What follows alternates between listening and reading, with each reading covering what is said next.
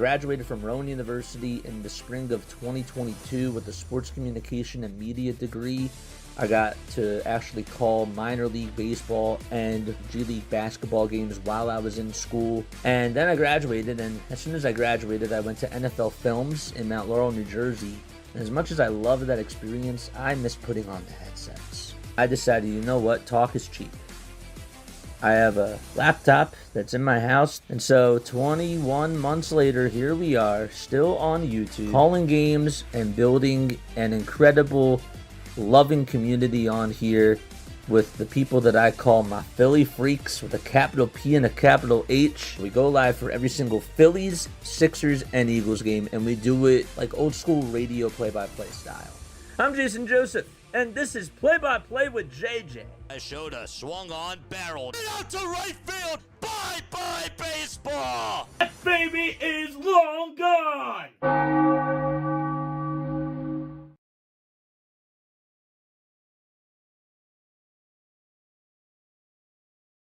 Well, and having yourselves a very fantastic day. What is going on, everybody? Alright, first I gotta button this, so just bear with me for a second. Alright, we are almost good to go, man. My name is Jason Joseph. This is Play-by-Play with JJ. Make sure you guys hit the thumbs up button, hit the subscribe button as well, and turn on the notification bell icons too, and that way you'll know when we go live. Go live for Phillies, Sixers, and Eagles games. That's just what we do on this channel. My hat. Where's my hat at? There's my hat. One sec. I gotta put on the hat. Hold up 1 second. Okay. Alright. We are ready to go. We are ready to go. Alright, so, just an FYI, okay? We're in a rain delay, okay? We are starting things off in a rain delay out in Detroit. Okay, of course, I press the live button, and as soon as I go live, rain delay. Okay, that's just how it goes, because they know when I'm gonna go live and I'm gonna do their games, and they just are like, you know what, that's just when we're gonna post it. So whatever, it is what it is. But there are things that I do want to do with you guys, and there are things that I feel like that we could actually dive into and talk a little bit more in depth about some certain things, and I kind of want to do that with you guys. So I want to do an exercise with you guys, and I'm going to do it in about 8 minutes. I want to make sure that we get a couple more people on here, but we are going to go through the Phillies schedule. I know that it is dreadful, right? It's 162 games, and things obviously are wonky during the regular season. Okay? So I want to know what your final record prediction is for this year. And again, like, we're going to go more in depth with this at around 1 o'clock. And then we're going to go series by series. Okay? And we're going to pencil in what's a win, what's a loss, and we're not going to get specifics into, like, well, Game 2 of the Braves series in July, I expect them to lose that game. We're just going to go series by series. So that's how we're going to work it out. All right? That's what we're going to do. So I kind of want to do that. It is really windy here. It is really windy here. Now, we're not in Florida or anything like that, so I don't know how bad the weather is there, but it is really windy over here. We are actually supposed to get storms at around 2 o'clock. They're different storms. They're not from Florida. But yeah. So I am looking forward to watching Jesus Luzardo today. Luzardo is going to pitch again. He pitched really, really well in his first outing, and I thought that he threw some really good pitches. And I am fine with them trading away Starlin Caba and sending some draft picks to go get this guy, because we knew that the Phillies were going to have to try to go after a fifth starter, and they got another lefty who could possibly win Comeback Player of the Year if he does stay healthy this year. But he is a great 5 to have. This starting rotation could possibly be the best starting rotation in Major League Baseball. it would not shock me if all 5 starters for the Phillies were all-stars. It's not going to happen. The MLB is not going to do that, but if they all really could legitimately have good first halves, okay? I'm going to say hi to you guys in just a few minutes. I want to get to your comments, but there's just some things that I have to get off my chest, okay? There's some things that I need to say that just have to be said. Guys, we don't know if they're going to win the division or not this year. I expect them not to. Okay? We have people that are out here that are saying, well, why do the 162 if we're just going to get our hearts broken? If that's the mindset that you have, why are you watching the games? Why are you watching the games? Okay, there have been people that have been coming after me and that have said, well, JJ, what's the point of doing the 162 when all that really does matter is the postseason? And while I understand where those people are coming from, don't get me wrong. We need to make it into Red October, and we need to go back to the World Series. That is the expectation. That's still the expectation this year, to go back to the World Series. Just because the Dodgers are better, and just because the Braves got better, the Dodgers got better, and the Braves got better, doesn't mean that the bar isn't set for the Phillies. Okay? The Mets got better too. So, when these people are coming after me, I'm just like, well, then, like, what's the point of watching baseball? Okay, we watched the Washington Nationals back in 2019 have the worst MLB record at the All-Star break. They had the worst record in baseball. And yet, they went to the World Series that year, and they beat the Astros.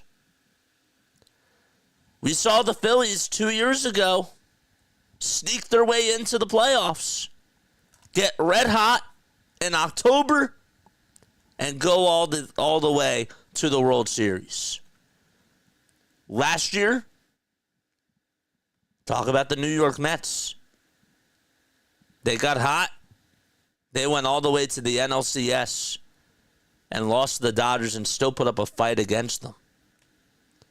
The Oakland Athletics, when they first introduced the wild card series, the Kansas City Royals, when they first introduced the wild card series, got hot at the right time in September and then breezed their way into October. They were actually down, I think it was 5-0 in that wild card game, if I'm not mistaken, and they went all the way to the World Series that year. My point is that it takes the fun if you're not doing the 162. And also, anything can happen. That's what sports to me is all about. You watch because you love the sport. You play to win the game. David, I couldn't have said it any better. John says, I predict injuries and a typical collapse, says John.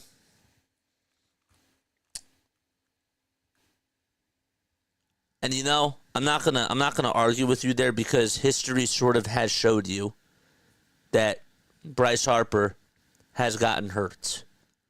Ranger got hurt last year. That wasn't the excuse as to why they didn't go to the World Series. But that did play a factor. It did.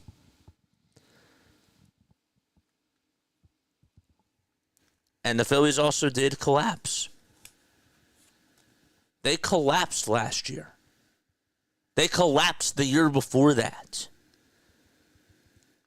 And some people are going to be like, well, why are we dwelling on the past? Aren't we trying to be realistic? Didn't the Phillies with this current with this core of guys. They came up small. They just did. So, all right, it is 1 o'clock. Hit the thumbs up button. Hit the subscribe button as well. All right, we are currently in a rain delay, but we are going to be doing an exercise, you and me, okay? And we are going to actually go through every single series that the Phillies are going to play in during the regular season, and we're going to pencil in wins and losses and series predictions. Okay? That's what we're going to do. So first and foremost, I want you guys to type down below, what do you think the Phillies' final record, what is their final record going to be? My final record prediction is 92-70. That's what I'm going to go with. 92-70 is what I think we're going to be in the regular season. So I want you guys to message down below, what are your final record predictions for this year? Okay? 92-70 is mine. I'm writing this down as we speak. 92-70. So David said he also has them at 92-70. Unfortunately, I have a meeting at 1 and 2, so I'll be checking back in when I can. No worries, David. I got you. I got you. All right. So David also has them at 92-70. That's really funny. Okay. 92-70 for David. 92-70 for me. That's what I'm going to go with. Hit that thumbs up button and subscribe. John, what's your final record prediction? What do you think the Phillies are going to end up being this year? Somebody said 95 and 60 and 67 the other day, which I thought was interesting. That was the same record that they had last year. Bilbo says 99 and 63. He's feeling pretty good. Just shy of that 100 marker. Wow. Bilbo, what's going on, man? John says, I have absolutely no clue. Okay. So, yes, we are currently in a rain delay, but right now what we are doing is we are going through, we are talking about what our final record predictions are for this year for the Phillies, and we are going to go through series by series, and we're going to pencil in what's a win and what's a loss, just to see if that actually meets our criteria, if that matches our record, is what I'm saying. All right, so Mark says, what's up, Mark? How are you, my friend? Mark says 89 and 75. 89-75. Wait, hold up. That's not possible because it would have to be 8. So if you have 89 wins, Mark, that would have to be 73 losses because they play 162. So would you still go with 89-73? Or would you say 91 and 70? 91 and 71. I'm gonna say that he's gonna say 89-73. What's up, Science Project? Final record predictions. All right, I'm writing this down. So Mark says 89-73. I'm writing this down. Bilbo said 99 and 63. I said 92 and 70. David said 92 and 70. And that is all of our thoughts. If you guys have any other thoughts, please let us know. All right, so I'm going to share my screen right now. Okay? We're going to go right here. Again, we are currently in a rain delay. I'm going to share my screen, and what we're going to do is we're going to go through series by series.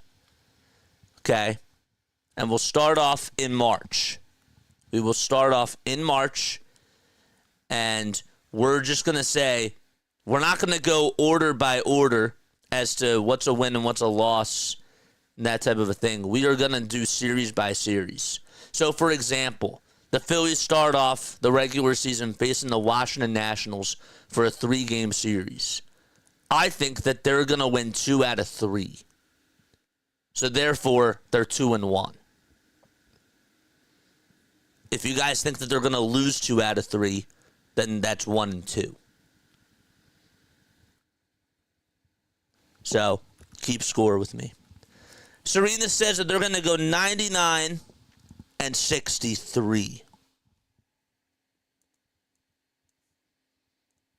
So she says the same thing as Bilbo.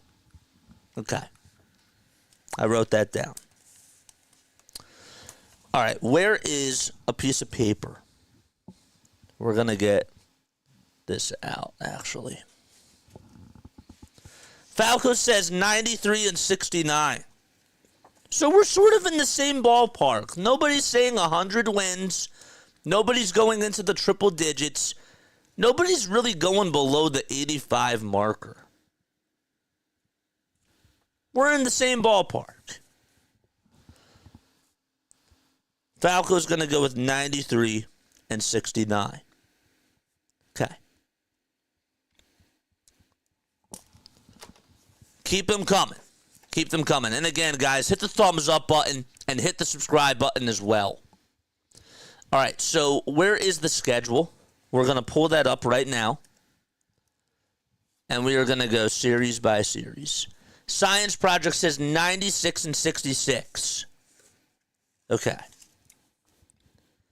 And we're going to see if this matches yours. I can't go through this one by one, but you're going to have to keep track. I'm going to keep track of mine and see if mine matches up. Closer than last year, but not 100, says Serena. Okay, that's fair. That's totally fair. That's fine. No way we reach 100 wins. I'll wax my entire body if they do. You heard it on here, folks. Falco just said he will wax his entire body if the Phillies get to 100 wins. How about that? Holy smokes. Holy smokes. Wow. All right, so let's share our screen. Where is our window capture? We'll have to add one. Just bear with me. Okay, here's ESPN right here. Bilbo says book it. Okay. I'll make this smaller. And then we will zoom on in. Okay. MLB. Where's Phillies? There they are, right here. That stinks because I'm a hairy son of a... Oh, gosh. You got to send a picture. You got to send a picture. You got to email that to me. The best season was 2010, 97 and 65. The best season was when they went, I think it was 102 and 60. And I think that was 2011, right? That team should have won. The 011 team, we all know, should have went all the way. All right, so let's do the first half. Okay. First up, Washington. We played them 3 games in a row. Okay? I'm going to say that we go 2-1 against Washington the first series. 2-1 versus Washington. My bad. Yes, you're right. Yeah. No, it's all good. What are we doing against Washington? I'm going 2-1.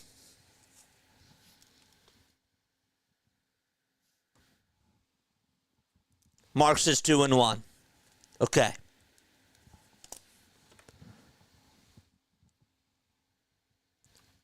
Zach Wheeler is pitching game 1. There is no reason why we should lose on opening day. But I could see us losing on Sunday. PAS says 0-3.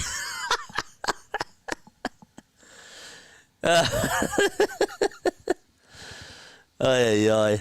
What's up, PAS? Drop your link down below, man. You know what to do. Let's go. Let's go, baby. If you guys want to tune into any Mets content, that's the guy. That's the guy right there. That is your guy. Pure adrenaline sports, man.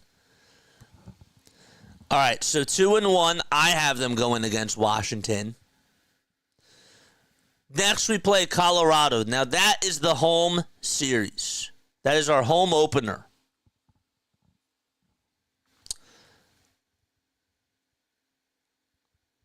I'm going to go 3-0. If we start off the season 5-1, that's a win. That's a win. I'm going to say that they go 3-0 versus Colorado. Rockies are getting swept, no mercy. I'm with you. So right now I have them at 5-1. Haha, glad you laughed. Yeah, you should be at least 2-1. I knew you were joking. I was like, there's no way this guy actually believes it. There's none. This guy's trolling me.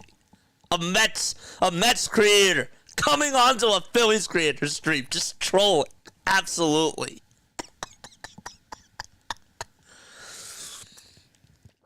Oh, we're gonna need a lot of water for this, folks. So I have them going 5-1 to start off the season. 2-1 versus Washington. 3-0 versus Colorado. Okay? The Dodgers. The Dodgers are coming to town April 4th to the 6th. Apple TV the first night. FS1 the next night after that. And Sunday afternoon. I'm sorry, that should be the Sunday night game.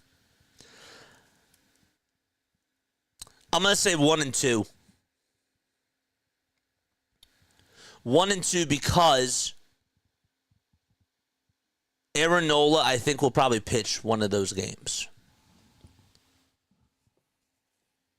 I'm going to go 1-2 versus the Dodgers. So that gives them what? 6-3. Not a bad start. Not a bad start. And again, if you're just tuning in, we are in a rain delay right now. So what we are doing to pass the time is we gave our records, our final, our final regular season record predictions. I don't know what that means, but yeah, you guys know what I'm saying. And now we're going series by series. Science says depends on the weather. I'm going to go 1-2. Now, obviously, they could go 3-0. They could get swept. And we could be totally wrong. And injuries are going to happen. Atlanta. How do we feel against the Braves? It's in Atlanta. I expect that Sale and Strider are going to pitch in that series. I hate to be this guy, but we do struggle versus Atlanta during the very beginning stages of the regular season. So I got to be the bad guy here, and I'm going to say 0-3. I think that's our first sweep. I think we got swept by the Braves. However, we play St. Louis next. And I think we take 2 out of 3 versus St. Louis. I must say we go 2-1 versus St. Louis. Mark says 2 wins and 1 loss to the Braves. Bilbo goes 1-2. Science goes 1-2 against Atlanta. So I'm going to go 0-3. I think that we get swept because it's in Atlanta. If this was at Citizens Bank Park, I'd say that we go 2-1. But even last year, when we played against the Braves to start off the season, we did really bad. We got swept in the first round, in the first series. So I'm going to go 2-1 against the Cardinals. Bilbo says 3-0 versus the Cardinals. And again, we'll stop, and then we'll get everybody's record up to this point in just a little bit. I want us to finish out April before we do that. So I got them going 0-3 versus Atlanta, and I got them going 2-1 versus St. Louis.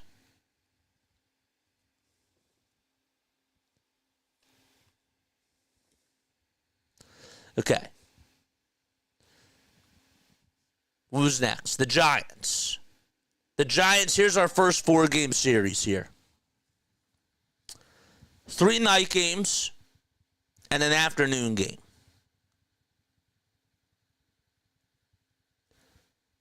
I'd say it's a split. I'm leaning more towards 3-1. I'm going to say 3-1 because the Giants, we could be playing a sloppy game versus them and somehow pull it out. I think that happens against the Giants. So I'm more leaning towards 3-1, but 2-2 is sort of the same ballpark, you know. But I'm going to lean more towards 3-1. I think that we have luck on our side during one game of that series. Because in some of these games, like, you got to get lucky. Some of them, you pull it out. It's like a 1-0 game, and it goes to, like, the 9th inning. But then an error occurs. Like, remember that game last year that we played against the Rockies at Coors Field, and they had that big error in the 9th inning, and we should have never won that game. But we ended up pulling it out. I think that one of those types of wonky games happens that year. At home, you'll go 3-1, says PAS. Spatty, what's going on, man? How are you? Right now, we are in our rain delay. So if you are just tuning in, we're going through the Phillies regular season. Now, if you want to do this for the Tigers, too, like, by all means, do this for you guys as well. All right, we gave our final record predictions, and now we're going series by series. So we're still in April. All right, let's try to speed this up. Miami, sweep. Jesus Luzardo going up against his former team, sweep those Marlins. At home, 3-0. So we should be going 6-1 during that Giants-Marlins homestand, man. Have to go to work. Have a good day, everyone. Bilbo, thanks so much for stopping by. Appreciate you. I'm going 3-0 against Miami.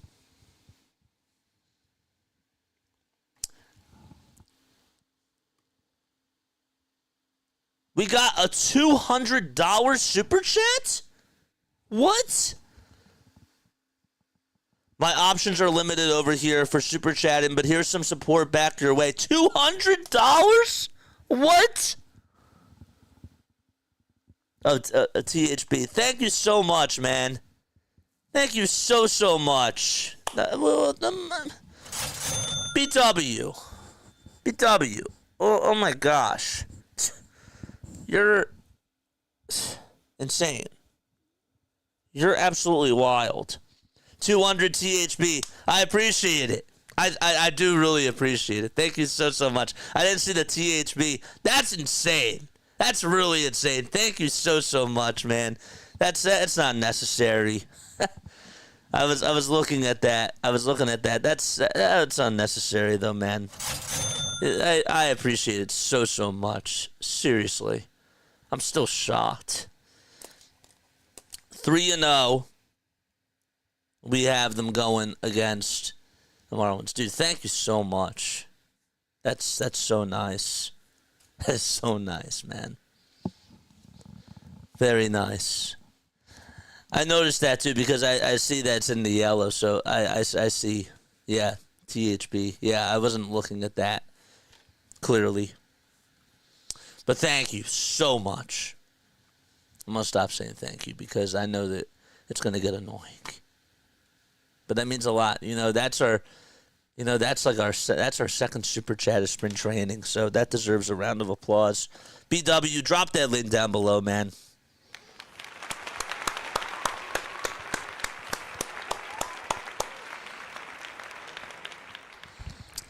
All right.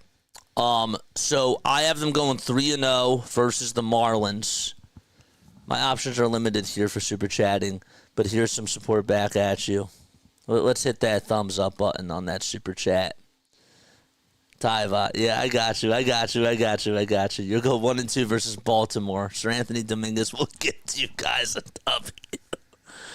I appreciate it, man. I do. I appreciate it. So let's do this. Who's next? So we sweep Miami. Then we face the Mets. PAS.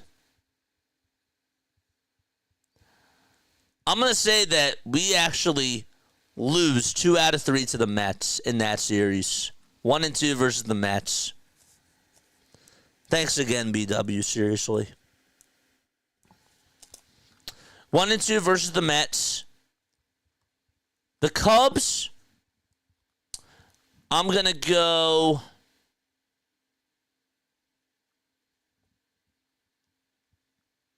I'm going to go for a spring training rain delay. Sounds fair to me. Thank you, man. That's so kind.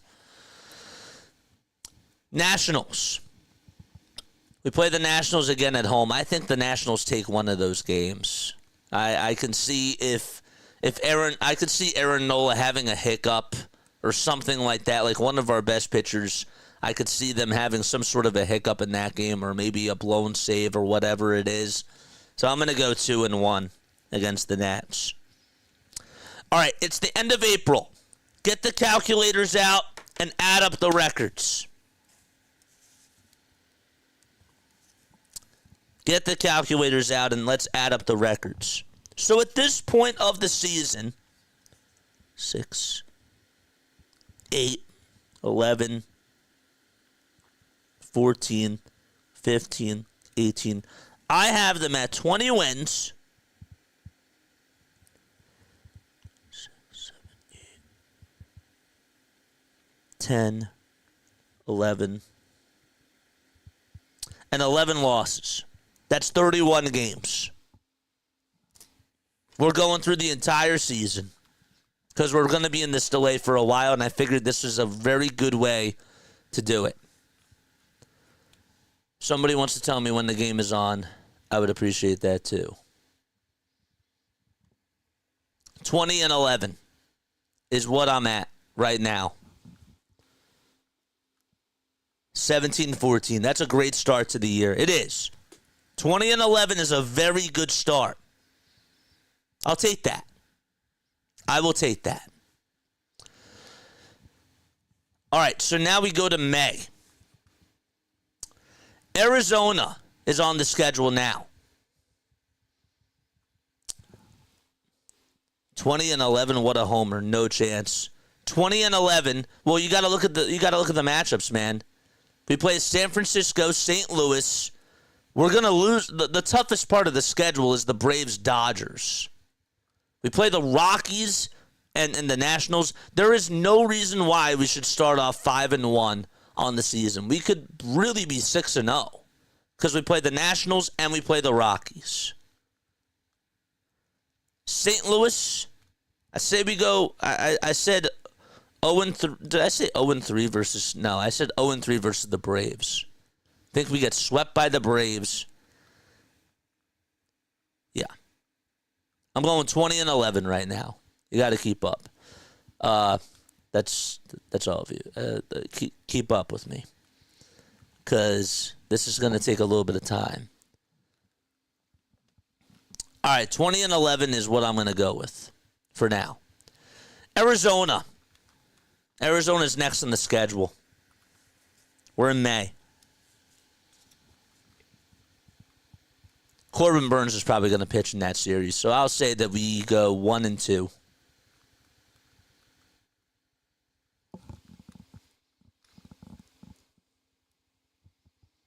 That's true, Larry.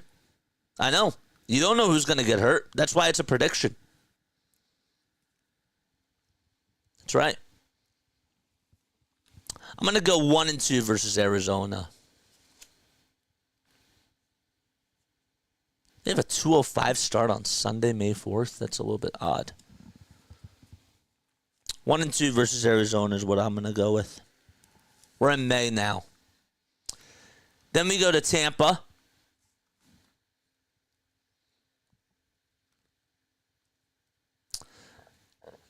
I'm going to say we go 1-2 again.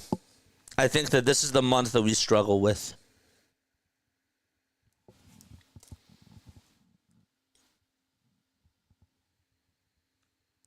One and 2 versus Tampa. Cleveland, 0-3.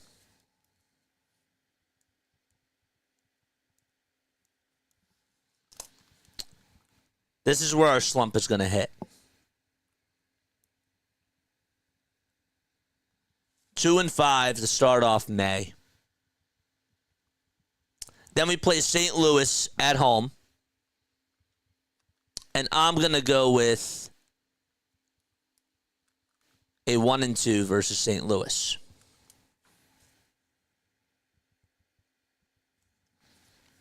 So I got 1-2, 1-2, 0-3, 1-2. And then versus Pittsburgh, I'm going to go 2-1.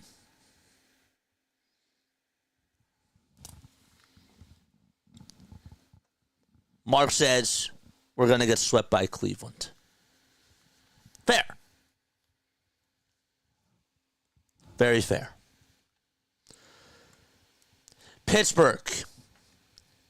Paul Skeens will pitch one of those days. That's a loss. 2-1 versus Pittsburgh.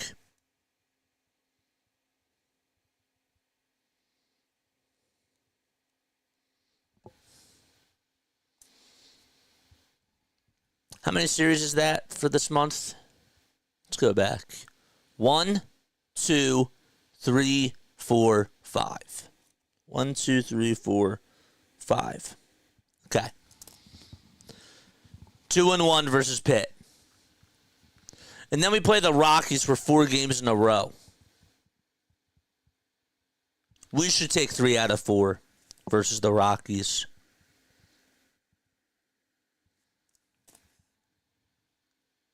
Four-game sweep would be really nice. But I think that we go 3. I think that we go 3-1 versus the Rockies. And then against the A's, we get swept.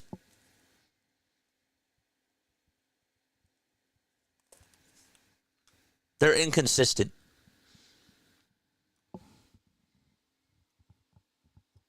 Two to 1 versus Pittsburgh. Okay. Rockies split. Why a sweep? Because this A's team, it's in Oakland. This Oakland A's team is really weird because we tended last year to play down to our opponent, and I could see Cameron, Brent Rooker, if he's still on the team, I could see them going off against us. I really could. They could play spoiler to us. So, and you know during a regular season, there's going to be like that one series that you're just like, man, we absolutely should beat this team. We're in May still. You still have to remember that. We're not even in June yet.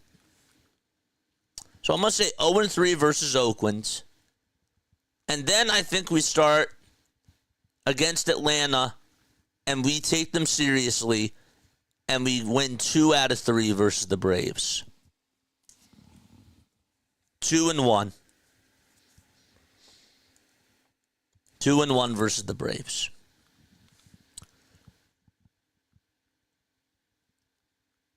And then finally for the last series against Milwaukee, I'll say 2-1 versus them too.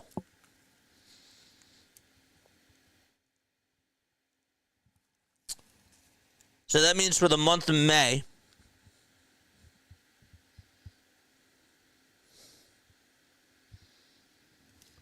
I have us finishing 3, 5, 8. I have us at 10 wins in the month of May.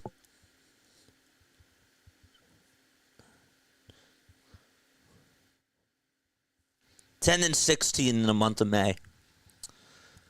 Which means at this point, we're at 30 and 27. Okay. 30 and 27. I have them finishing 10 and 16 in the month of May.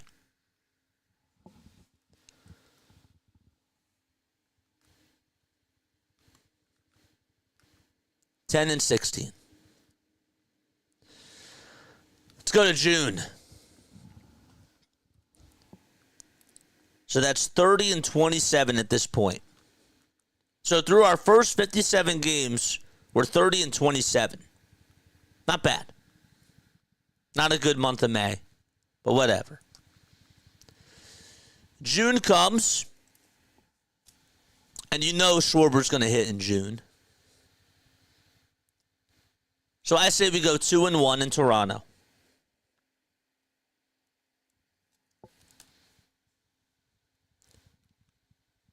Then against Pittsburgh at PNC Park. It's a weekend. I'll say 1-2.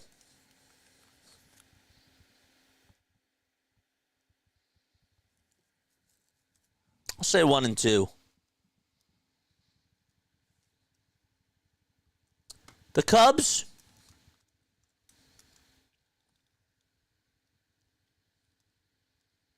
Cubs, we play them at home. 2-1.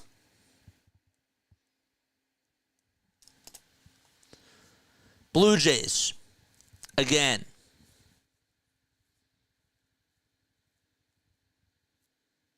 I'm going to say 0-3. Going 0-3 in June against Toronto. And now I think is where we get hot. We have Miami for 4 games. We sweep Miami, and we go 4-0. Then we play New York at home, 2-1.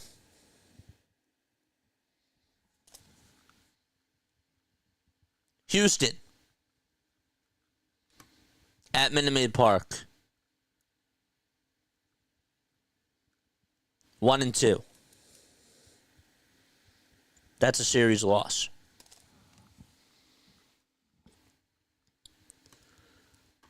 And then the Braves. The Braves in Atlanta.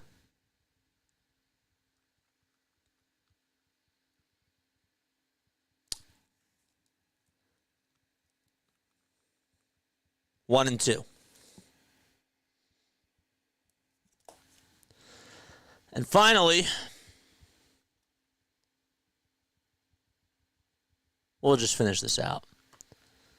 Because why not? It's the end of the first half. Baseball's so hard to predict because teams get hot and cold. I know.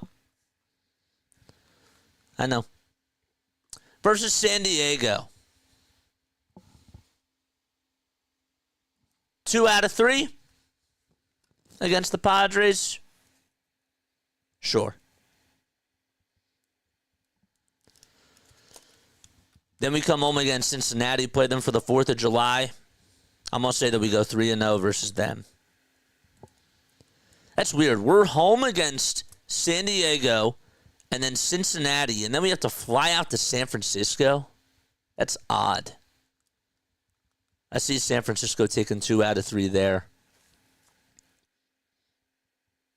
And I see the Padres taking 2 out of 3 against us. So that means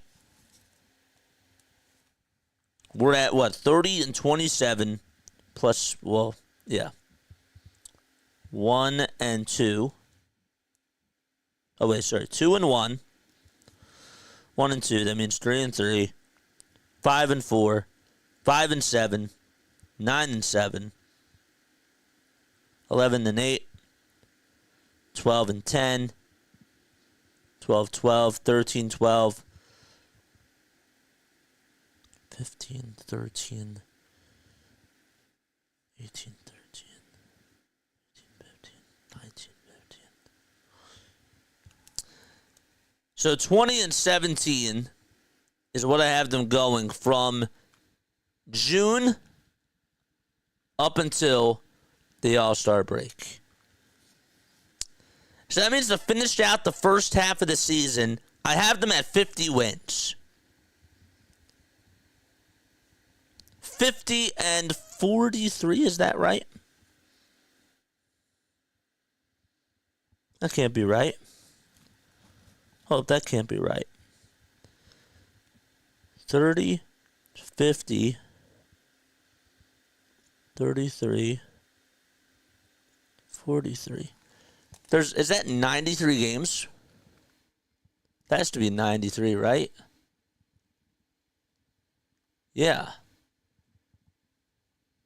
3, 6, 9, 12, 15, 18, 21, 24, 27, 28, 31, 34, 37, 41, 44, 47, 51, 54, 57, 60, 63, 66. So that is correct. That is correct. 66 games in the second half.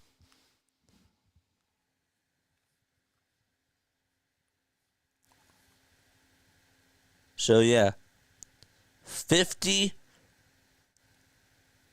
and 43 is what I have them to finish out the first half. 50 and 43 is our first half record. I have them going 50 and 43 in the first half.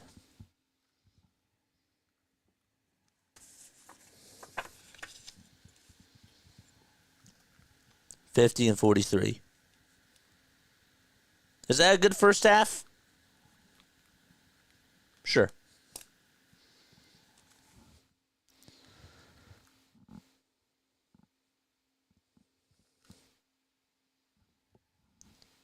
$50 and 43. I'll take that. I'll take that. I don't think that's bad at all. Second half. Baumholtz 70 RBI in the first half and then get to 100 for the rest of the season. That's true. All right, so let's go to the 18th to the 20th. They play against the Angels. They're home.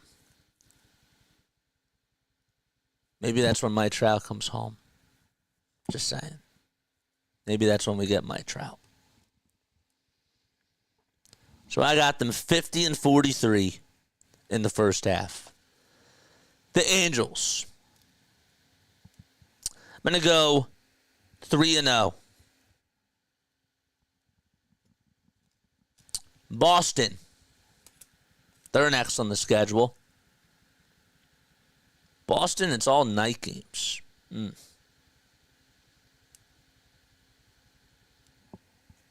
2-1. Garrett Crochet will win one of those games. Or Cutter Crawford.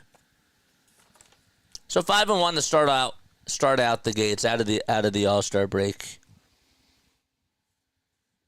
It's not bad. Then we play the Yankees. The Sunday night the Sunday game could be flexed. If they play on Sunday Night Baseball, we're getting swept by the Yankees.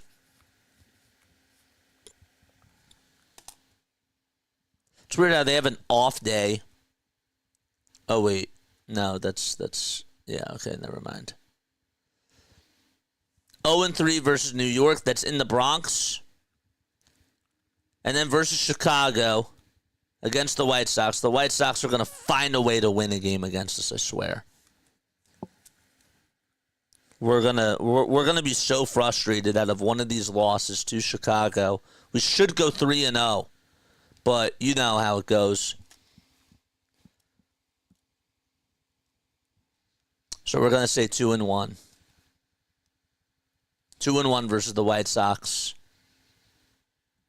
And so that means to start out the second half, to finish out July, I have them going 6-5. That's one game over 500. August. This is going to be a slump of a month. 1-2 versus Detroit. Detroit's really good this year.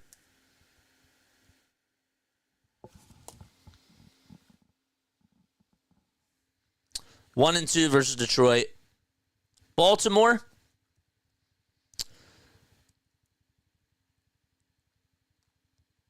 Oh and 3. Texas. We travel there. 1 and 2.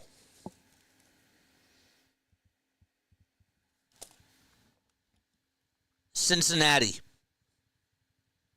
1 and 2.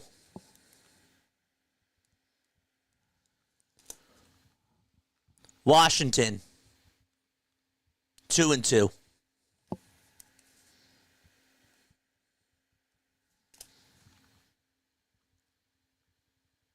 Seattle. 1 and 2.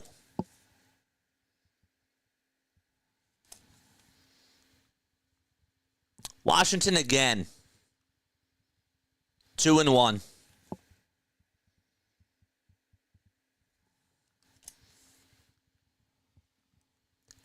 The Mets.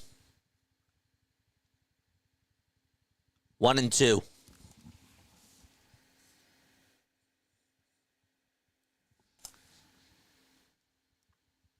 And the Braves. 1 and 3. So we don't win a series at all in August.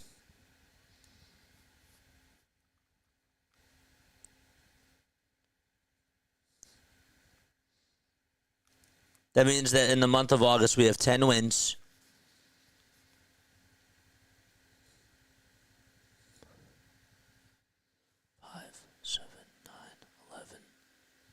5, 7, 9, 11, 13, 14.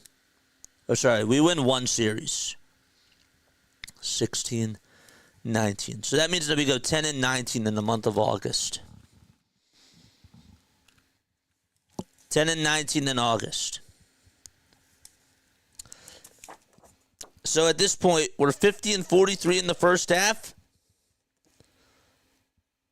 And so far in the second half, we're 16 and 30 and 24.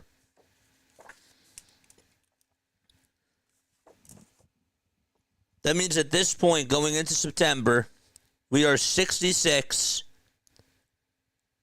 and 67.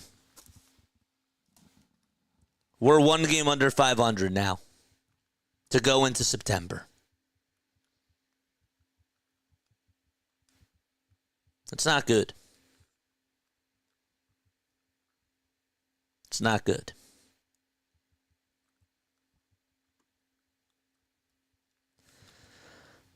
Milwaukee, 1 and 2.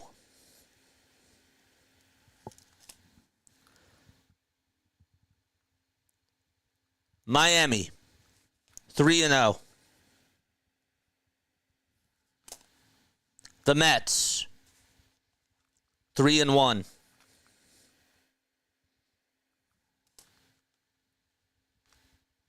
The Royals, 2 and 1.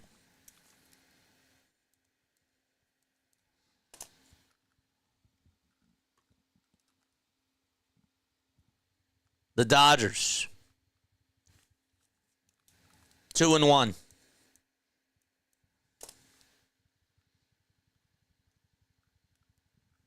Diamondbacks, 1 and 2.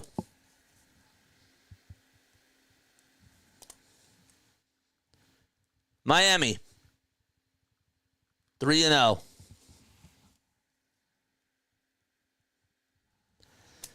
And the Minnesota Twins, 3-0. So in the month of September, what does that mean? September, I think we're going to try to find a way to get into the 90 wins. 4, 7, 9, 11, 12, 15, 18. 18 wins, 7 losses. So during the second half, or the first half, we go 50-43. And then the second half, after the All-Star break, we have 34 wins and 31 losses. Which means to finish out the regular season, if we do the math,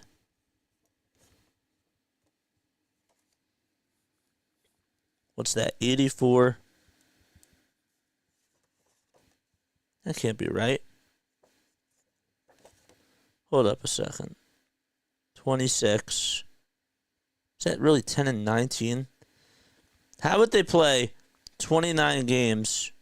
25. Okay.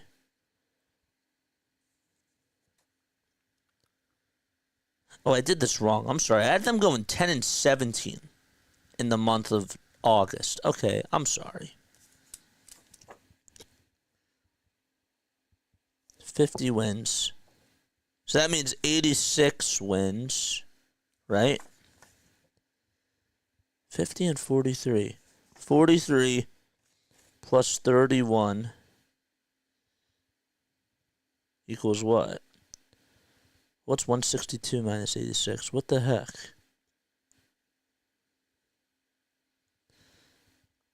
$86 and 76 would be my final record for them.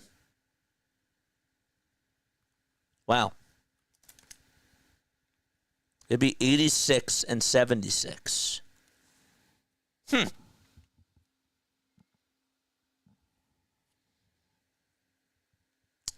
I just penciled them in to get 86 wins this year. And I said that they would get 92. 86 and 76 is what I have them finishing when I went through that schedule. Huh.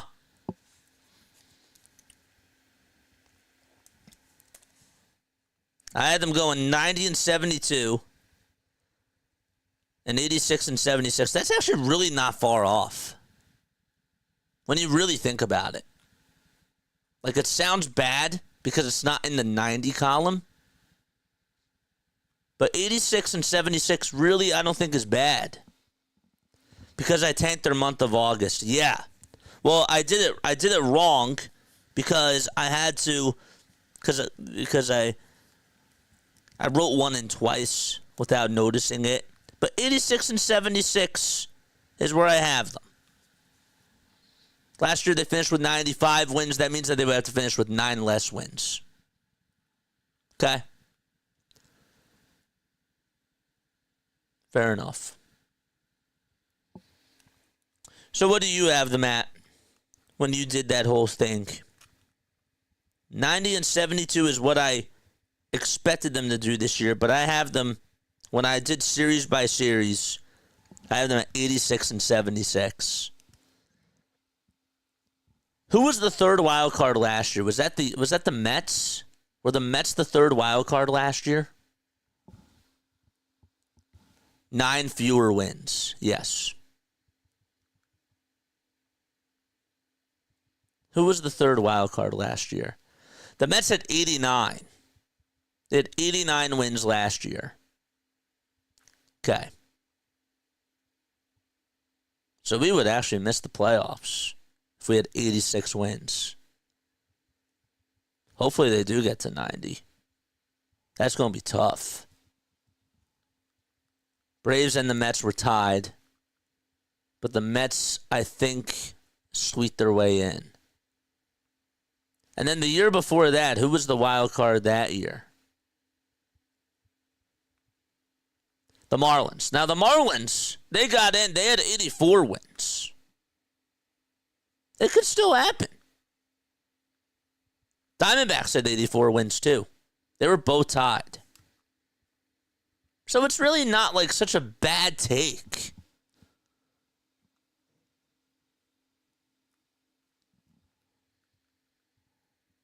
Okay. It's not a bad take. That's not bad at all. And how many wins do we have in 2022? When we just got in as the 6th wild card seed? 87. 86. Yeah. That's not bad. That's really not far off. Okay. But then see, it works out because we finish out September 18-7, and we get hot going into October. It's weird.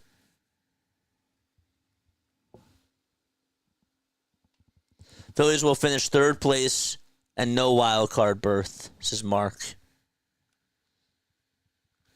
I hope to God you guys are wrong.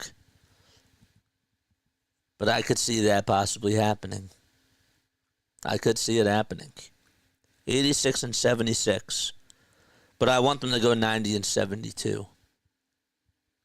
I want them to go up higher, but you know what I mean. So. All right, it is currently 1:52 p.m. Eastern Time.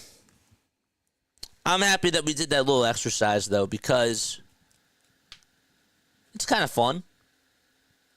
You know, we do it for the NFL season. We pencil in wins and we pencil in losses. It's a good way to spend time during a rain delay. You know? It's a good way to try to come up with extra content, see where everybody's at, and all that type of stuff.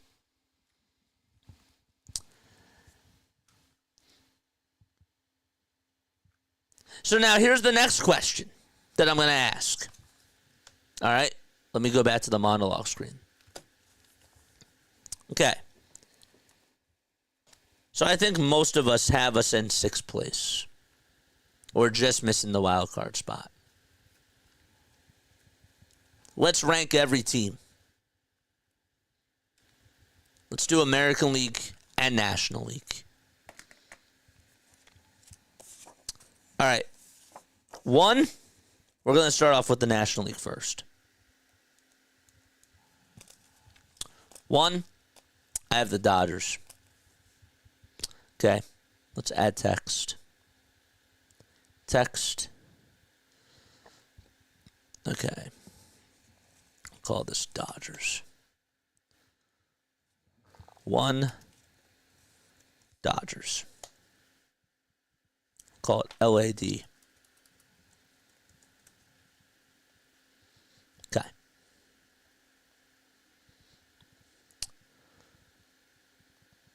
Two, I'm going with Atlanta.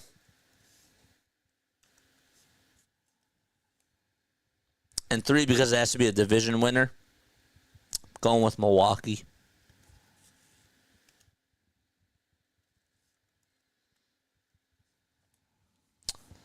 Going with Milwaukee 3.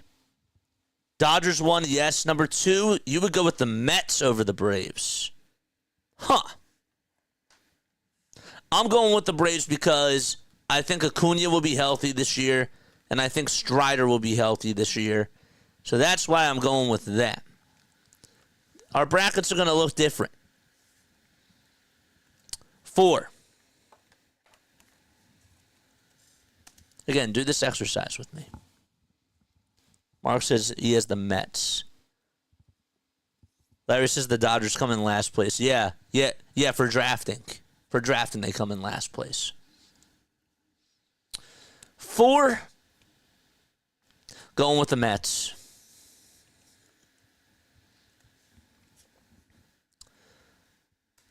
5, this is where it gets tough. This is going to be really competitive. 5, I think we have a battle between San Diego and Arizona.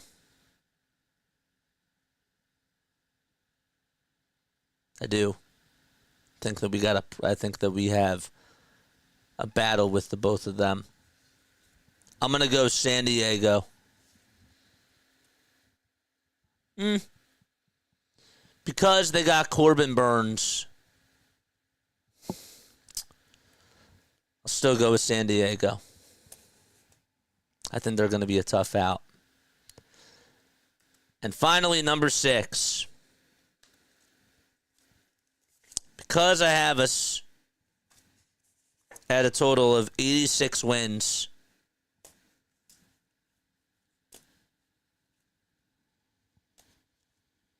I'll be nice. I will be nice today. And I will say Phillies. I will be nice. I'll be nice. I actually don't trust the Snakes, to be honest with you. I could see Pittsburgh fighting for that final spot, too. I could. I could actually see Pittsburgh having a sneaky good year. So I'll give that to us. Now it's time for the American League. So where are your rankings for the National League? Mark says 6 will be the Cardinals. Not if they trade Arenado.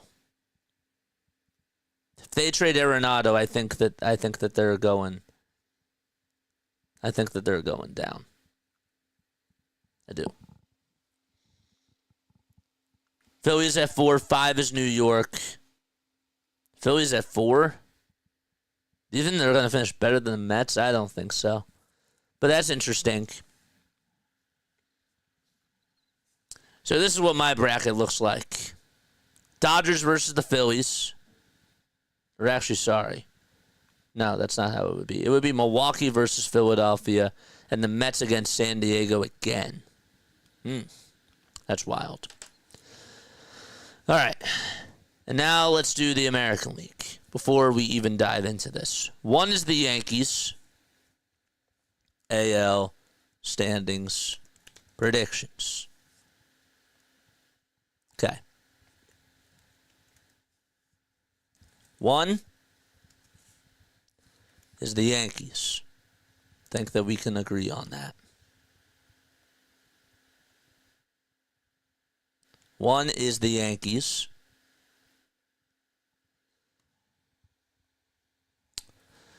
Who's number 2? The Astros? Should we say Astros at number 2?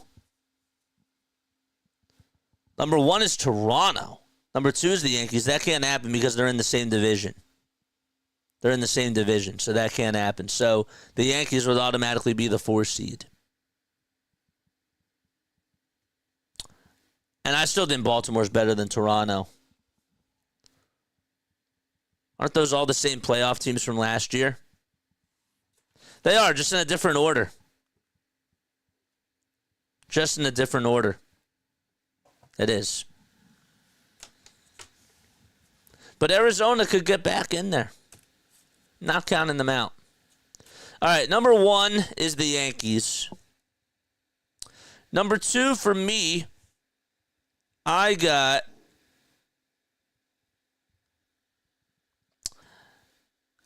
Cleveland at number 2. No, I don't. Just kidding. Cleveland got worse this year.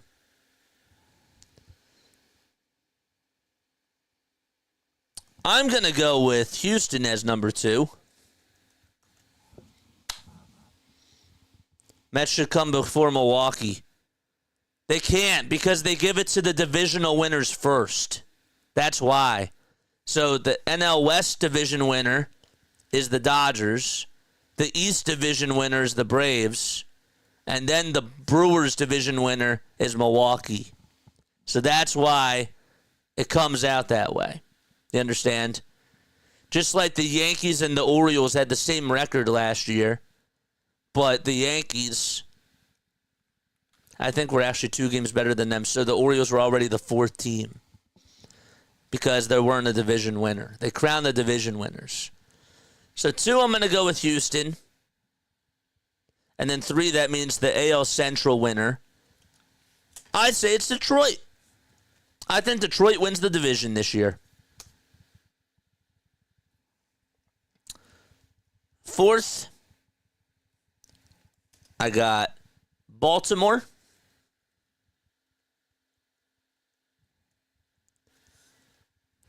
5th, I got the Rangers. I think the Texas Rangers are actually going to have a really good year this year. So I'll go with Texas as the 5. And then 6 is a tough one. Who is my 3rd wild card winner? Texas Rangers. And then I'll go with, is it going to be Kansas City, Toronto, or Seattle? Seattle's looking to move on from Castillo. So I won't say them. I don't think Cleveland gets in.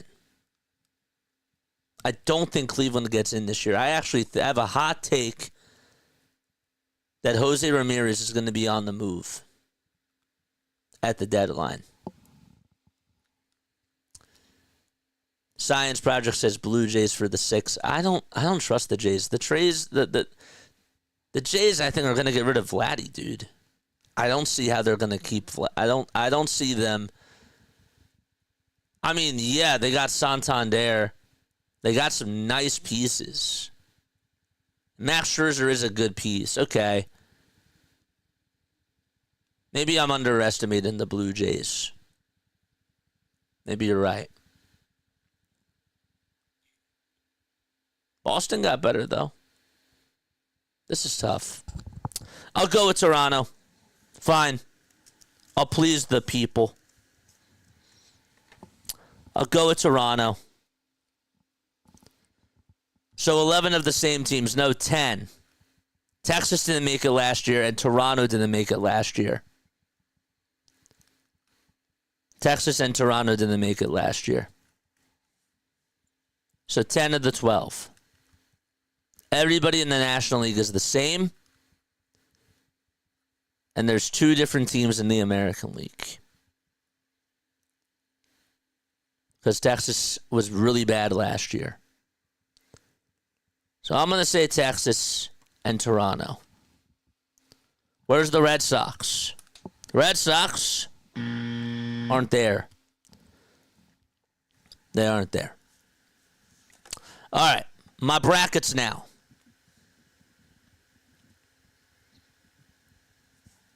Now we got to go to the brackets. What's up, Elaine? How are you? We're just doing some final standings predictions. All right. We're playing Milwaukee in the first in the wild card series.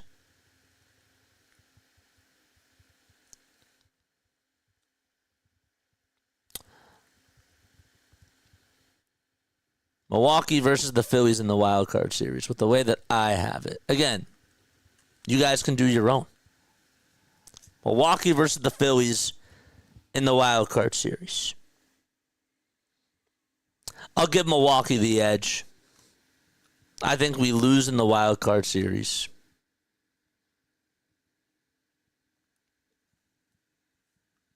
Just kidding. We're beating Milwaukee. Goodbye. The Mets versus the Padres.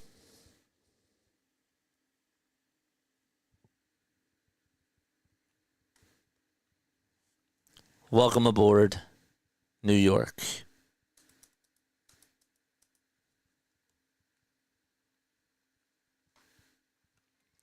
American League side of things.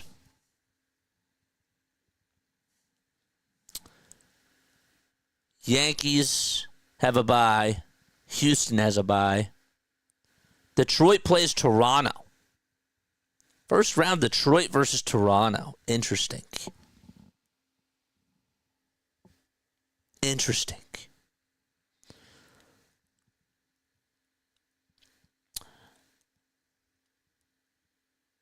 I'll take Toronto. That's going to be a good series, though. I'd say that goes to 3 games. If Scherzer against Tariq Skubal is going to be a good one. I don't know, man. That's a good series. Detroit fans are going to hate me. But I'm going to do it. All right. Next, we have Texas versus Baltimore.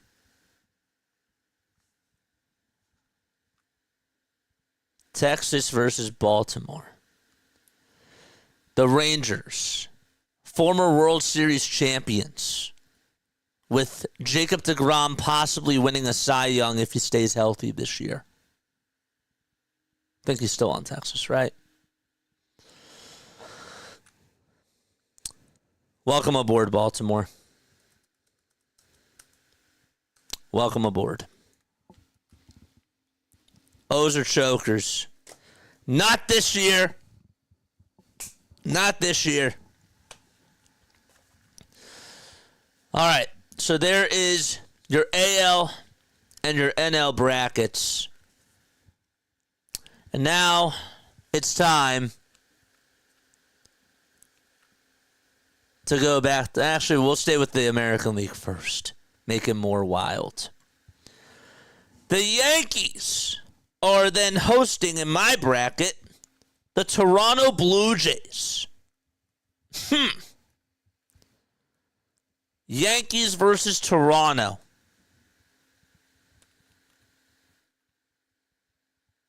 In a best of 5 series. Yankees versus Toronto.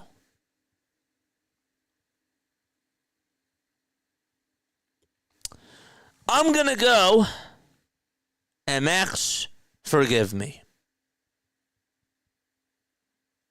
Forgive me. I'm going with Toronto.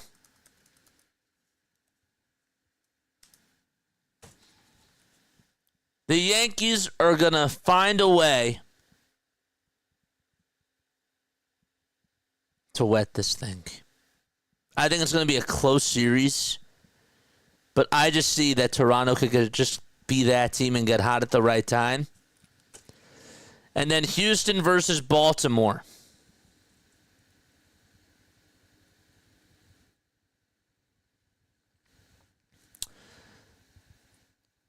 For the first time in over 30 years, the Baltimore Orioles are going back to the ALCS.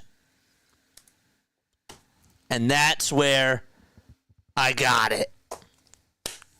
Toronto versus Baltimore in the ALCS with this bracket that I made. I'm a wild person. But that's baseball. That's baseball, baby. That's baseball. Let's go to the NL side of things. Let's go to the NL side of things. Atlanta versus New York. Oh, boy. Did this game start yet? This game has not started yet. Right? We're still in a delay? We're still in a delay. Okay. Guys. Braves or the Mets?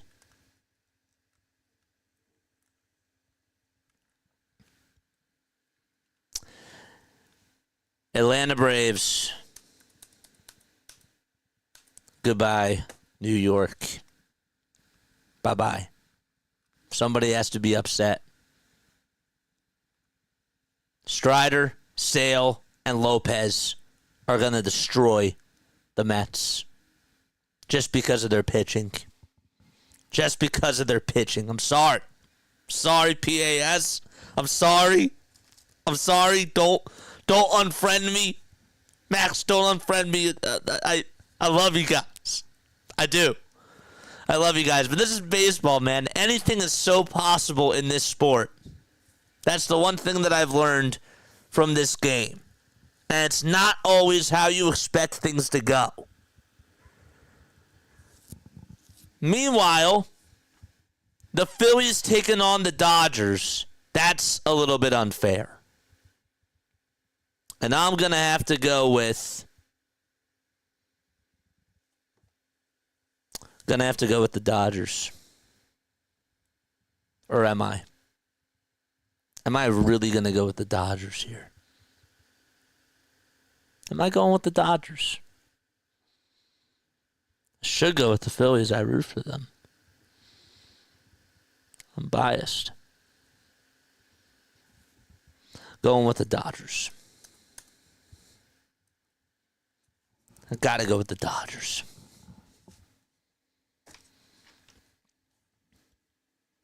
Even though we just beat the Dodgers 2 out of 3. I'm sorry. The CS. The pennant race. The pennant race in baseball. Baltimore versus Toronto. Good series. Potentially. Dude, imagine. Dude, they have to. Holy moly. They have to face Anthony Santander in the championship series. Anthony Santander in the championship series, dude. And Kevin Gausman. Oof.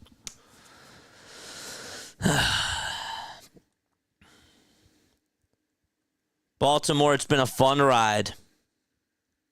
It has been a fun ride. I'm so sorry. I'm sorry. It's been a fun ride. You've had a great year. You guys have a nice young core. You exceeded expectations. You finally got past the wild card round, and you finally made it out of the first round. It's been a great year. But Toronto is just that team now. Who would have home field advantage? Baltimore would. I think Toronto's pitching would outduel Baltimore's pitching. Or sorry, Baltimore's hitting. That lineup for Toronto, I think, could do damage. It's been a heck of a year. BW, don't hate me. I don't want anybody to hate me on here. I don't even have my Phillies up here. I don't. You are way high on Toronto. It's baseball, man. Toronto's going to the World Series. If Toronto squeaks their way into this, unless they had to play the Yankees. Just kidding. Wait, they beat the Yankees. Unless they had to play Houston. I think Houston would beat Toronto. But that's not how it goes. It's not how it goes. Dodgers versus the Braves. Dodgers versus Atlanta. Who's taking that series?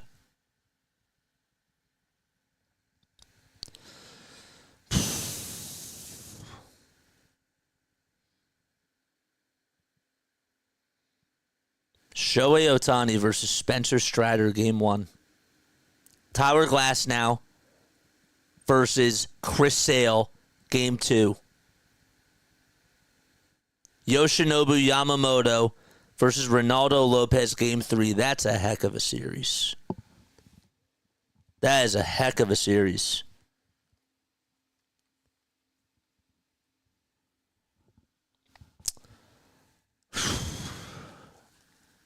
Dodgers or the Braves?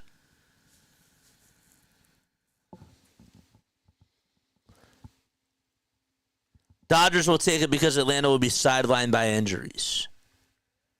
The Dodgers are going to get injured too, but the Dodgers have more depth. I see where you're coming from.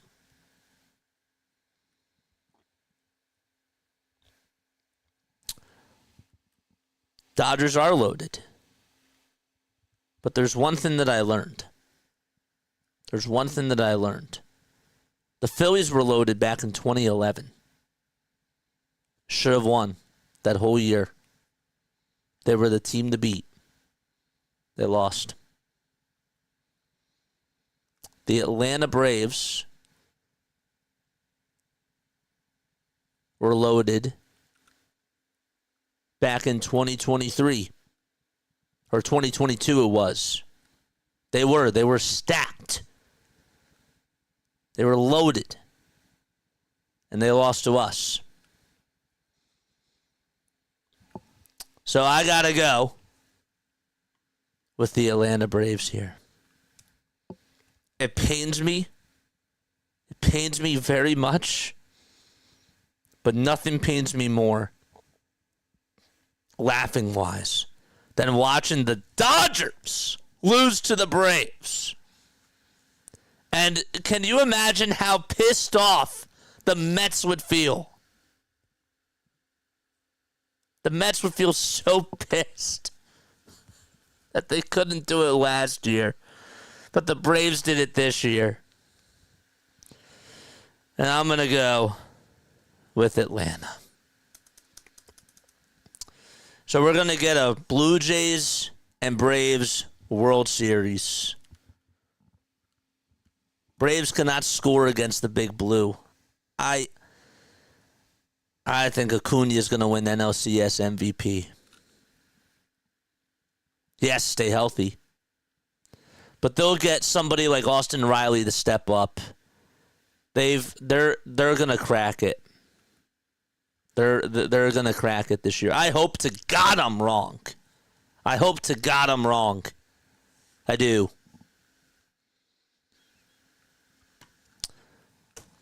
Braves versus Jays in the World Series.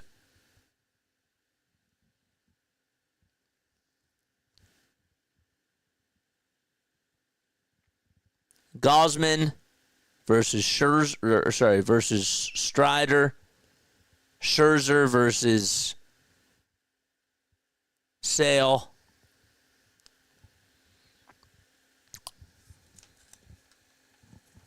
Bo Bichetti wanted to be a Brave.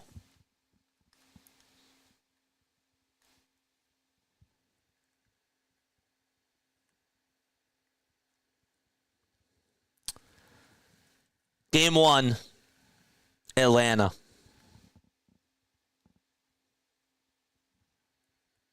Game 2, Atlanta. Game 3, Atlanta. Game 4, Atlanta. The Braves beat the Blue Jays in the World Series. That's how it ends.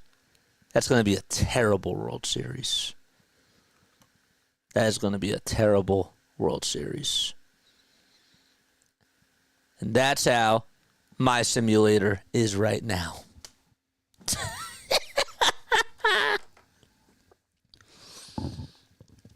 The Cinderella story for the Blue Jays ends right there, folks.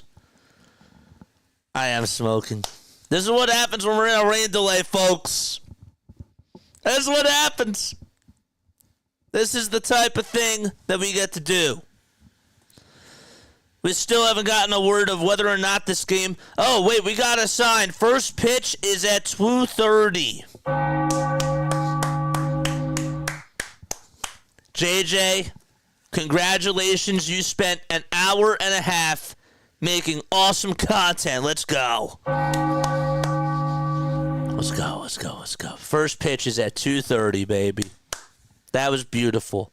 Filled in the time perfectly. That's how you do things. The Atlanta Braves are winning the World Series. Tell CeeLo, tell Larry, tell all those people, tell them that the Atlanta Braves are winning the World Series, according to JJ, with how his simulator ended up. Okay? Tell them all. Tell them all. PAS, I'm sorry. I'm sorry. Philly Nation, I'm really sorry. Valhalla Sports, I'm sorry. I apologize to Rhino Nation because the Rockies aren't going anywhere. Who else do we have out there? Do we have any Pittsburgh content creators? I'm sure that we do. I'm sorry to those people. I'm sorry to BW. I have a big apology letter to write to a lot of people. If I do this tomorrow, I'll have a different outcome. Yeah. Well, we probably won't do it tomorrow unless there is another rain delay. Then I got to come up with other content. But we did it, man. First pitch is going to be at 2:30 p.m. Eastern Time. Tell the wife, tell the kids, tell everybody, wake them up. The Phillies are on at 2:30.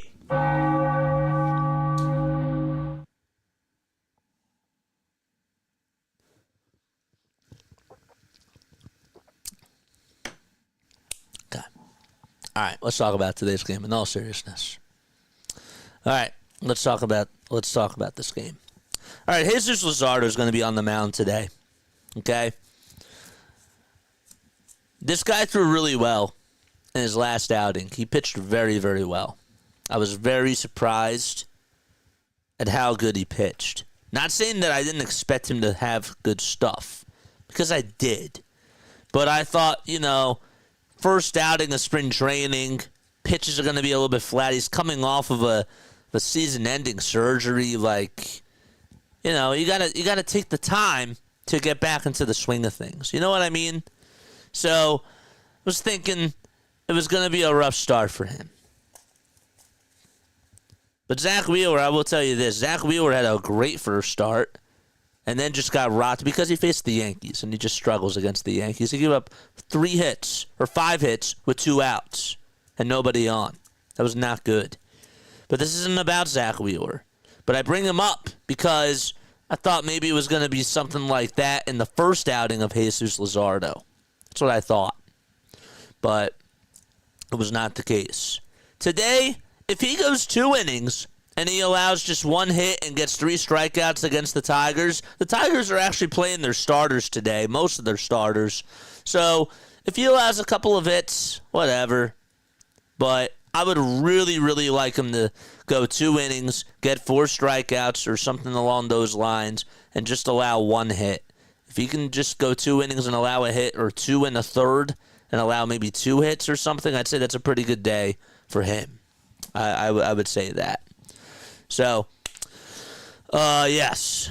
Who are we facing? We're facing Reese Olson, guys. Reese Olson is a pitcher. He is a pitcher. That's good job stating the obvious there, JJ. Reese Olson is one of those guys who is young for them, and he made the opening day roster last year. He beat out Matt Manning. He's going to be like their 5th starter. So it's really 5th starter going up against 5th starter. I like our 5th starter better. I think Reese Olson is going to struggle today against the Phillies. I know that we don't really have our top guns out there. We got Rojas, Casty, Sosa, Cody, Marchand, Kennedy, and so on and so forth. But I think we get 2 runs off of him. And the main thing today for our hitters, what I'm looking for in all these hitters today, folks, is patience. This team doesn't necessarily know how to be patient at the plate. That's like out of their vocabulary. But if they can put up good at-bats today, fight off pitches, foul things off, I think that that's a good way to do it. So, that's where I am. Thank you all so much for tuning into that little rain delay podcast, if you will. That was really fun. I had a blast doing that. I did. I did. I was on something. I know I was. I need to get a beer. I need to bring up some beers up here, man. I do, even though I'm trying to be better. But yes, so Reese Olson is pitching today. What are our final score predictions? Final score predictions, comment those down below, folks. Let us know what your final score predictions are down below. Wheeler, Nola, Sanchez, Luzardo, and Ranger are the projected starting rotation pitchers in that order for the Phillies. I actually disagree with ESPN. I think it should be Wheeler, Sanchez, Nola. Just kidding. Not Wheeler, Sanchez, Nola. Wheeler, Nola, Sanchez, Suarez, and then Luzardo. That's what I'm going to say. Mike Miss was talking about it earlier today. Yeah, the coaches said to the media, challenging the plate was the biggest thing to work on this spring.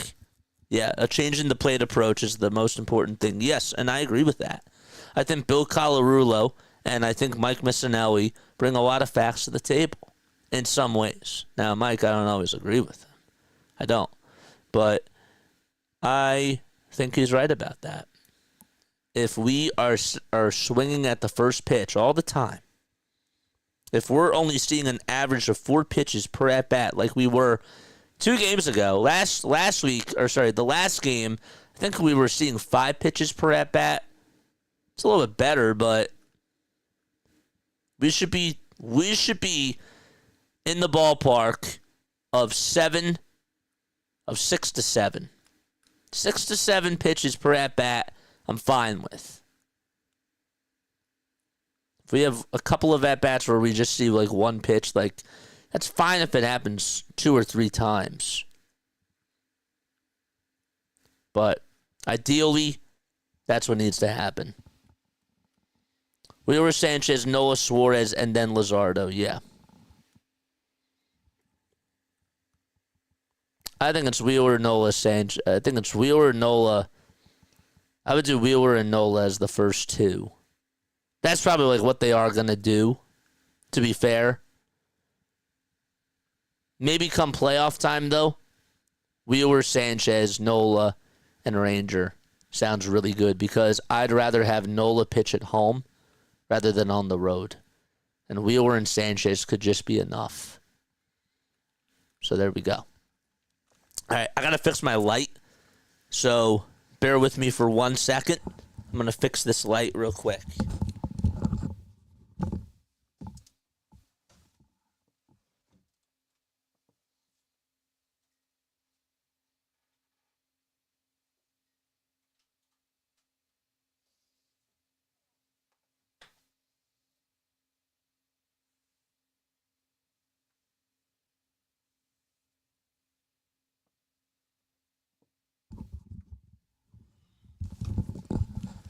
Oh, that was a good stretch, too.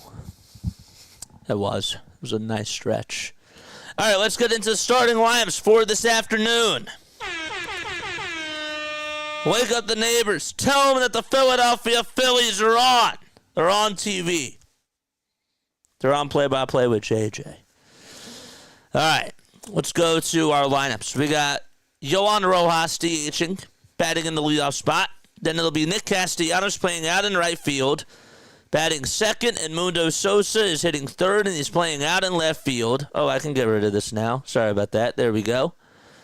And then we got Cody Clemens over at first base. He'll be batting in the cleanup spot. Rafael Marchand is catching behind the plate, and he will be batting fifth. I almost said Buddy Holly. Buddy Kennedy is over at third base, and he will be batting sixth in the order today. Rodolfo Castro is the shortstop for the Phillies this afternoon, and he will be hitting seventh. Then you got Christian Arroyo playing second base. He is batting eighth. And then Orlando Mercado is going to be batting ninth, and he's playing out in center field. Here's Jesus Luzardo, as he is in the dugout right now. Rob Thompson, the Phillies manager, of course, for this afternoon's game. Buddy Holly. Yeah, I know. Isn't that great? Ooh, I look just like Buddy Holly. That's a Weezer, but I do like Buddy Holly, too. I was trying to actually come up with a word the other day, and I played like these New York Times games like Strands and Spelling Bee and all that sort of stuff. But I thought Peggy was a word because Peg is a word. So I thought Peggy was a word. We have a new lineup change, actually. Gabriel Rincones is going to be batting in the leadoff spot today. So no Johan Rojas. Interesting. That just happened. Gabriel Rincones Jr. is going to be batting in the leadoff spot. Reese Olson's on the mound for the Tigers last year. He had 112 and a third of an inning and pitched all right. First pitch underway, and it's outside for ball one to Rincones. And we are underway, folks. We are underway. Nick is the DH today. Yes, he is. Okay, so we got to make sure that we recap what's going on here. 1 strike to Gabriel Rincones Jr. Phillies decided to make some lineup changes and throw in some curveballs, figuratively speaking, and literally to JJ. So Rincones is playing out in right field as the 1-1 pitch, and that is taken for strike two. That is a called strike. So he's going to be playing out in right field. The 1-2 pitch on the way, swing and a miss, a 96-mile-per-hour fastball, and Gabriel Rincones goes down swinging. All right. We just got word that DK Metcalf wants out of the Seahawks organization. Wild. He wants out of Seattle. Tyler Lockett now is a free agent. They just cut him. The pitch, swing and a miss.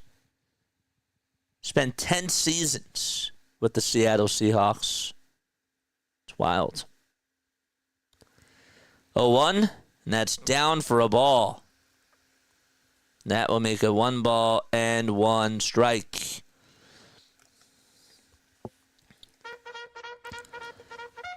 Let's go. Charge!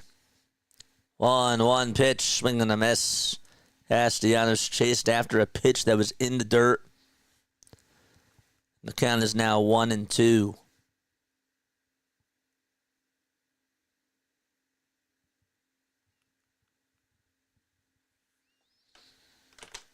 The pitch. That's taken outside for a ball. So let's move this down. There we go. Castellanos is up to bat for the Fightins. The next pitch, the 2-2 delivery, swing and a miss. Back-to-back strikeouts from Reese Olson. Those are the curveball there. And there's 2 up, 2 down. Don't forget to like and subscribe, folks. Hit that thumbs up button. We got 30 likes already. We've been live for an hour or 2 hours now. We've been live for 2 hours, dude. 2 outs the pitch, and Edmundo Sosa swings at a pitch that was a foot off the plate, and it was low. They're just hacking at everything. That's the type of plate discipline that you want. Another one, swing and a miss, and the curveball was not even close.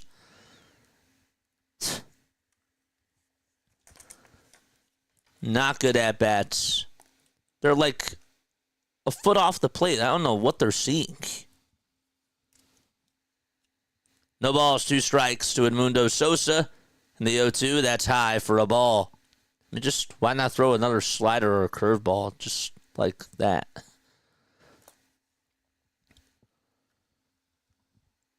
Two outs, nobody on top of the first inning. And the 1-2 pitch on the way, swing and a miss. So, Reese Olson strikes out the side. And we go to the bottom of the first. And it's no score out at Publix Field. Great. That first inning really ticks me off. The pitches,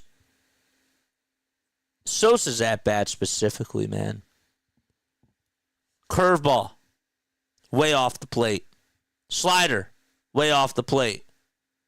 Fastball he takes outside and high. And another curveball, swing and miss. Off the plate again. All right, we go to the bottom of the first. And who's coming up to bat, JJ?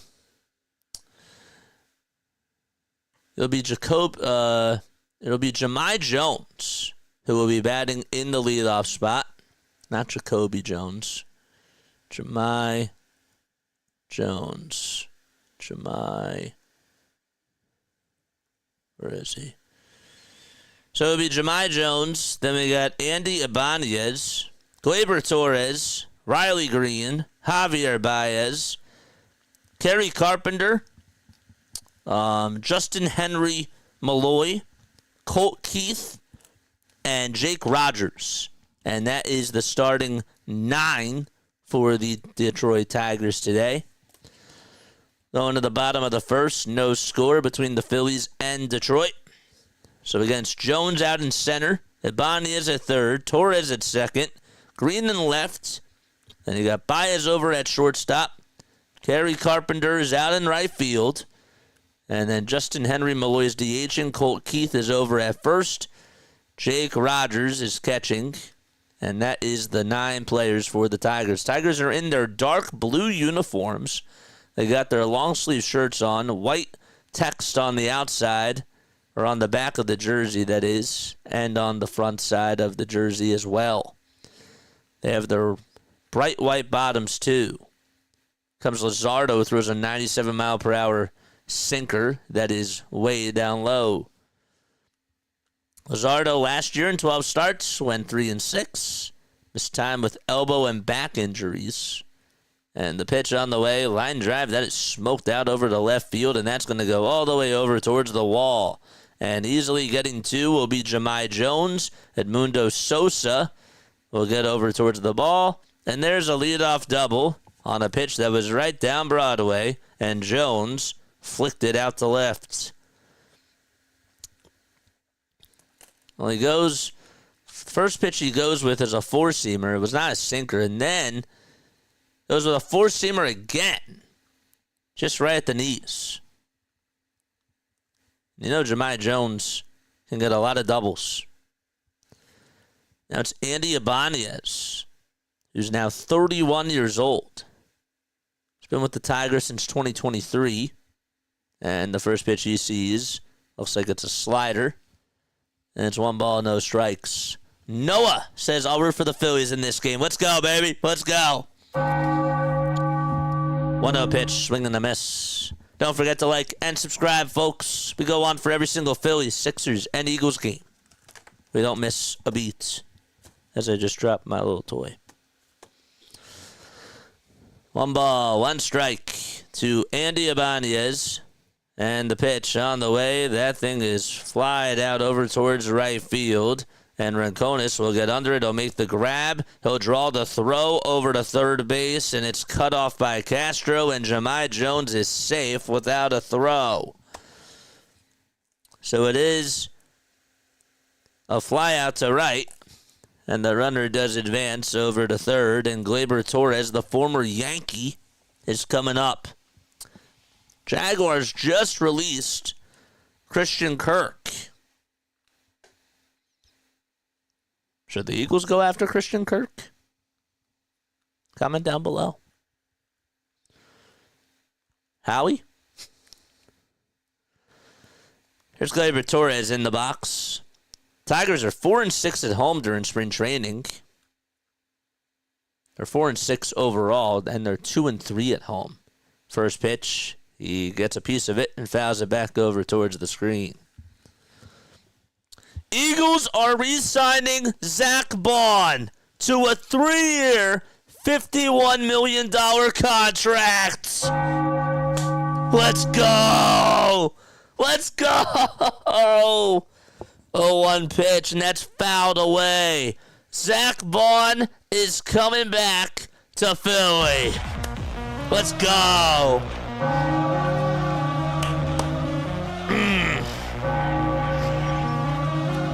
Heck yes. that's beautiful.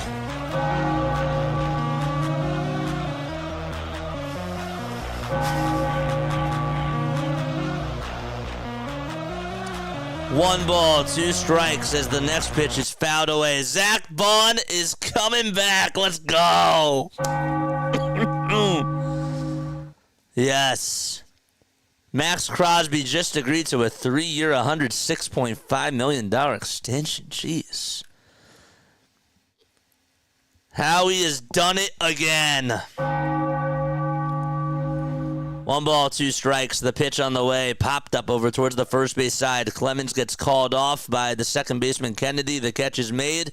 The throw is going to be made over to home plate, and Jones will not even advance. Zach Bond is coming back. I figured that they were going to get Zach Bond. I figured it was going to happen. I figured that was going to happen. It is Howie season, baby. Zach Bond is ours. 2 outs and a runner on over at third. The pitch to Riley Green, and he takes it on the outside edge for a called strike. 0-1, swing and a miss. That makes the count now 0-2. I can't believe Zach Bond is back.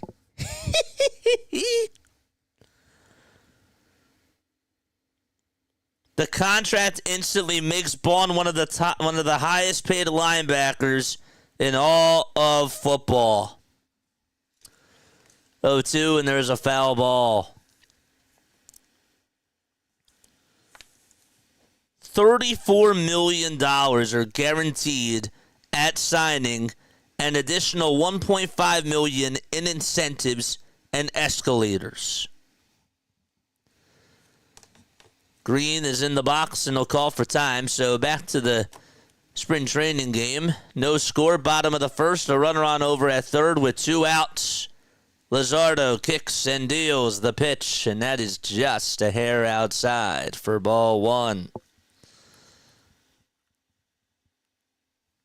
I am so happy that Zach Bond is staying, baby. 1-2 pitch on the way. Swing and a miss. Jesus Luzardo with the high cheese.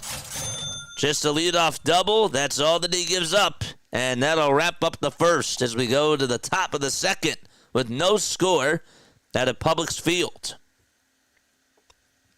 Howie Roseman. Come on, man. Come on. We got to play it again.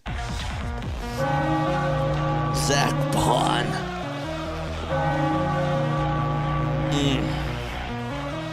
That is huge, man.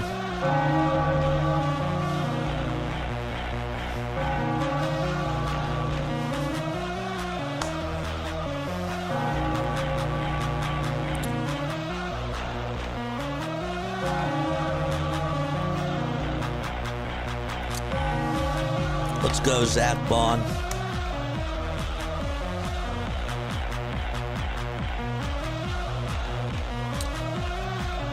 Let's see.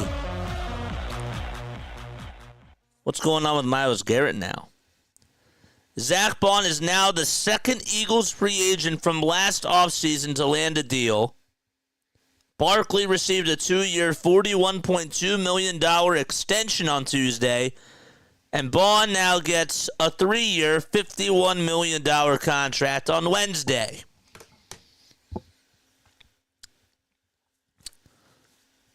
We also got word that the Tampa Bay Lightning are reportedly working towards acquiring Oliver Bjorkstrand. Ooh. And Yanni Gourde from the Seattle Kraken. That should be wild. Ooh. Wow. All right, we go to the top of the second. What's going on, chat? Let's put this as a poll question. I'm going to put this as a poll question right now. Let's do this. Where is it? Start a poll. Is Howie Roseman the GOAT?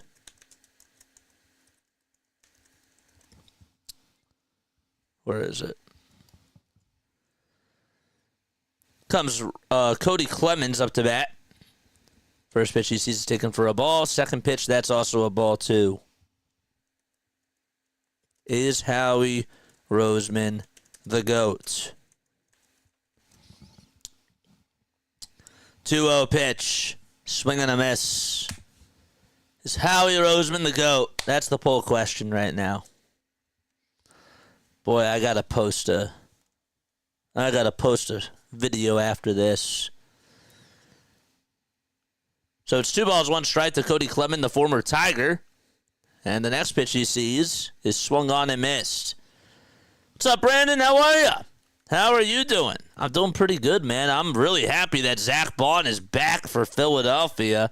$51 million for 3 years. That is unbelievable. We just rang the bell and played Zombie Nation, man.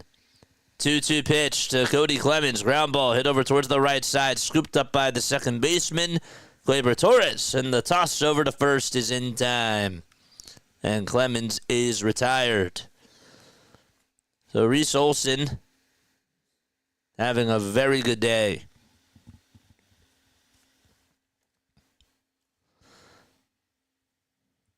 I'm not crying, you're crying. It's insane. Is Howie Roseman the GOAT, folks? The pitch. That's outside for a ball. Zach Bond is back then, bro. Let's go.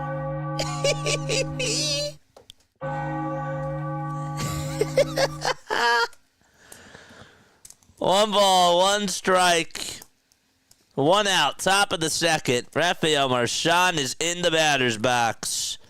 And the pitch, and there's a check swing foul ball. I am so happy Zach Bond is here to stay. You have no idea. So does that mean no Myles Garrett is the next question? Because I want Mekhi Becton back, but jeez. 1 ball, 2 strikes to Marchand. The pitch on the way. Ground ball rolled over towards the right side. And it's picked up by Gleyber Torres. And the throw over to first is in time for out number 2. 2 up, 2 down on back-to-back groundouts over to second base. We got 3 votes on is Howie Roseman the GOAT. Mekhi Becton needs to be next. He does. Are the Flyers going to do anything today? The pitch. That's outside and low for a ball to Buddy Kennedy. 26 more subs for us to get to 4,900. Let's go. 1-0. There's a fly ball hit out over towards the right center field gap, and that's going to go all the way past Kerry Carpenter, and Buddy Kennedy will get into scoring position, and he gets in with a stand-up double. All right, so Buddy gets a pitch that was hanging out over towards the center part of the dish, and he goes the opposite way and gets a double out of it. It was a sinker that just flattened out. And Rodolfo Castro is going to come on up to bat.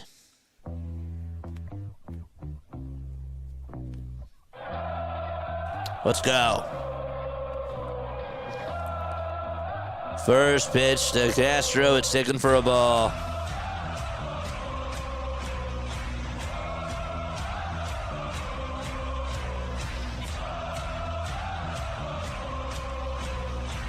The 1-0 on the way, swing and a miss. Another pitch that was below the zone. And the count is tied up at 1 apiece.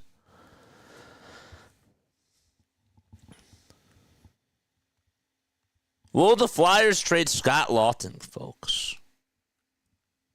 1-1. That's down for ball 2.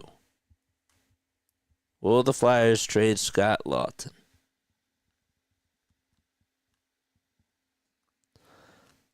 Two balls, 1 strike to Rodolfo Castro as he's on the left side of the batter's box. Rests the bat on his shoulder wearing bright red batting gloves, and the 2-1 pitch misses inside.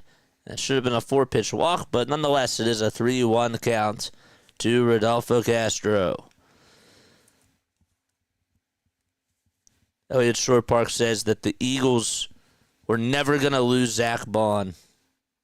3-1. And there's a chopper that's fouled. They prioritize keeping him, and when the Eagles prioritize keeping someone, they pay them really well and make sure that they don't leave. And that is true. Absolutely 1,000% true. The count is full to Rodolfo Castro. Olsen is still pitching. He comes set at the letters, looks back at second, now back to the plate, and the payoff pitch to Castro, and he fouls it off of his right ankle and stays alive.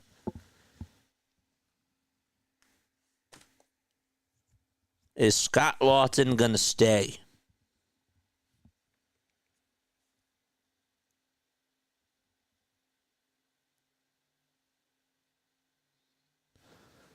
Three balls, 2 strikes to Castro. The next pitch on the way. Ground ball hit over towards the right side. First baseman has it, flips it back over towards the pitcher, Olsen, who covers the bag.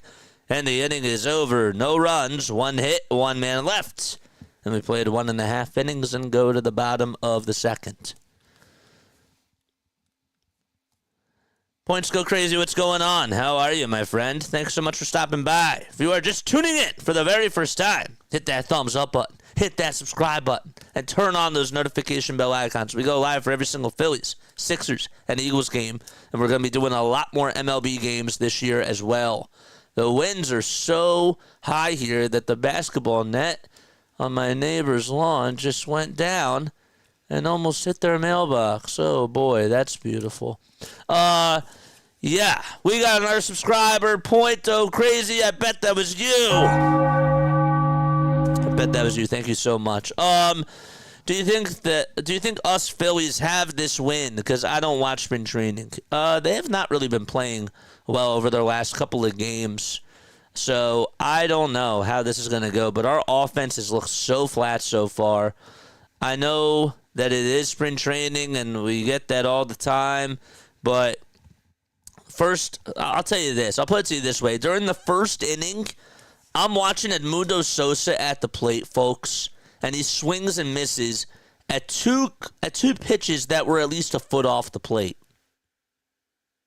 And he's behind in the count 0-2. Looks at the fastball, outside and a little bit high, and then Reese Olson wasn't really a genius move, but goes back to the curveball, which was outside, way outside, and the foot off the plate, and then Edmundo Sosa struck out. That's the Philadelphia Phillies for you right now.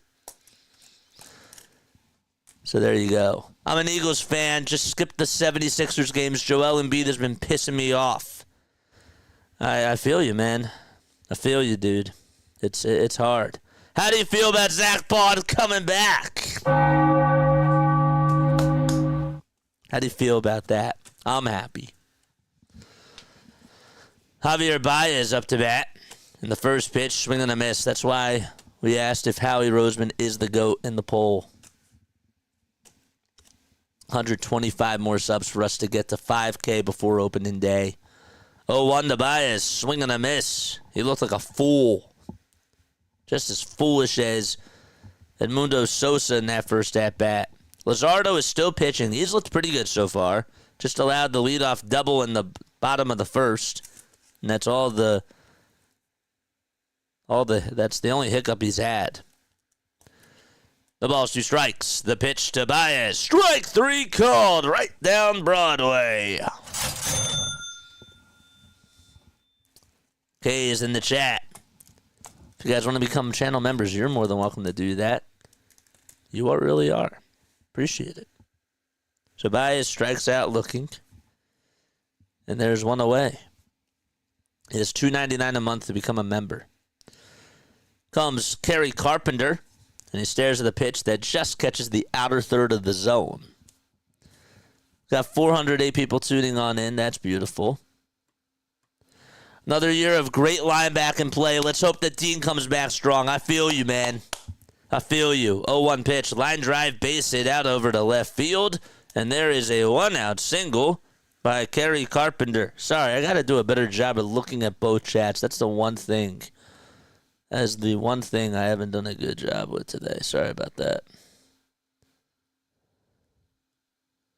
This is Falco, by the way. What's going on, bro? How are you?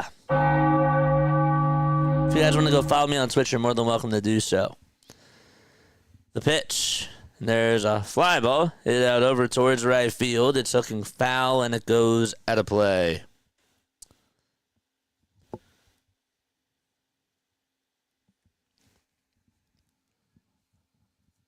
No balls, 1 strike. How did you guys become fans of baseball? Let us know your baseball fandom down below. They're showing a replay of Kachuk's fight that he had the other night going up against Bennett. That was pretty epic. Justin Henry Malloy is in the box, hitting on the right side, and he's down in the count, 1-2. Already in the bottom of the second. Started off with the hour-and-a-half rain delay, pretty much. The pitch. Now it's 2 balls, 2 strikes. Congratulations again to Zach Bond.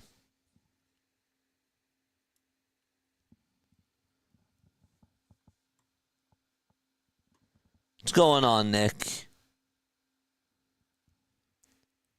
2-2. And that just misses inside, and the count is now 3-2. After this, we got ourselves a post-game show. So we'll probably be live till 5:30. 3-2 pitch on the way, and that just misses outside, and Luzardo allows a walk.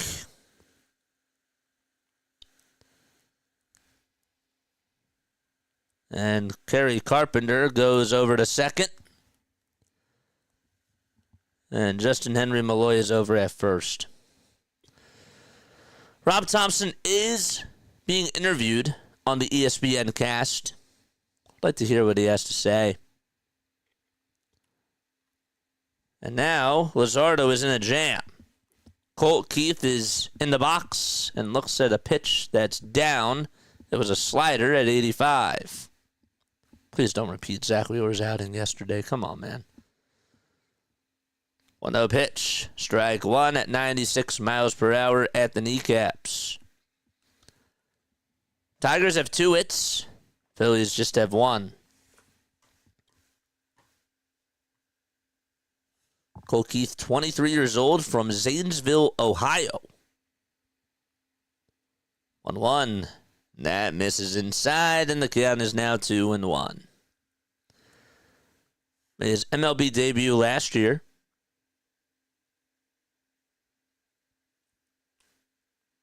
Signed a 6-year contract. It was worth $28.6 million. The pitch popped up towards the infield. Castro gets underneath it as he has 1 foot on the outfield grass, 1 foot on the dirt, and he makes the grab for the second out.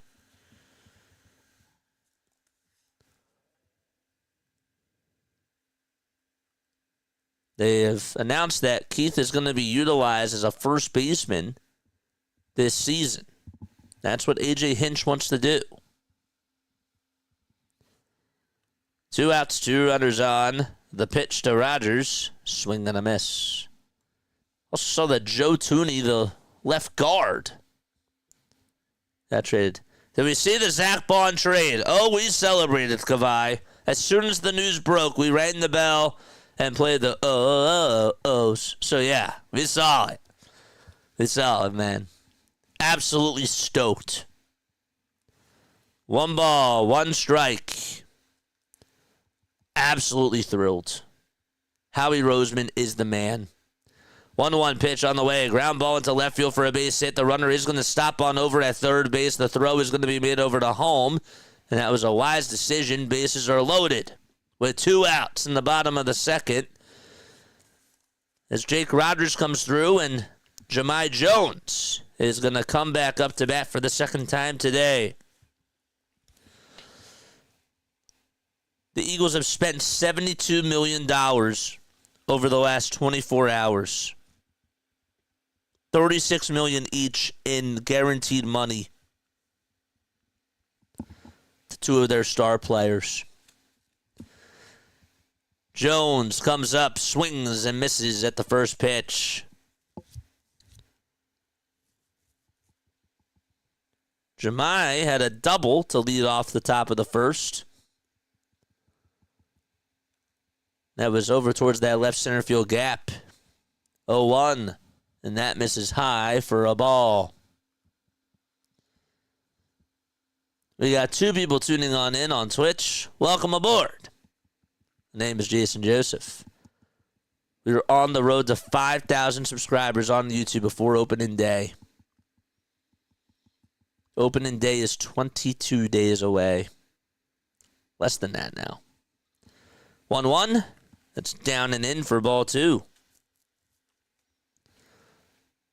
2-1 pitch, and that thing is scorched out to deep left field. Bye-bye baseball. Jemai Jones takes Jesus Luzardo yard, and that is a grand slam to make it a 4-0 game. Yikes. I was thinking he was going to go with a hanger. I was thinking he was going, well, he wasn't going to go with a hanger, but I was thinking he was going to go slider. And instead he went with a changeup. A changeup right down Broadway. And Jemai Jones knew it was going to be left out over the middle. And the next pitch on the way, fly ball hit out over to deep left field. And on back-to-back pitches, back-to-back jacks, as Andy Ibanez leaves the yard.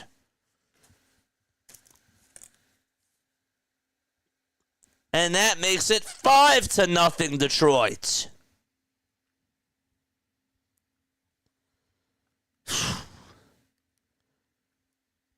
Well, there's the slider. There's that slider I was talking about. That one was supposed to go to the knees. And again, it was flat. 5-0 Detroit. The next pitch on the way, there's another fly ball hit out over to deep left field. And that one is gone as well. 3 pitches in a row and 3 homers allowed by Jesus Luzardo. Are you kidding me?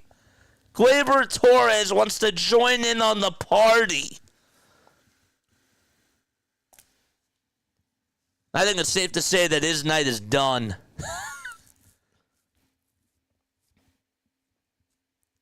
That was a sinker.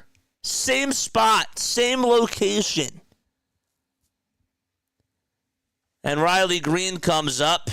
And the first pitch, he grounds this one over towards shortstop. Castro has it, throws it over to first. And the inning is finally over. 3 pitches in a row.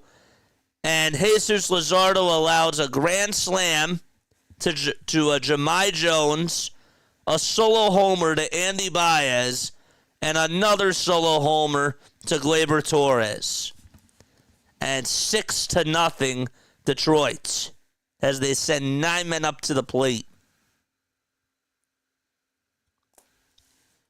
That is awful.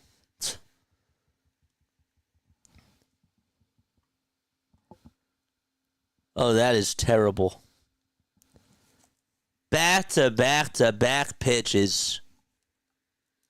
And it's 6-0 Detroit.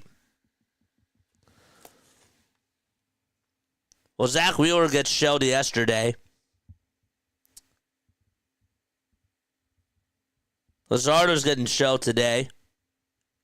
Do I care?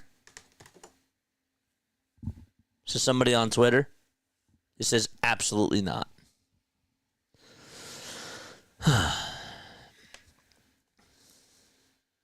6-0 Detroit. Let me go to the top of the third.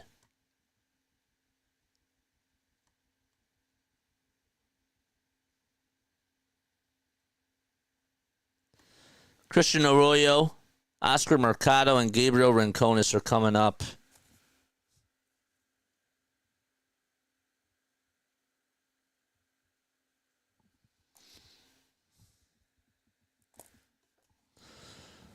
Don't forget to like and subscribe, folks. We got a quiet chat on here. What's going on? Dude, after yesterday and now today, our pitching depth is horrible. We're screwed in when we play good hitting teams. What happened? I left for an hour and I come back to this. Yeah. We just said it, but I'll say it again.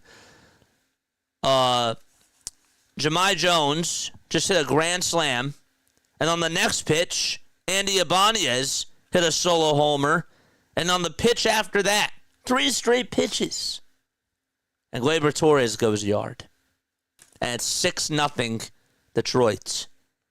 Jesus Luzardo was pitching, and he did all of that just now. Have they been watching the Sixers? It's crazy. 6-0. Back-to-back-to-back jacks on back-to-back-to-back pitches. Has that even ever occurred in a spring training game? 1 ball, 1 strike to Christian Arroyo. Reese Olson still pitching. And the pitch on the way, and there's a line drive. Played on the bounce over at third. The throw across the diamond is in time by Andy Ibanez. And Arroyo is retired. Good stuff from our pitching staff. I know. Absolutely lights out stuff.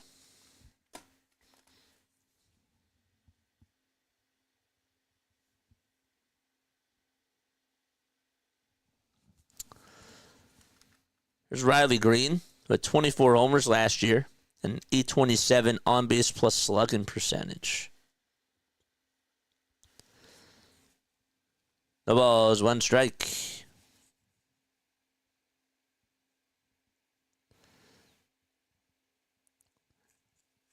Listen to this from Jeff Kerr. The ball is 1 strike, 10 seconds left on the pitch clock. 0-1 pitch to Mercado, and that's taken down for a ball. Zach Bond is the only player in the NFL since tackles became a statistic to have 30-plus tackles, 2 or more interceptions, and a forced fumble in a single postseason. 1-2, and that is fouled away. Zach is also the first player to have 150-plus tackles and 5 or more forced fumbles in a season. So I want to talk about good stuff. That's spectacular stuff. The 1-2, and that misses down for ball 2. 2 balls, 2 strikes. The pitch, foul ball. And that thing goes out of play.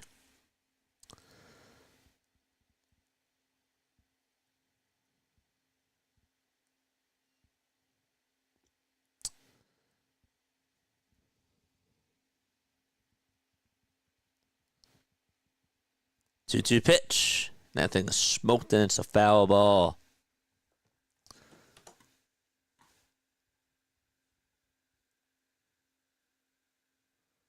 So Mercado is in the box. Oscar, 30 years old now. And the 2-2 delivery, swing and a miss. He got fooled on the slider that was thrown by Reese Olson. He's looking really sharp out there. And there's 2 up, 2 down. That was actually a good pitch. Can't lie. Got 34 likes. Keep those thumbs ups coming, man. Now it's Rincones who will step into the box. And the first pitch he sees is taken down for a ball.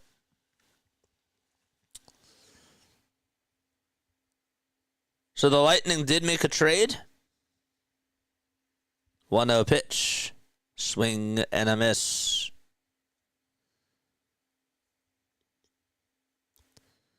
The Tampa Bay Lightning have acquired Oliver Bjorkstad and Yanni Gourde. That's wild.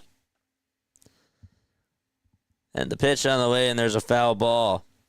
They acquired them from Seattle, the Kraken. And the Kraken are getting back 2 first-round picks, a second-round pick,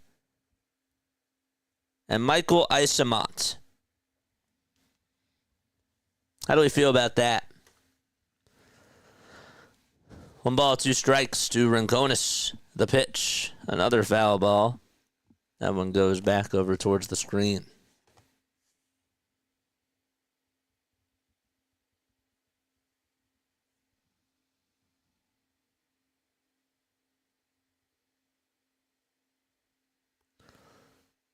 The pitch, just a little bit high.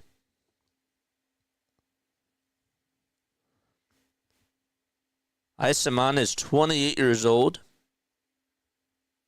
Was a part of the 2016 NHL draft. He played for Winnipeg before coming over to Tampa Bay. Next pitch, there's a ground ball. Rolled over towards first base. Scooped up, and Rincones is retired. And another 1-2-3 inning as the Phillies go down in order. Reese Olson does his job. And we go to the bottom of the third. 6-0 Detroit. Wow. All right, folks. We got 29 people tuning on in. We appreciate that.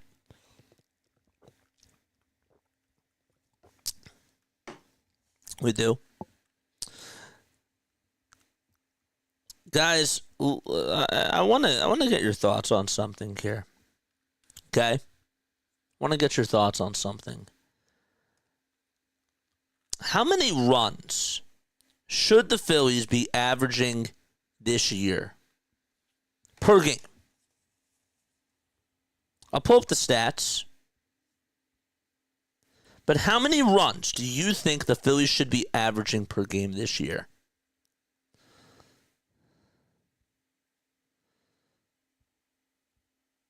Last year, they averaged 4.84 runs per game.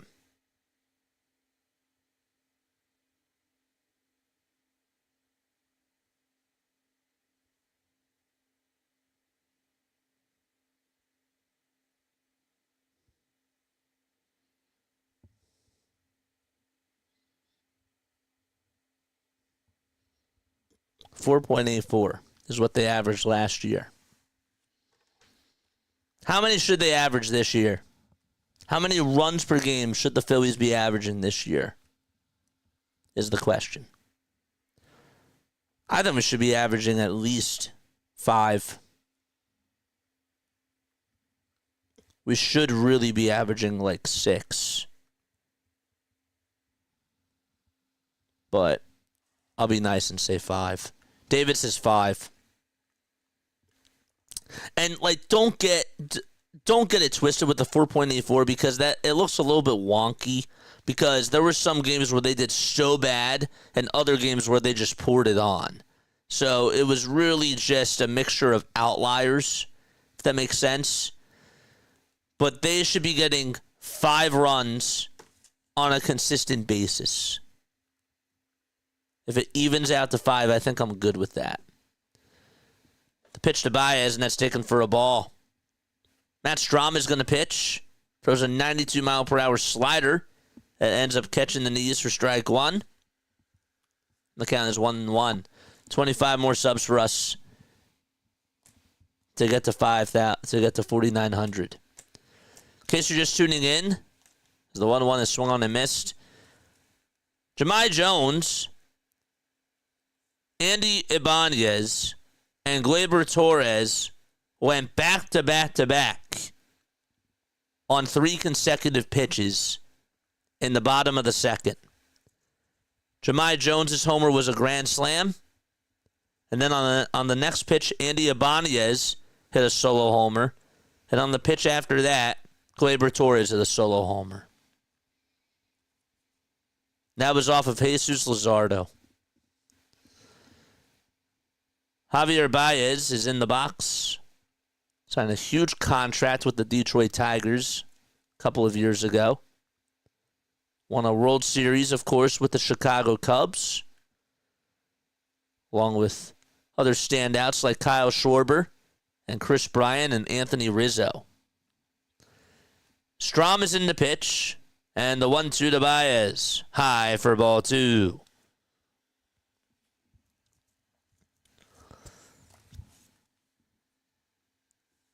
Strom had a very good year for the Phillies to start off the season. Then, around August to mid-September, he got pretty cold.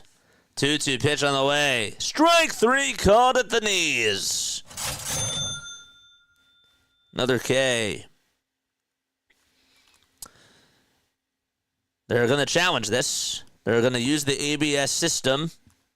Javier Baez says it's a ball, and it is. That's like 2.5 inches off the plate. So Baez is still alive as he pumps his fist. And it is a 3-2 count nonetheless.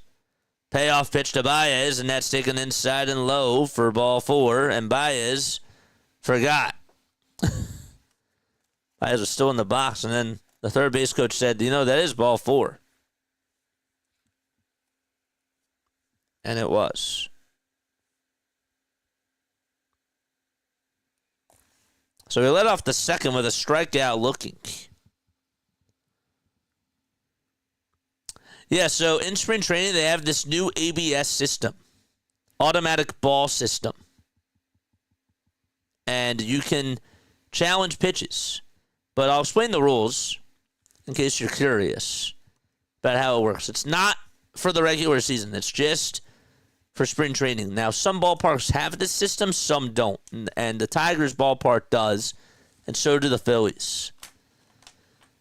No balls, 1 strike. Strom is pitching, and the 0-1 pitch, and that is swung on and missed.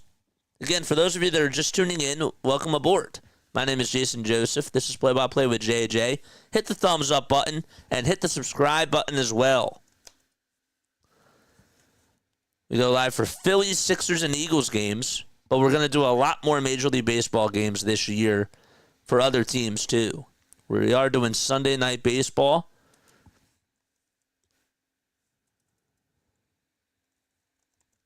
So that would be really, really cool.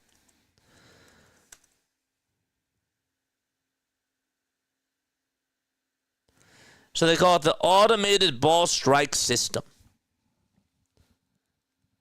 No balls, 2 strikes. Strom gets set at the letters, kicks and delivers, and throws a pitch that's in the dirt for a ball. Okay? In 2025, it's being tested by Major League Baseball and has been used by several minor league teams.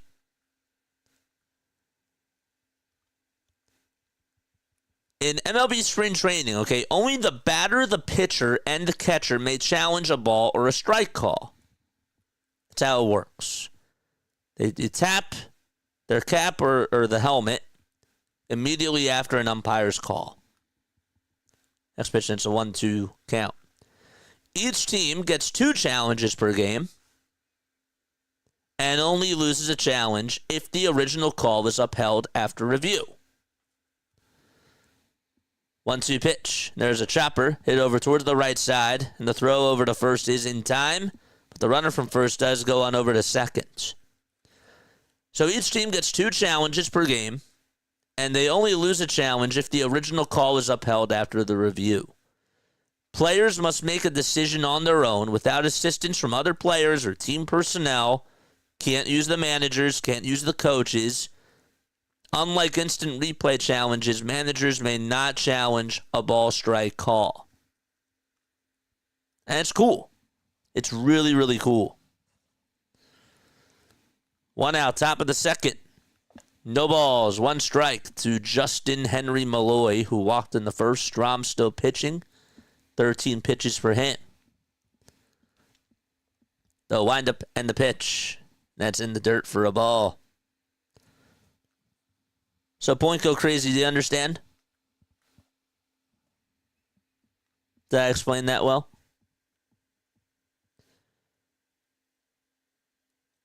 according to an MLB poll in 2024, 61% of the team personnel, which includes players and 47% of fans, prefer the challenge system for ball strike calls. 1-1 pitch on the way, and there's a line drive, base hit into center field, and the Tigers are going to get another run out of this. Justin Henry Malloy gets on with an RBI single and brings home Javier Baez.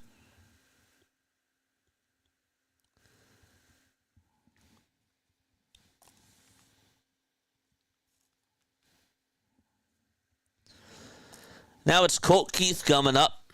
Don't forget to like and subscribe, folks. Hit that red subscribe button. We're on our way to 5,000 subscribers. We go on for every single Phillies, Sixers, and Eagles game, as we mentioned. I'm a broadcaster from South Jersey. Do this for free for you guys, man.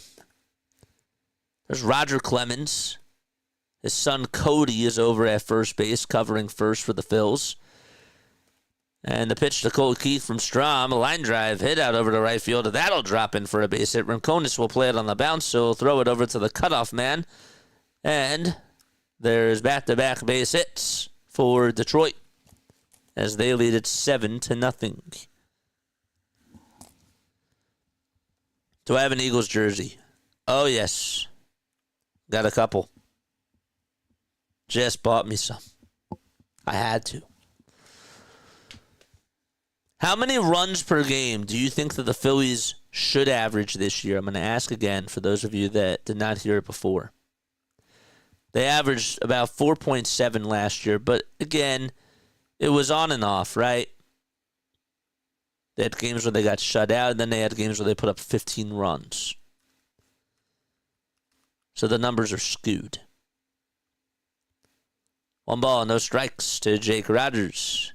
And the pitch. And that is taken for a strike. At least they signed Bond, says David. And at least they extended Saquon. Now we got to extend Mekhi Becton. 1-1 pitch. Popped up. Hit out in foul territory towards the first base side. And out of play it goes.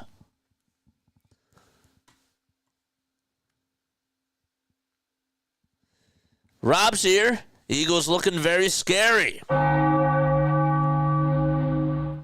Scary Terry. What's Scary Terry going to do this year for the Commanders? 1-2 pitch. And that is inside for ball 2. Oh, yeah, I forgot you're a Ravens fan. Hope your Ravens pick up Slay, dude. He would be really good for y'all. He'd be good on the Vikings, too. You know? 2 balls, 2 strikes, and the 2-2 delivery. Strike 3 called. No ABS challenge system used there. And there is out number 2. Good pitch thrown by Strom. So we're in the bottom of the third. It's 7-0 Detroit. And we are approaching the 3-hour marker. Jahmai Jones steps up to the plate. He had a grand slam his last time up. Had a double in his first at-bat to start off the ball game. And he'll take pitch number 1 down for a ball. Strom's been trying to hit the zone with that slider. And he finally does as he punches one on the outside corner. 7-0 Detroit, thanks to back-to-back-to-back homers on back-to-back-to-back pitches by Jahmai Jones, Andy Ibanez, and Gleyber Torres. The pitch, and that is taken for a called strike.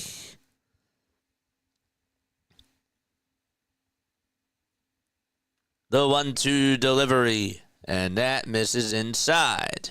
Not by much. Just checking in, we're getting shelled, no surprise. But hey, John, we got Zach Bond for $51 million.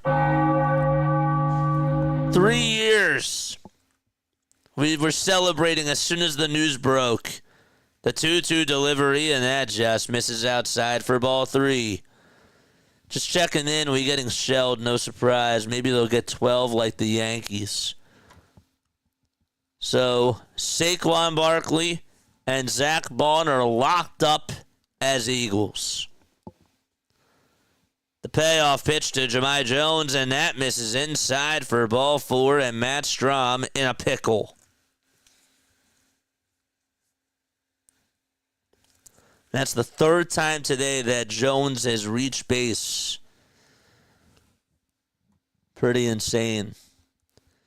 Who are you looking for in the draft? Think my Ravens will go for that safety Stark. Dude, I gotta get looking on the draft board, man. Rob Thompson's going to make a pitching change with 2 outs here in the bottom of the 3rd and bases rejuiced for Andy Ibanez. John says, I hope that they stay healthy. They have a crew. There is a world where they actually could still get Mekhi Becton to re-sign, and they could still go for Myles Garrett. That's the scary thing. That's what makes this really scary, is that they could still find a way to get Myles Garrett even if they re-sign Mekhi Becton. They could still find a way. That's scary.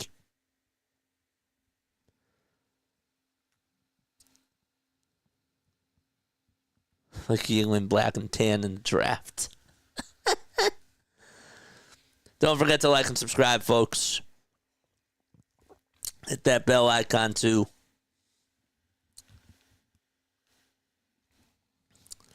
We got one super chat before, and that was from BW. Thank you so much.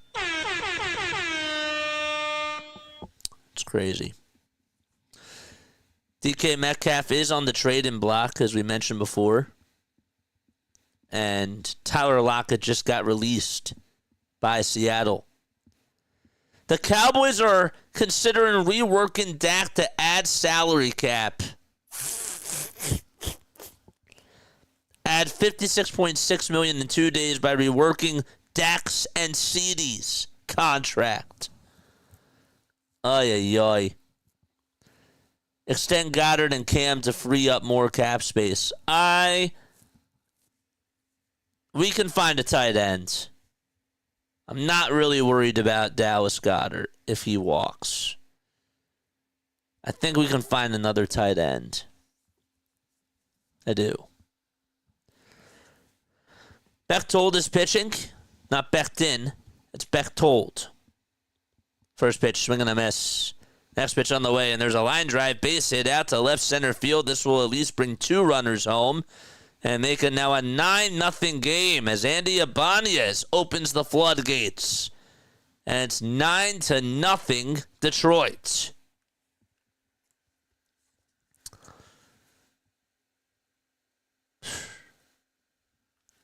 This is just like the 2nd and 3rd inning yesterday. It's deja vu. It is absolute deja vu all over again. Insane.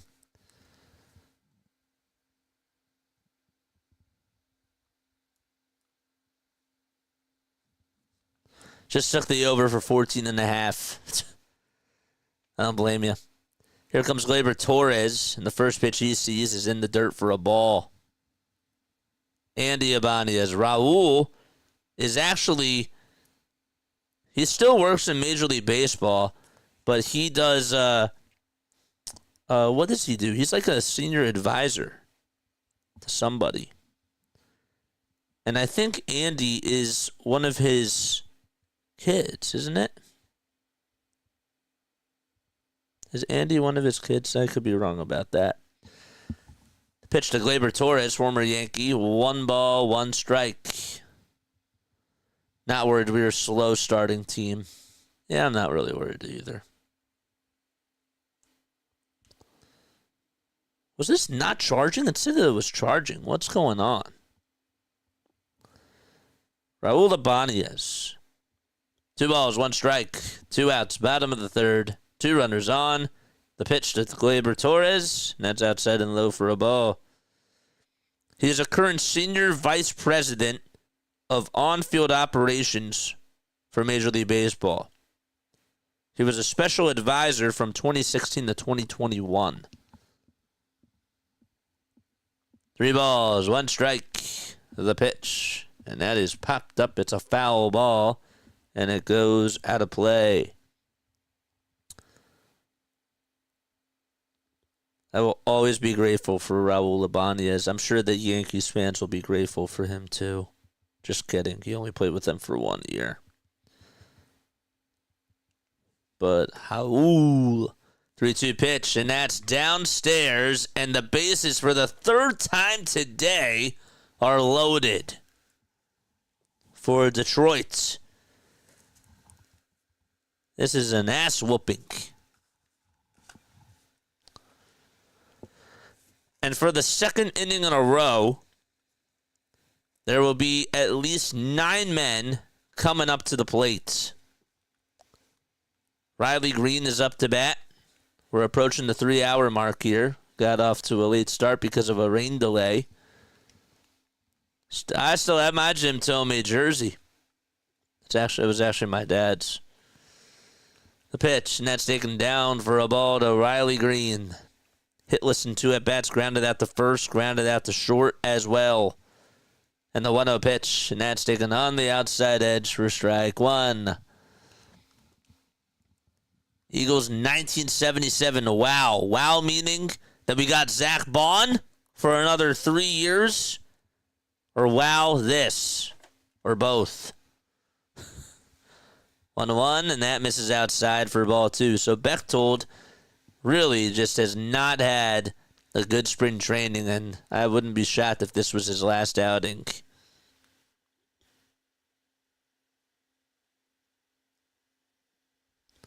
Two-one pitch. Ooh! Almost got a piece of Riley Green over in the legs. Look out.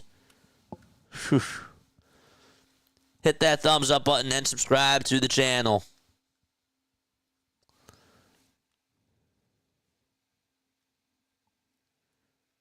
Three balls, 1 strike. The next pitch, and that'll bring in another run. So Bechtold is going to walk another batter. And the 10th man to come on up to the plate. It'll be Javier Baez with the bases still loaded and 2 outs. Javi looks amazing because Jeff lets him spend guaranteed money. But not only that, you have to understand, it's not just that, but it's also scouting talent too, right?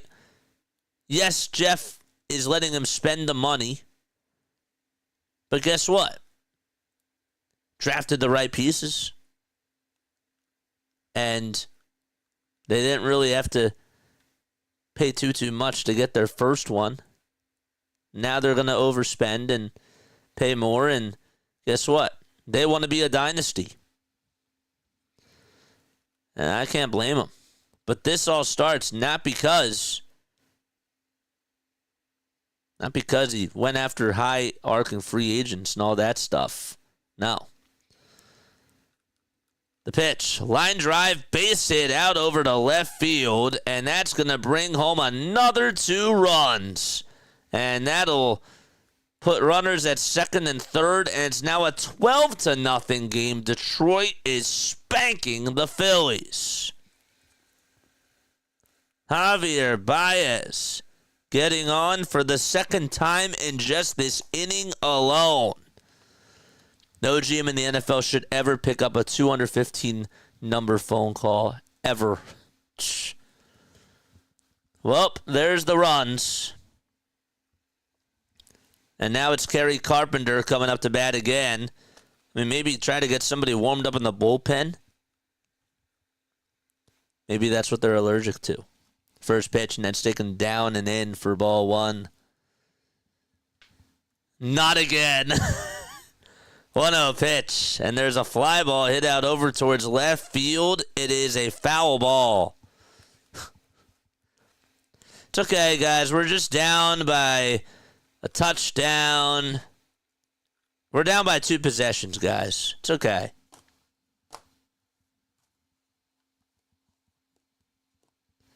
$215. I'll say it like you're from Philly. Sorry. I was getting a little bit distracted calling this, but yes, 215. I got you. I got you. You shouldn't call it 215 area code number. I got you.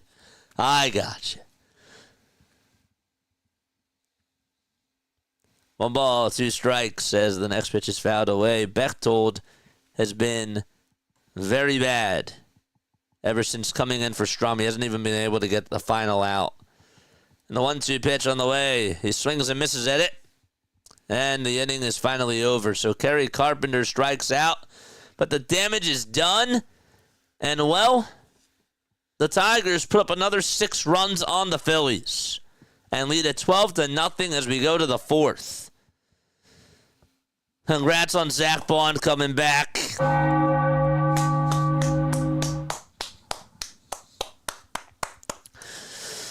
Even Max knew how happy I was when I first heard the news, baby. Got to make a podcast after this talking about Howie Roseman. I was disrespectful yesterday, and I don't care. I called a Phillies and I called a Sixers game, but I did not make a post about Howie Roseman. Shame on me. And tonight there's no excuse. None. No bleeping excuse at all. Wake up the babies, wake up the family, and tell them Howie Roseman is the GOAT, folks. He is. If you have a GOAT, it's not Michael Jordan. It's not Tiger Woods. It's not Michael Phelps. Shut up. It's Howie Roseman. He's the GOAT. He's the GOATs amongst GOATs. Don't beat myself up. I was too busy. Oh, I was joking. Somewhat. LeBron James is not even the GOAT, man. It's Howie Roseman. Give that man a statue in Philadelphia. Come on.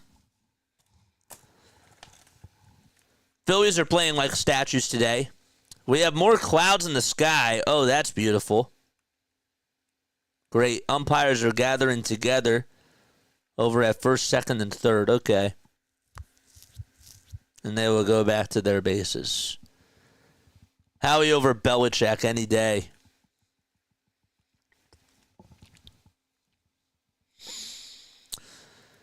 Who is pitching for the Phillies right now? Started off as Jesus Luzardo, who gave up 3 homers on 3 straight pitches. Then it was Matt Strahm. Matt Strahm gave up 4 runs. And then with 2 outs, we had another pitcher come on in. His name was Andrew Baumholtz. And it took him 5 batters to get 1 out. No balls, 2 strikes as we start off the top of the 4th. It's John Brebbia. Wasn't he a Yankee? He's going to pitch. And the 0-2 pitch to Castellanos. And that is inside and high for a ball. So, don't know who's pitching for the Phillies right now because they're hitting. 1-2 delivery. That's taken for a ball. But if you're coming in for the very first time, hit the thumbs up button, subscribe to the channel.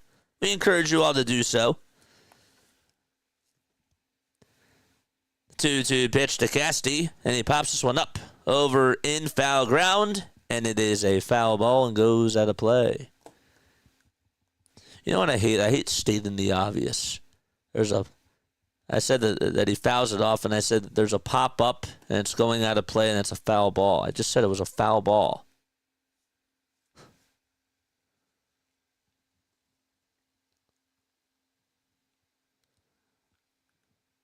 Guys, do we panic? Do we panic even when it's spring training?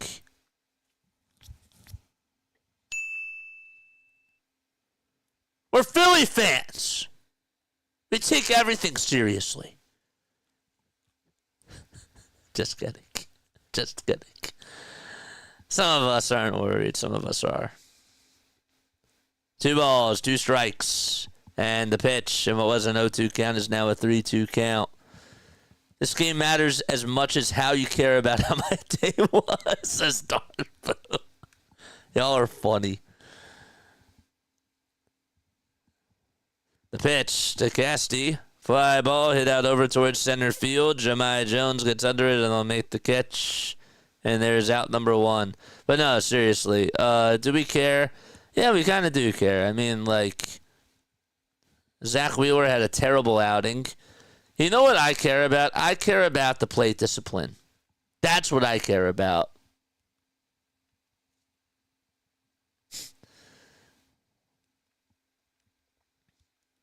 Oh, Darpo's just joking around with you. He's just joking around with you. The ball is 1 strike to Edmundo Sosa. And the pitch. And there's a ground ball hit over towards left field. And guys, a base hit. We got a base hit, man. And there's a 1-out single. Gabriel Moreno just hit a shot that went 456 feet. Gabriel Moreno did a lot of damage to us in the NLCS.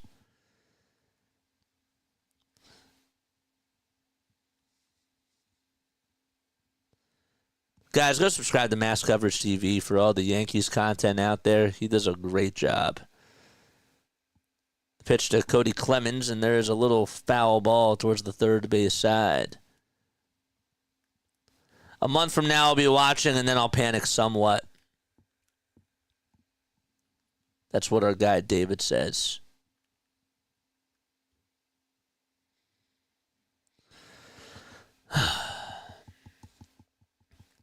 Tigers have a very good rotation, man. Max, are you still here, by the way, man? Still here? The 1 pitch. There's a pitch that's on the outside corner because I have a question for you. I do. I got a question for you. No balls, 2 strikes. And the pitch from Brebbia. That's down for a ball. I'm always here, he says. I'm just in the shadows. Uh-oh, he's a vampire, guys. He's a vampire, Yankees Nation. Uh-oh. 1 ball, 2 strikes. The pitch on the way. Swing and a miss, and Cody Clemens. Well, his father must not be happy because he's there at the game. He just watched his son strike out.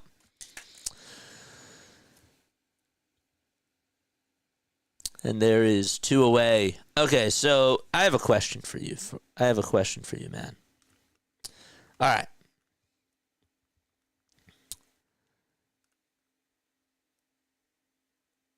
The Bombers. Where do you see them?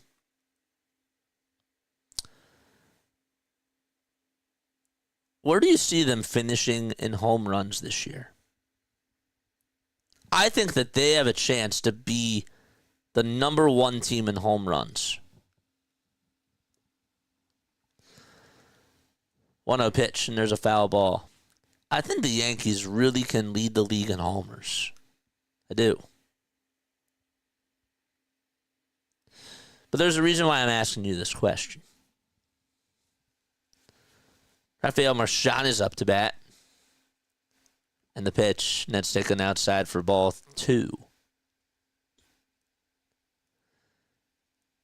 Max says, I'd say 3. Okay. Say like third. Okay. 2-1 pitch on the way to Marchand, and there's a ground ball into right field for a base hit, and the Phillies actually have 2 base runners for the first time today. Sosa's rounding second. They'll go on over to third, and he's standing up.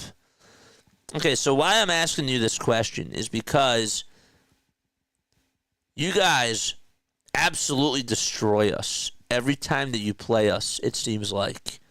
And you just have a thing against Zach Wheeler. You do.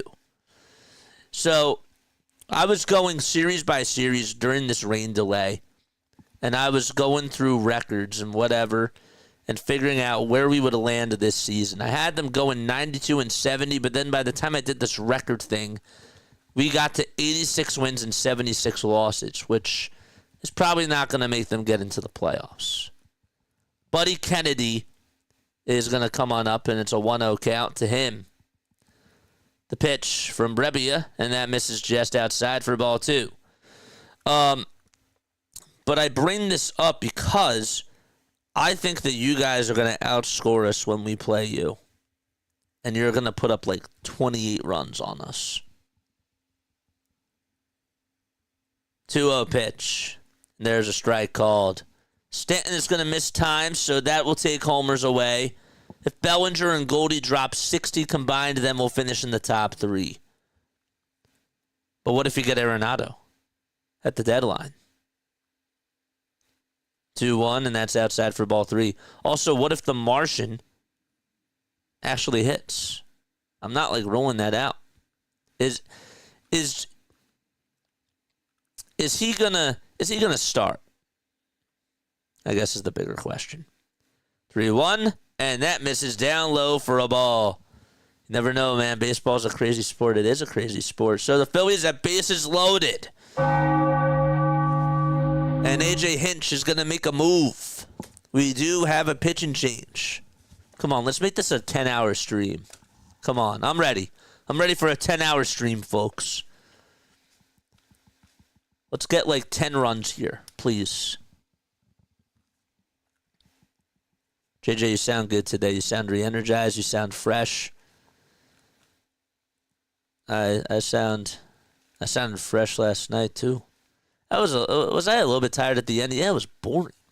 But guess what? Do you understand how like when you have more people that are on here that are talking to you, it's more engaging that way. When you're the one that's just constantly talking. I mean, I'm not like you have to understand. I'm not really much of a talker. People might find that really shocking about me. I'm really not much of a talker. And I kind of like being that way because I like silence sometimes. But you know what? When people are on here and when they're interacting and stuff, I like conversations because, again, this is supposed to be a conversation between me and you. That's how it's supposed to go, you know? I don't mean that's a bad thing. Like, I think it's a good thing. I like the silence and I like the talking. People keep me entertained. Hopefully I entertain you guys. Castro's going to hit a slam here. Love the sound of that. I love the sound of that for sure.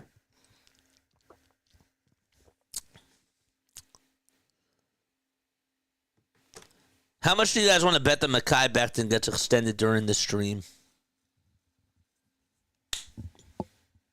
Heads or tails? We'll flip a coin. All right, hold up. Heads means yes. Can you see this? Heads means yes. Tails means no. What are we going with? Heads or tails for Mekhi Becton to get extended? Heads or tails? Heads meaning that he gets extended. Tails means he doesn't.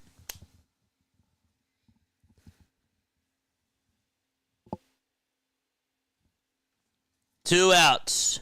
Bases loaded. Mekhi Becton, our left guard. Our all-star left guard. The pitch. Net's taken for a strike. The Packers better either get Devontae Adams. Hey, don't you want Rodgers back? Just kidding. Just kidding. The Packers they better trade for DK. Dude, that would be sick. They're challenging this call. It did hit the zone. With a nickel, though. Oh, this isn't a nickel. This is a quarter. This is a quarter. Maybe it looked like a nickel, but no, that's a quarter. 0-1. And there's a chopper that's fouled. What sport, what position? He plays left guard for the Philadelphia Eagles and was a Pro Bowler this year and was originally cut by the Jets because they didn't think that he'd be any good. They actually switched his position. No balls, 2 strikes to Rodolfo Castro. Bases loaded. Phillies getting shut out. They call an automatic ball on the pitch before. 1-2 pitch to Castro, and he fouls it away. We'll do heads or tails after this at-bat. Heads meaning that Mekhi Becton will get extended during the stream, and tails means he doesn't.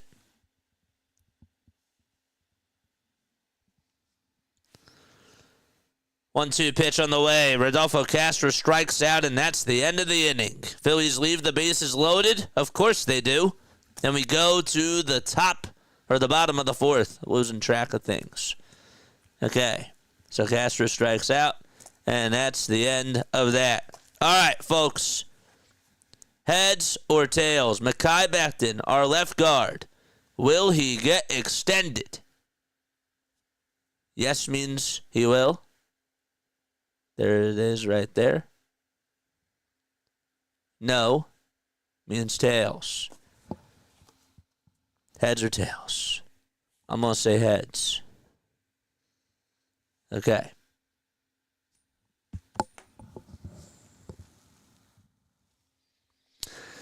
And the answer is heads. It is heads. I know that the little 3D, that the green screen doesn't help, but it is heads. It is heads. So that means that Howie Roseman is going to extend Mekhi Becton during this stream. Beautiful. Beautiful. Maybe next we'll do a 4-leaf we'll do a clover. Hit the thumbs up button, subscribe to the channel, turn on the notification bell icons as well, and that way you'll know when we go live. But yeah, see, when you have people chatting with you, we're having conversations. Of course it'll be fun. It's beautiful.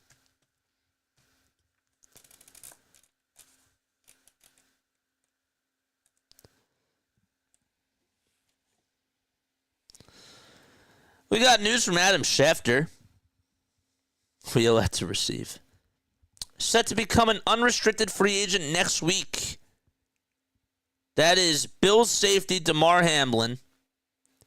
He has hired Doug Hendrickson of Wasserman Sports to represent him and negotiate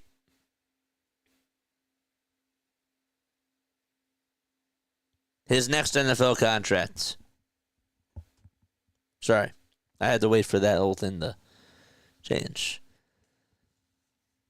Have they changed overtime rules yet in the NFL? No. You thought he was an agent, Damar Hamlin? No, Damar Hamlin was a safety who had to get his life revitalized on the field. I don't know if you remember that. That was one of the hardest days of my life because I was interning at NFL Films the next day too, and that whole week was just so hard. 0-2, and there's a strike 3 as Jose Ruiz is pitching for the Phillies, and he goes right down Broadway and gets a backwards K.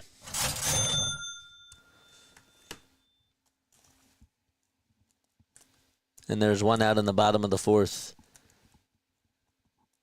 Yeah, he had to get his life revitalized. I will never forget that. Came right back. They had to stop the game.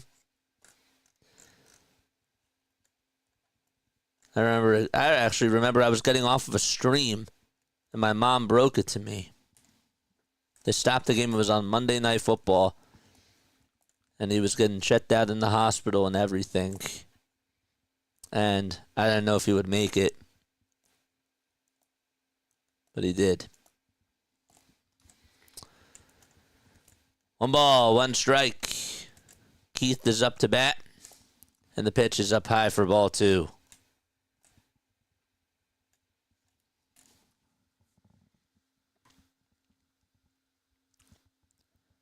That's why I ride with JJ, man. That's exactly right.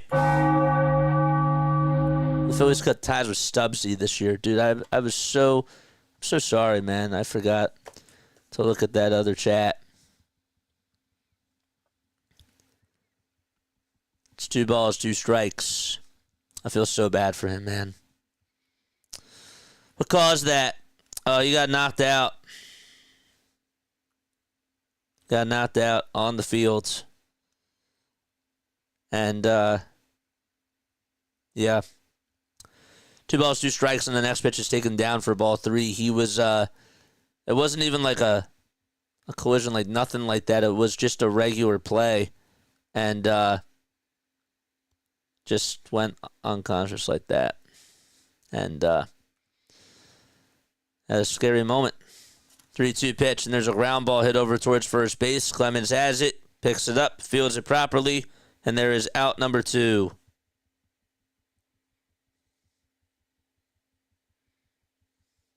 He collapsed right on the field.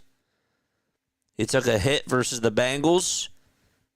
I think it was it T. Higgins that got to him? Was it T. Higgins? I forget.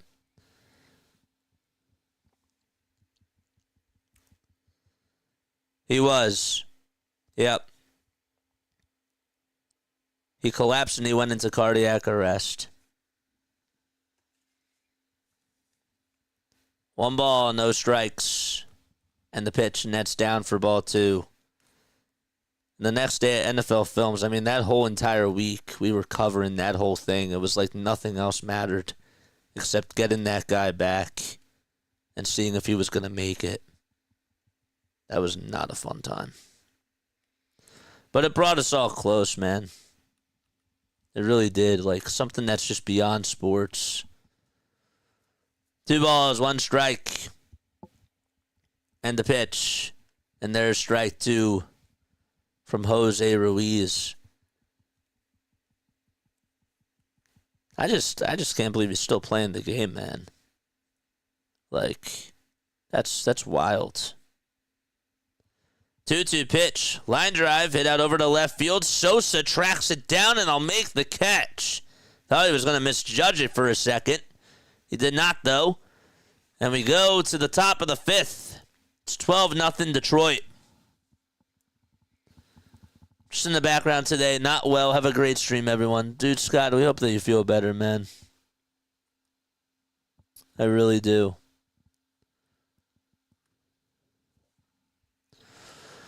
All right, we're going to the 5th. And we've reached the 4 o'clock hour, man. We had a lot of fun during the rain delay. We were going over wins and we were going over losses. It was pretty cool. All right, so let's double check this. So Malloy struck out. I stopped keeping score. Did he strike out looking? He struck out looking, so it's a backwards K. By the way, I still keep score.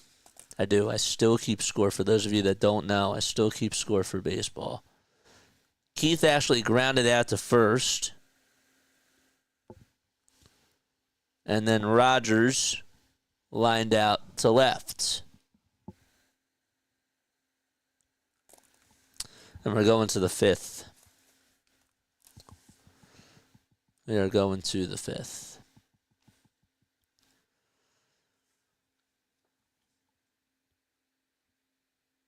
Congratulations to LeBron James for getting over 50,000 points last night.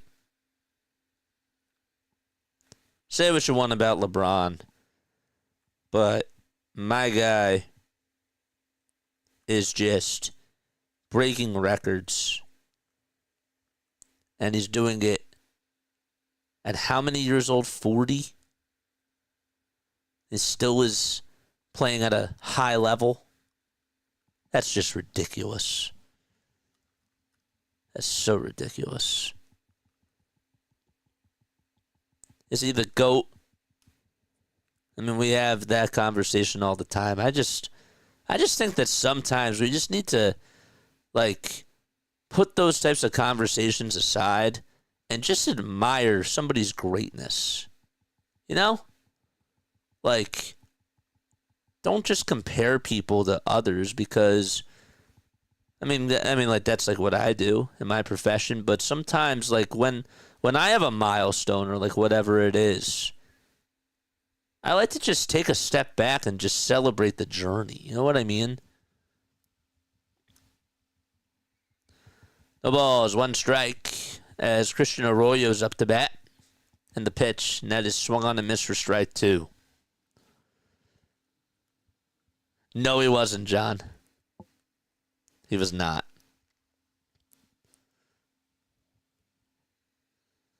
Arroyo's up to bat. 0-2 pitch. And it's just outside, according to Las Diaz, who's the home plate umpire. Hit that thumbs up button and subscribe to the channel as well. And turn on the bell icons. 1-2. That's in the dirt for ball 2. Arroyo with 24 homers during his career. Another former Dave Dombrowski guy. 120 RBI. The pitch. And that is taken for a called strike 3. Right at the knees. And Arroyo strikes out looking. They will challenge this. Hold the horses. I think it just caught the inside corner. Not by much. And it did. So that is a strikeout looking. And Oscar Mercado is coming up. Mercado stares at a pitch that's off the plate. But yeah, congrats to LeBron. Congratulations to him. You might not be a big fan of him. You might love him. But there is no way, no how that you can just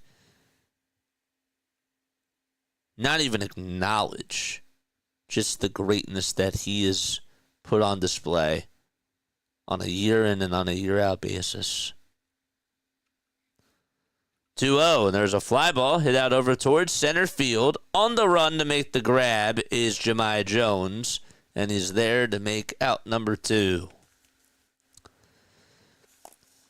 All right, wake up, chat. Come on. Let's go. Charge! Yeah, 41 likes, 32 concurrent viewers on here. Gabriel Rincones is up to bat. Phillies left the bases loaded to end the 4th inning. And 2 up, 2 down already here in the top of the 5th. The pitch, swing and a miss. The count is 0-1. Bronny Jr. will be better than LeBron. Sixers should straight up trade Embiid for him straight up, says Shibby. You can't be serious.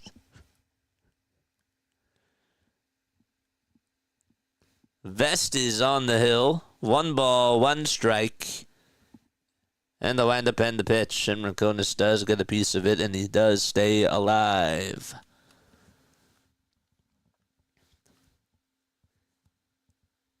I did not see Shaq in the movie Blue Chips. No, I haven't seen Blue Chips. I actually did go see the new Captain America movie. That was awesome.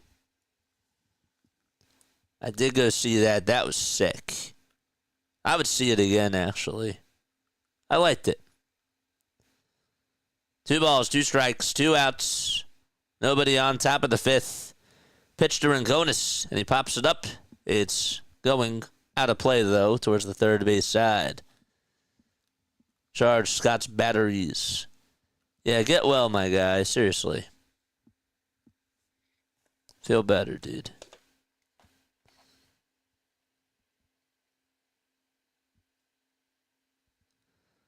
Two-two pitch. It's down for a ball.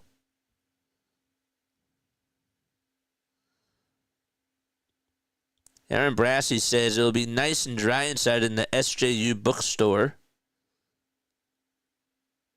between 5:30 and 6:30. Come say hi and get a copy of A Soaring Season. Dude, that's so sick.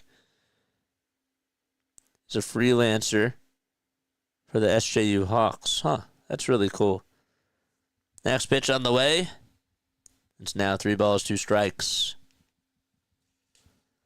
It might be on Amazon Prime. Huh, I'll have to check it out. 3-2 pitch, and there's a high bouncer hit over towards first base. First baseman has it and tags the bag, and the inning is over. Phillies go down 1-2-3. as we head to the bottom of the fifth. It's 12-0 Detroit. And by the way, we've been talking about TNT, and now this is the last year that they're doing NBA basketball.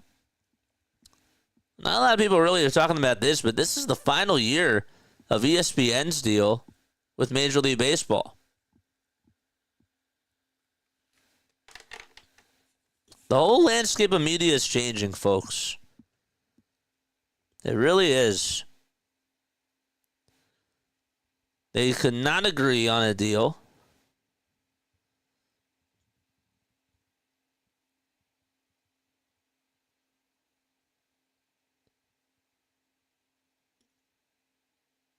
ESPN planned to exercise an opt-out clause to escape the final 3 seasons of its contract with Major League Baseball.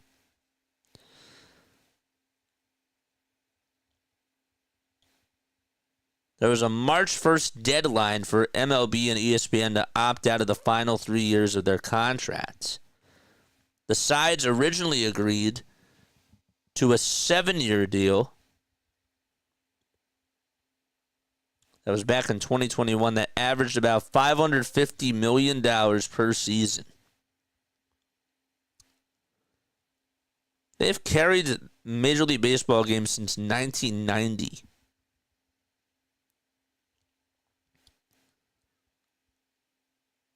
It's pretty insane.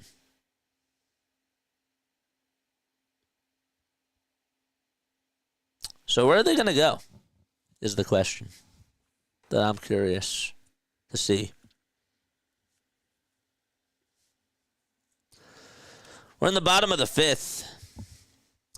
It's 12-0 Detroit. AJ Hinch is now being interviewed on the ESPN cast.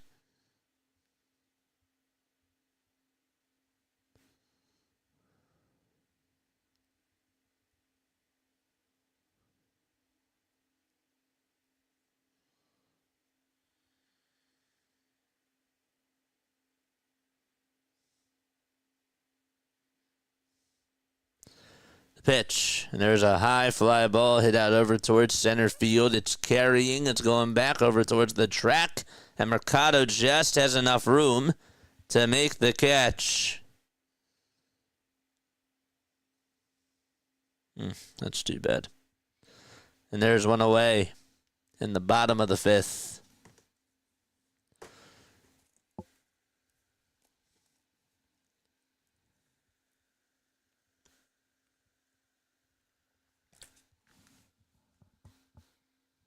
Guaranteed you'll love blue chips. I'm sure it's funny, man.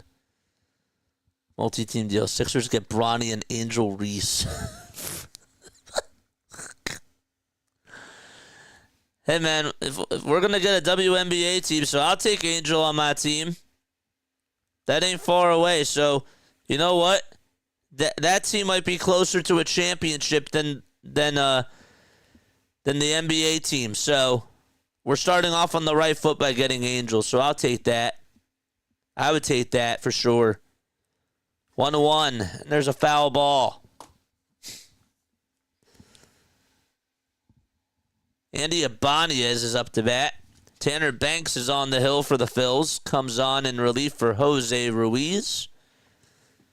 The 1-2 delivery to Ibanez, and that thing is ripped out over the right field. It'll drop in for a base hit. Rincones plays it on 2 hops. And another base hit for Detroit. That's now their 11th hit of the day. They've allowed 11 hits to the Tigers. And Ibanez will come on out of the game. He will have a pinch runner. Give him 3 hits and 4 at-bats, 2 runs scored, and 3 RBI as well.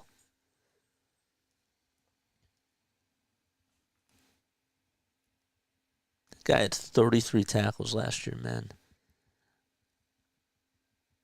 The pitch to Glaber, and he swings and misses at that pitch. It's a serious basketball movie with Nick Nolte as the coach. I still haven't seen Air yet. Have any of you seen Air? I know it's not like a basketball movie, and it's more so like about like the company, like and all that sort of stuff. But I've always wanted to watch that. I'm just curious if you guys have seen it. Toss back over to first, and the runner is safe.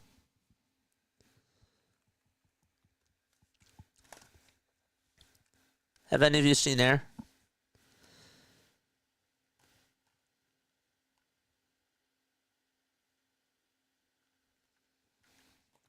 Oh, 2. That's taken for a ball.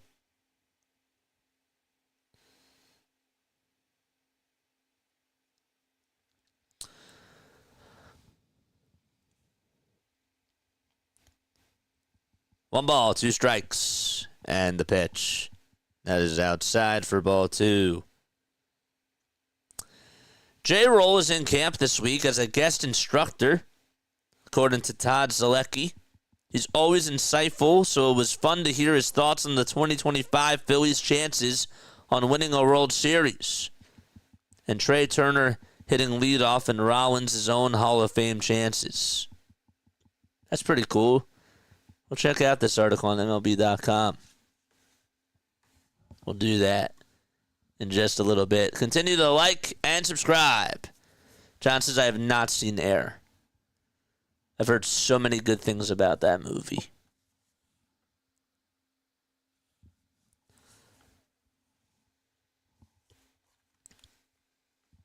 I like action.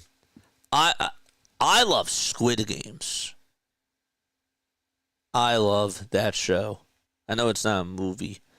That is such a great show, I think. 0-1 pitch. There's a ground ball hit over to second base. It's going to be a tough play, but the throw over to first in time. Nice play for the Phillies to get out of the inning. We played 5 frames, and we go to the top of the 6th. It's 12-0 Detroit. And Castellanos is going to be leading things off for the Phils. Okay. Just 3 hits today, guys. We're doing great stuff. I'm from North Carolina, where he played for the Tar Heels, so I'm oversaturated. Wait, J-Roll played for the Tar Heels? There's no way. I didn't know that. Jimmy Rollins, did he play for the Tar Heels?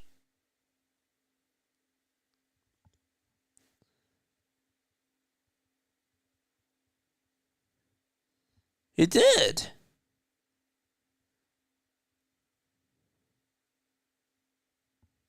Did he?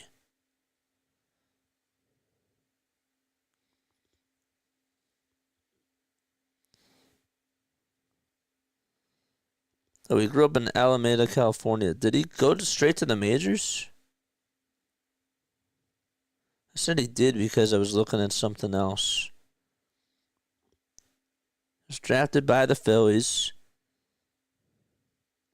Played football. Yeah, he was the top infielder in Northern California. No, MJ. Oh, I got you. Okay. MJ. Michael Jordan, sorry. I forgot. We're still talking about Air. Wait, hold up. Do you say error or air? Like, that's... Our language is so confusing. Imagine saying somebody made an error and airballed that 3. It's really weird. It's odd. I should become an English teacher. But no, I'm a broadcaster. Welcome aboard. If you guys don't know me, my name is Jason Joseph. This is Play by Play with JJ. I am a broadcaster from South Jersey. I do I do Phillies baseball on this channel. I do Sixers basketball on this channel, and I do the Eagles on this channel as well. But I also have a broadcasting background, which is really cool. Castellanos hits a rope over towards shortstop, and it's caught for out number 1. MJ and JJ, 2 goats. 2 goats go to a bar. You know the rest of the story.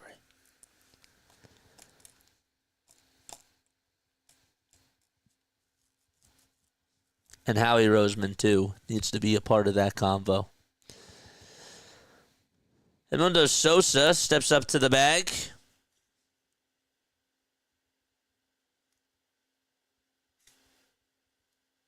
Hunter Green had 6 strikeouts today. Did good. 1 ball, no strikes. The pitch. That is taken for a strike.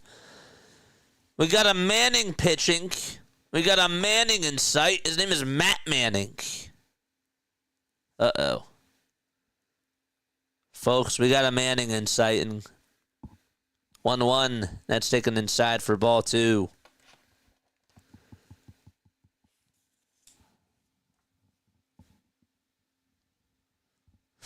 Recruited from jail. 2-1. That misses down and away for ball 3. Matt Manning last season in 6 games at a 4.82 ERA in 28 innings. Also had a strikeout rate of 19%. Sosa in the box in the top of the 6th is 12-0 Detroit. The 3-1, and that's high for ball 4. And Sosa gets on for a walk. That's the first walk that the Phillies have had today, I think. Or the second one, that is, actually. Excuse me. It's the first walk that I've recorded today because I stopped keeping score in the 4th inning. So, there you have it. Clemens will step up to the plate. And the first pitch he sees is down and in. Matt Manning.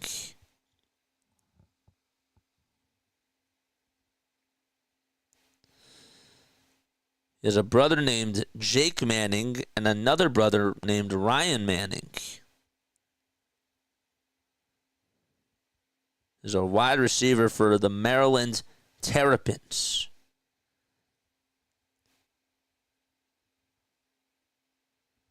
Two balls, no strikes. To Cody Clemens. The pitch. And there's a line drive base hit into center field. And stopping over at third now is Sosa. And that'll put runners at the corners. John says Dominique Wilkins went to my high school until they burned a cross in his yard. Unfortunately, it's a true story. Really? Really? That's wild. Huh.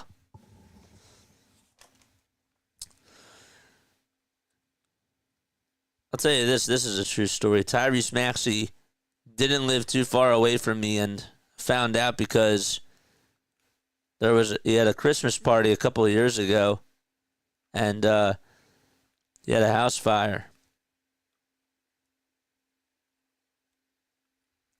That's really wild though. First pitch and that's taken for a strike.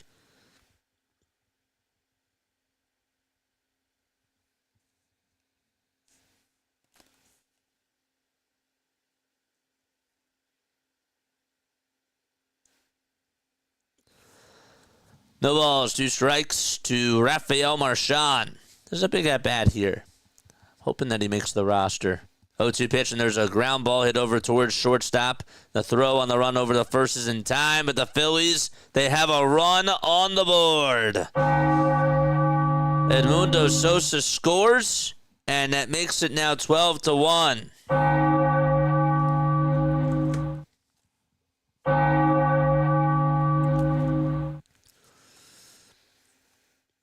So it is an RBI ground out over towards second base. Now up to bat is Buddy Kennedy. And he swings and misses at the first pitch that he sees.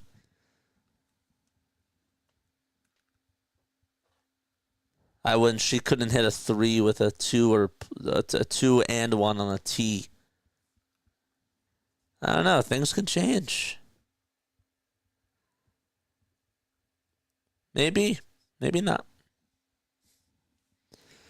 1 ball, 1 strike to Buddy Kennedy.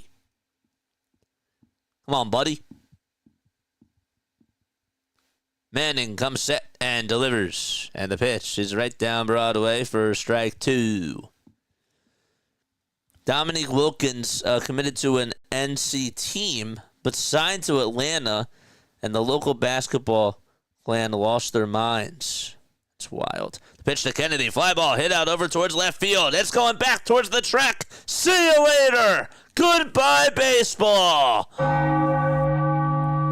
12-3 as Buddy Kennedy comes through. Ring that bell, baby.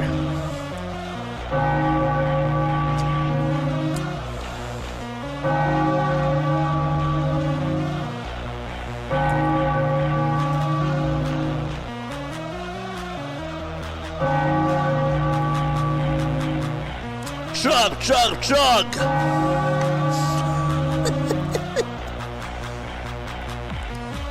Here comes Rodolfo Castro. And the pitch, swing and a miss. He's the bat boy, right? That is an Audio-Technica headset. Yes, it is. It is.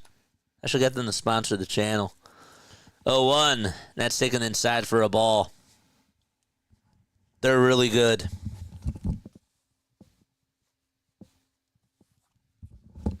Sorry, hair was itchy. Hair was itchy, and I had to take it off for a second, so I was like, let me try to give it a little close-up. They come in clutch, man. I've had this for 3. I've had this ever since the start. Ever since the start. 1-1 pitch, and then it's taken for ball 2. Had this ever since the start. 2-1 pitch, and there's a foul ball. I never understood why. Like, the microphones are nice, but you got to lean in to talk. Like, I want something that's omnidirectional or something that is just going to stay with me so I don't have to, worry about moving the mic, Now I'm always talking into the mic. The 2-2 pitch, and it's grounded over towards the mound. I thought maybe that it got a piece of Castro. It did not, but he was hobbling for a second. But regardless, it is a 12-3 game, and the Phillies got 3 runs on the board thanks to an RBI ground out by Rafael Marchand and a 2-run shot by Buddy Kennedy. Bottom of the 6th coming on up. I think Madonna used one. Oh my gosh.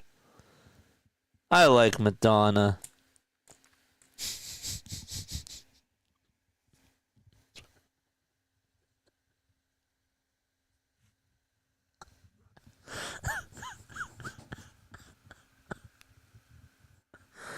I shouldn't even be laughing. I shouldn't even be laughing.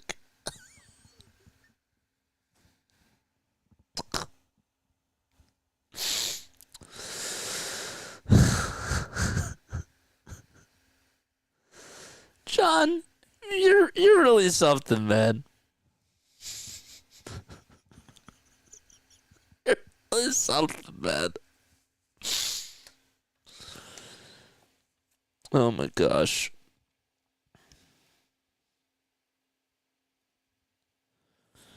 Dude, the Dodgers have Eddie Rosario. They don't even need Eddie Rosario. And yet he hits a home run for them. I don't even know if he's going to even make the major league team. Making you laugh is a highlight of my time with you, says John. Dude, you're insane.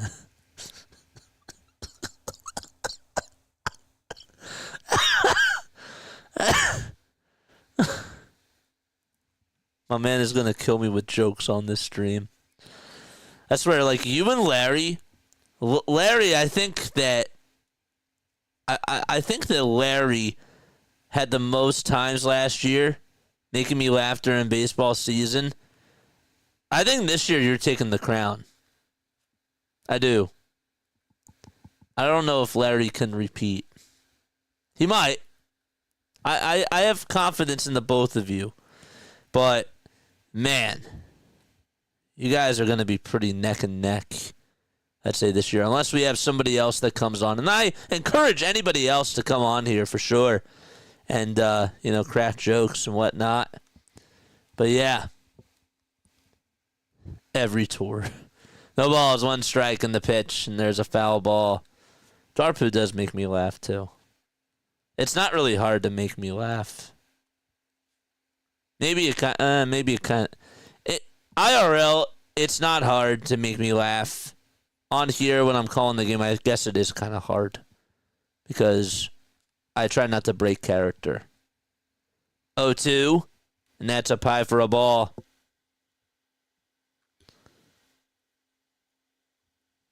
Zach McKinstry is coming up to bat. And the pitch, there's a broken background ball hit over towards the left side. Castro has to throw a strike to first, and he does. Zach McKinstry grounds out to his counterpart. And Castro does a good job at firing the trigger over to first. Well, you are trying to craft your craft. I thought you were going to say you're trying to craft your craft. You're trying to craft your craft. But no, it's true. It's true. I just made myself laugh there. Absolutely. But even, like, Tom McCarthy laughs and, like, other broadcasters laugh. I'm just saying, like, for comments, I guess it's harder because how many of the professionals have done it with comments? The people that are commenting, not commentators. Commentors. Another tongue twister in the English language. My gosh. Can't speak. I was thinking about upgrading to a Shure mic for the podcast. Shure mics are good. A good Shure mic is very, very professional. 2-1. That's high and away for ball 3.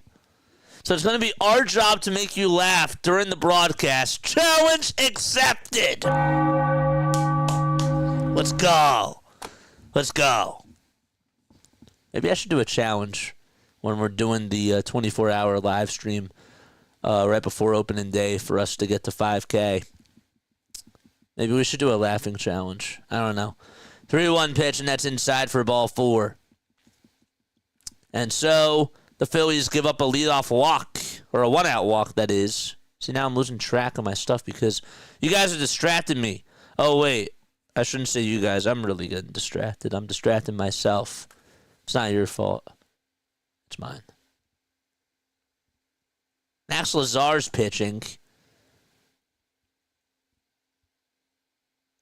I'm not a fan of Max Lazar. We have a new hitter. His name is Lorenzo. He's pinch hitting for Justin Henry Malloy. Lorenzo's hitting on the left side. He rests the bat on his back shoulder. Lazar kicks and delivers. And he throws a strike that's just below the knees. And Lorenzo says, let's challenge that. That looked a little bit low. That is a strike. Huh. Wow. 2 balls, 1 strike. And the pitch on the way, and that ball is smoked down the first base line. It's a fair ball. Gets underneath the glove of Cody Clemens, goes all the way over towards the corner. The runner from first will score, and it's now a 13-3 ball game. The Tigers saw that the Phillies responded, and Lorenzo comes away with an RBI triple and says, guess what? You guys got your 3 runs back. We aren't going to stop scoring runs.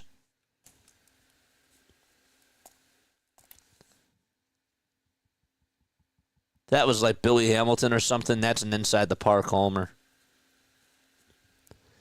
His name is Tyron Lorenzo. And now it's Lee who steps into the box. And he fouls off the first pitch. Lee will pinch hit for Colt Keith.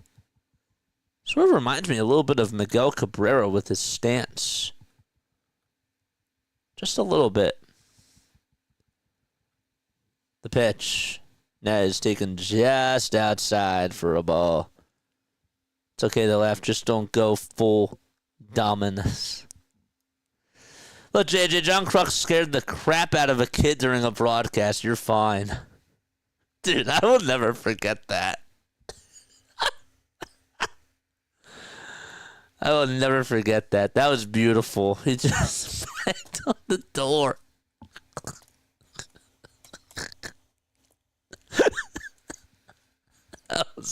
That was a classic. Did you listen to the Clemens interview inning? No, I don't listen to things when I'm in the middle of calling. Nah, I don't. I didn't get a chance to listen to it. I'm sure after the game. After the game, I probably will. Even though I'm going to be hungry after the game and I'm going to want food. We're in the bottom of the 6th. We've been on for 4 hours. Beautiful. Lee is up to bat. And the 1-2, that's down for ball 2. You have to go back and listen to it. Yeah, I will. Heyo Yu Lee. 22 years old from Taiwan. He's in the box.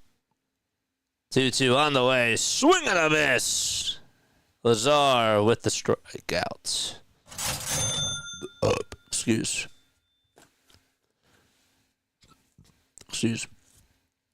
Somebody needs to keep track of how many times I burp on stream.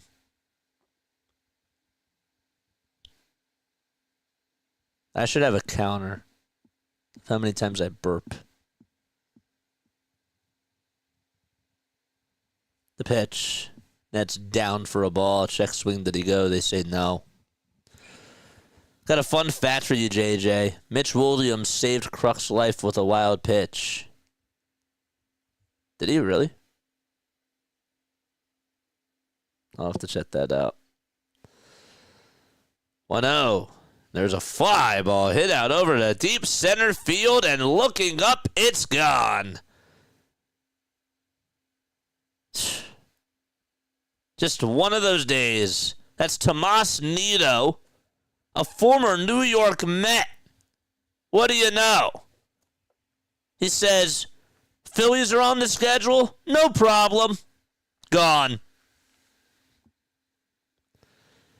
And Max Lazar knew it.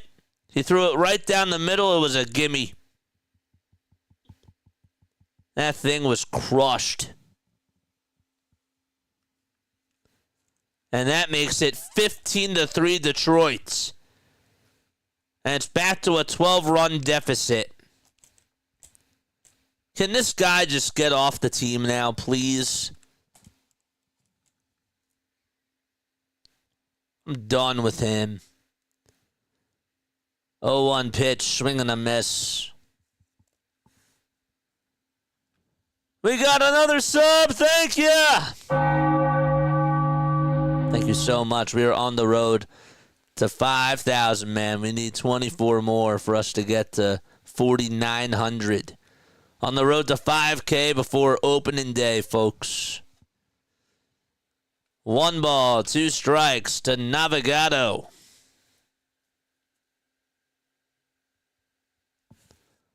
Who's pinch hitting for Jahmai Jones. The next pitch, outside for ball 2. Just got word that Tyrese Maxey is out for tomorrow's game against the Celtics. No surprise there. And Paul George and Justin Edwards are questionable. 2-2. And another pop-up foul ball behind home plate.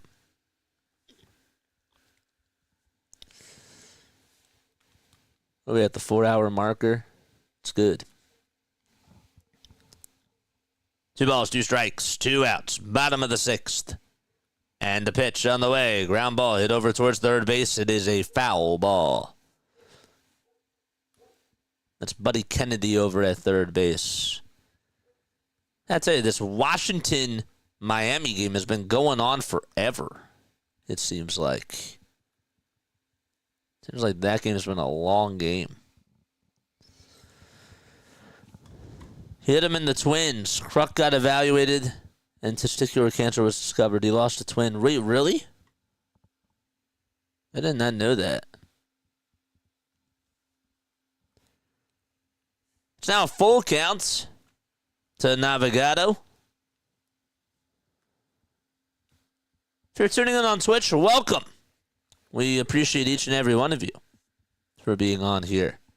Payoff pitch on the way, and there's a line drive back up the middle for a base hit, and Lazar allows another hit. And it is a 2-out single.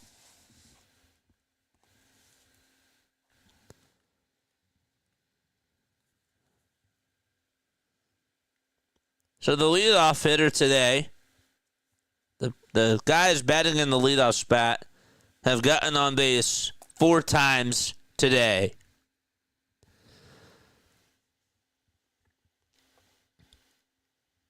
And that's going to be it for Lazar.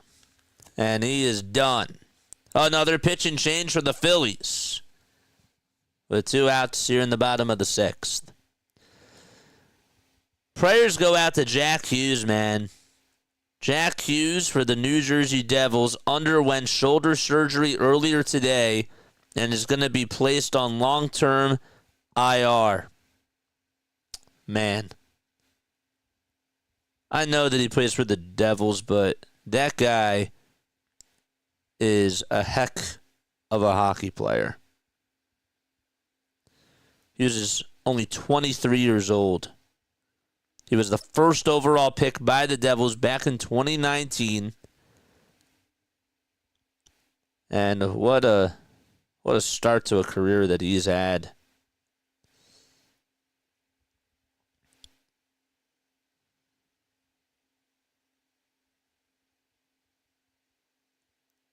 Selected to his first NHL All-Star game back in 2022. And the second one, of course, was last year, or 2 years ago.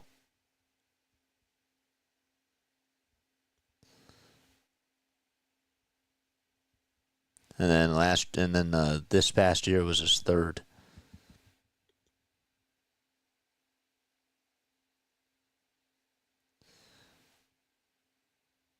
That wasn't just his first injury, though, either. Like, he had another, I think it was another upper body injury that he dealt with earlier in the year. If somebody wants to correct me. 15-3 is the score. Now it's Kredler who will step up to the plate. And he stares at ball 1. Is there a mercy rule for spring training?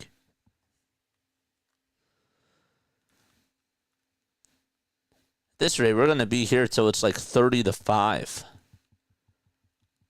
1-0 pitch. There's a swing and a miss. Pringan Peanut Boy, he has a great curveball. Got me smiling there. You didn't get me laughing, but you got me smiling. 1-1. There's a chopper that's foul towards the third base side.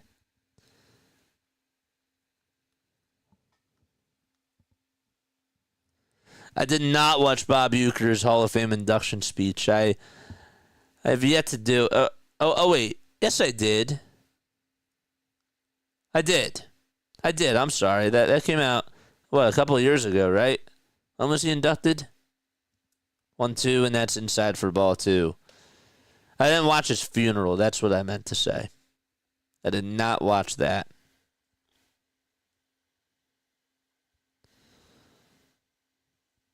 Two-two pitch, and the count is now full at 3-2. Hedgeka is pitching for the Phillies. That's Josh Hedgeka. I don't know if the J is silent. If somebody could double check that for me, I would appreciate it.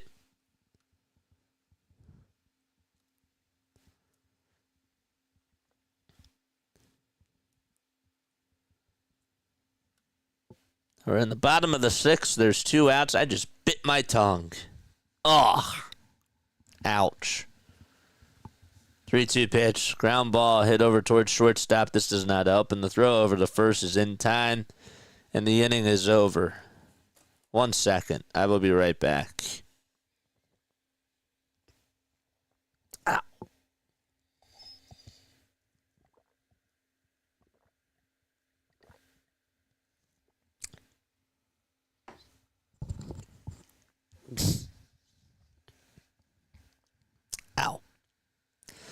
That hurt. That I've never done on stream before or during the game. Just bit my tongue as I talk. I've never done that before. Always something new, guys. We've made, 970-some videos? And I did how many calls before this for Rowan and for the Blue Rocks and Blue Coats? I don't know. But that's a lot. It's a lot of calls. It's like, 6 years? Ew. It's awful.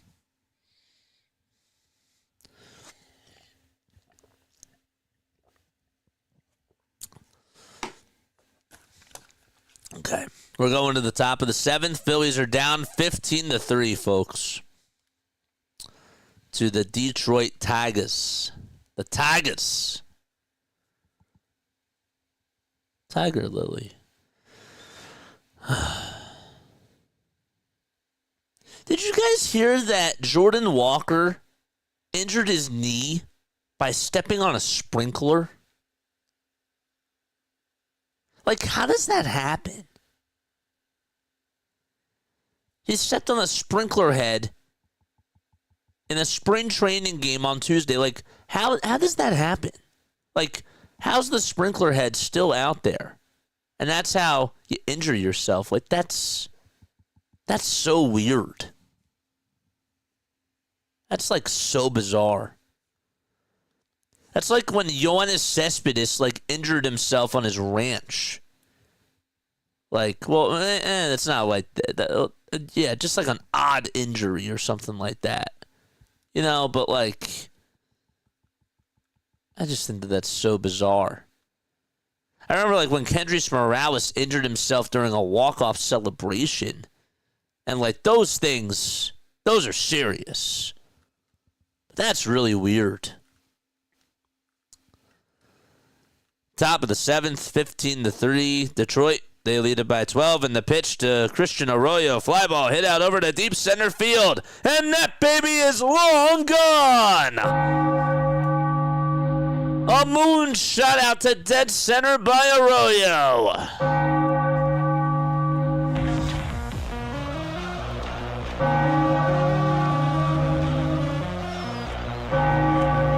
There we go.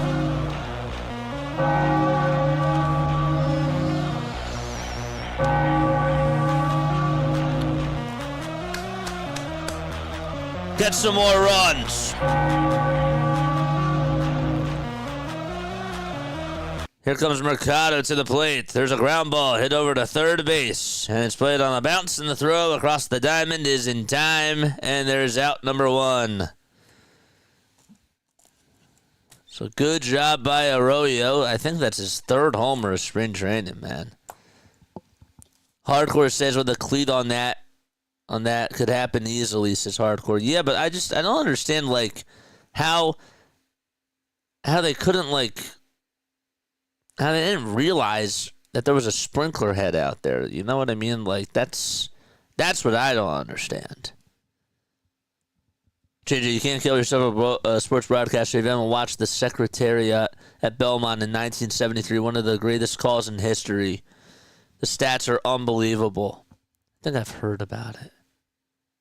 That I'll have to check out, too. You're giving me a lot of homework, which is good. I need homework.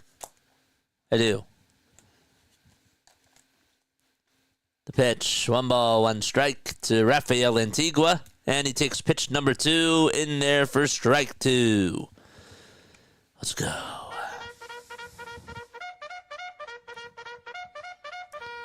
Charge! That was bad, but I don't care. 1-2 pitch. And that is inside for ball 2. Keep hitting that thumbs up button and subscribe to the channel as well. 2-2 delivery to Antigua, and he chops it foul as it goes out of play. 24 more subs for us to get to 4,900. It only takes 4 minutes. It's on YouTube. We will never see anything like it again. Oh no! Give me more stuff. I love educating myself. I really do. 2-2 pitch on the way. Strike 3 called, and Manning, who's still pitching, gets his first backwards K of the day. So after a ground out from Mercado, and a strikeout looking, and there's 2 gone. According to ESPN bets, the NL East odds for the Phillies are at 200, plus 200. And for the Braves, they're at plus what, 150? And for the Mets, they're at plus 200. Do we like that? I don't like that for the Phillies. 1-0 pitch, and that's taken inside for ball 2. I feel like ESPN bet has to be lying to us.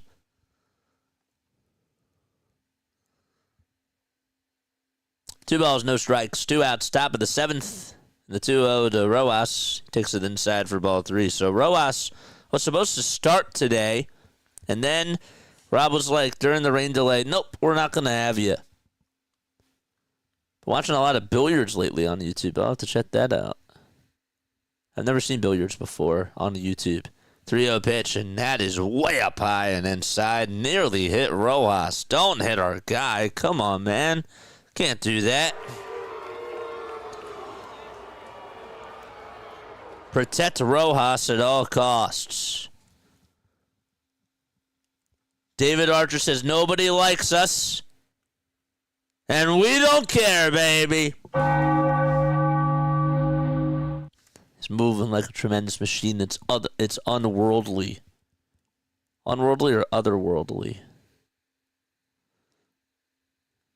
I'll have to. I think he meant to say otherworldly.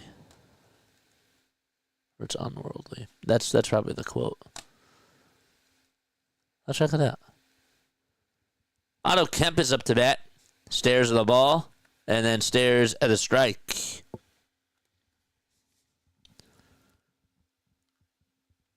Your boy CeeLo for races on Sundays. Yes, I know. But billiards, I'll have to check that out. Interesting. The 1-1 pitch on the way. Swing and a miss to Otto Kemp. Dodgers are playing the Angels right now. It's 5-3 LA, meaning the Dodgers. 5-3 LA. Am I really... What am I doing? Am I really on something? 2 balls, 2 strikes to Otto Kemp. 37 pitches for Manning. 15-4 Detroit. And the 2-2 delivery just misses outside. And the count is now full.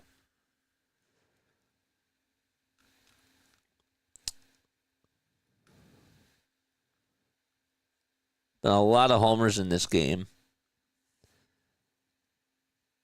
The 3-2 pitch on the way, swing and a miss. And Otto Kemp strikes out, and the inning is over. Phillies get a run back on a solo home run by Christian Arroyo.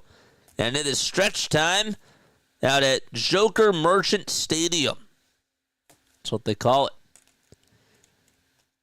In Lakewood, Florida. Okay. So, we're going to the bottom of the 7th.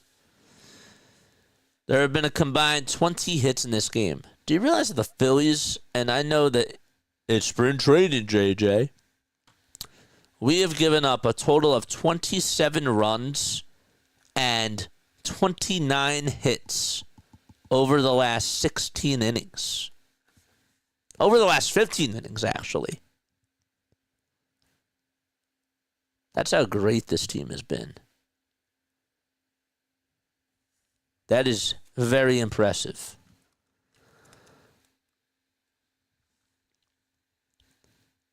Let's take a look at some Major League scoreboards right now. Hit the thumbs up button, guys, if you are new to the channel. My name is Jason Joseph. This is Play-by-Play with JJ. We go on for Phillies, Sixers, and Eagles games on this channel. We are on the road to 5K for opening day.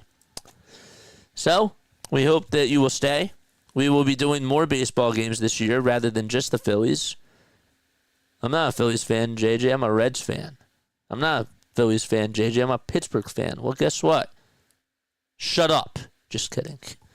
But anyhow, subscribe to my channel because we will be doing some Sunday Night Baseball, and we do a very, very good job, I think, at doing play-by-play. I'm very sassy today. I kind of like being sassy. I realize when I show more of my character, I'm kind of funny. I can't lie. We're taking a look at out-of-town scores. It is 7-3 Pittsburgh. They lead it by 4 against the Jays in the top of the 8th. The Brewers have a 3-2 lead against the White Sox in the bottom of the 7th. The Phillies are getting outclassed by the Detroit Tigers 15-4. Rangers have a 5-1 lead as they go to the bottom of the 6th against Cincinnati. White Sox are getting shut out by the Brewers. It's 2-0 in the top of the 7th. Rockies have a 2-0 advantage against the San Diego Padres. And then we got a 5-3 Dodgers lead against the Angels. And the Giants are up 7-5 against Arizona. First pitch on the way in the bottom of the 7th, and the pitch, and that's taken for a ball. The second pitch on the way, and that is taken at the kneecaps for strike 1. Is this Alvarado pitching? That's not Alvarado. What am I saying? Why did I think it was Alvarado? The pitch, and there is a fly ball hit out over to center field, and on the run to get down on one knee and catch it is Mercado, or Matt Kroon, that is, for out number 1. He didn't think about sliding. He didn't know what to do, and he just got onto one knee. And I was surprised that he actually was able to make it look kind of clean. You got to make a split decision there. You're either going to slide or not, and he just got down on one knee, and it worked. On the bottom of the 7th, there's a high bouncer hit over towards second base. Second baseman has it, throws across the diamond, and there's 2 up, 2 down. Still think you should wear the roster rally wig. Devin Sweet is pitching. He's gone 8 2/3 of an inning. He got hit on a comebacker in his first spring training game in his lower back. And he is okay. Or else he wouldn't be pitching.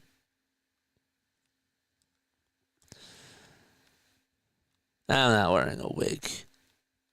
Honestly, I have trouble sometimes wearing my baseball hat. Or just my hat in general because I'm sweating on here. I'm not like trying to be graphical, but like that bothers me. So a wig probably would feel worse. 1-0 pitch, and that's taken outside for ball 2. 2 balls, no strikes, 45 likes. We've been on here for 4 hours. 4 hours and 20 minutes to be exact. Let's get those thumbs up buttons activated. 2-0 pitch, and there's a called strike at the knees to Zach McKinstry.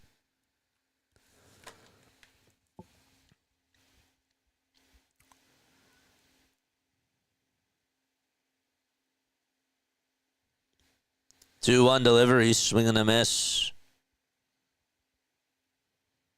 Big play Slay on Zach Bond. Yes, sir. Worth every penny.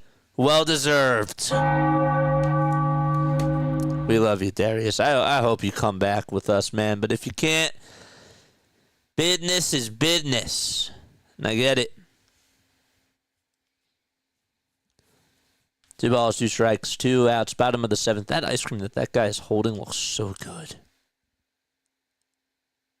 But I shouldn't eat ice cream. I should eat a meal. 2-2 pitch. That's taken outside for ball 3.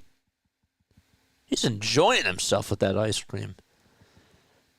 Dude, there's nothing better than going to the ballpark and getting ice cream in the helmet. Oh, it's so good. 3-2.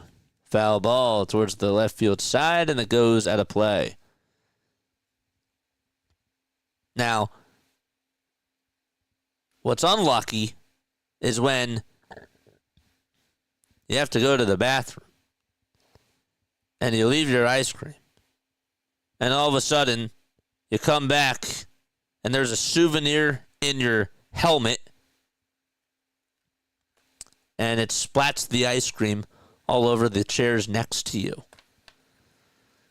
where other people were sitting. 3 balls, 2 strikes, and the next pitch, and there's a line drive foul ball. Out of all spots to hit a foul ball, it just goes right there.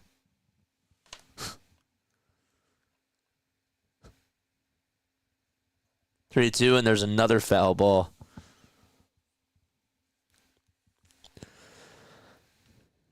Last time the Tigers made the playoffs before last season was back in 2014.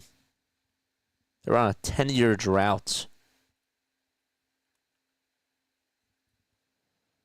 3-2 pitch, and that thing is skied out over towards left center field. It is carrying. Kroon goes back, and he makes the catch and slams into the wall and lands flat on his back. Hopefully he's all right, but what an excellent catch by Matt Kroon. That's one for the highlights. I mean, he tracked that thing down and did an excellent job leaning over the shoulder, and he collided into that wall. Antigua, the left fielder, is out there to check up on him as he rolled over, and they just go into a break. What a ridiculous catch that was. Holy cow. Oh, that mac and cheese looks so good. That's going to make my stomach growl. What's going on, Ron? Jess. I think that she goes by Jess. Oof. Let's hope he's all right, because that was a insane catch. It's going to be on ESPN today.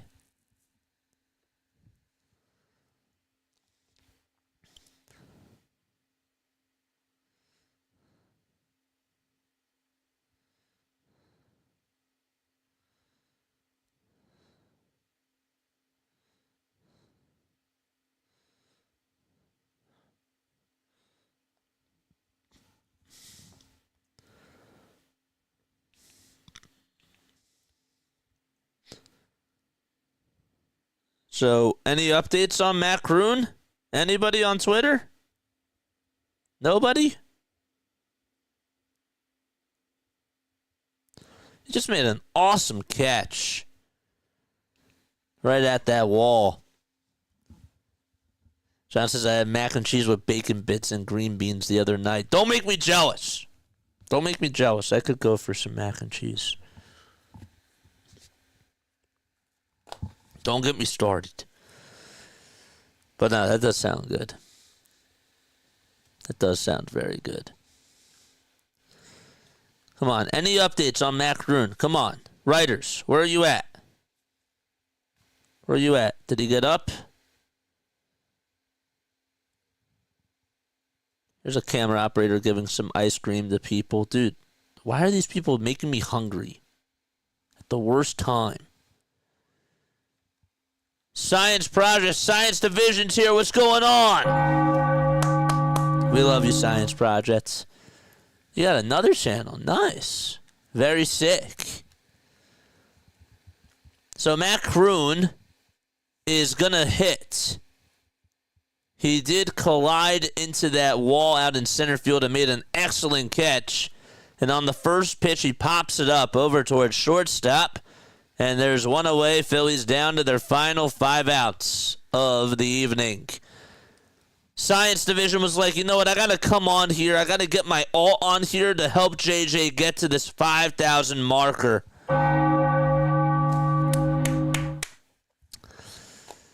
Love it. Appreciate you, man. I do. Holton is going to pitch. And the pitch. And that's taken for a strike. I had a friend named Holton. That catch by Matt Kroon, I'm just telling you, that was probably one of the best catches I've seen in spring training so far. The way that he tracked it down, turned over the shoulder, I'd say this guy deserves a shot.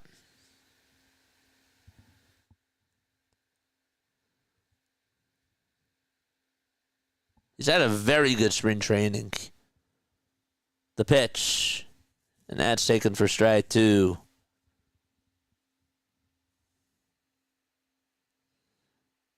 1-2 pitch on the way. Swing and a miss. Dave Martini was up to bat. And he strikes out swinging against Holton. It's Tyler Holton, 28 years old, from Tallahassee, Florida. Pitched for the Tigers last year. Had them at a 7-2 record. Started in 9 games. Appeared in 66 games.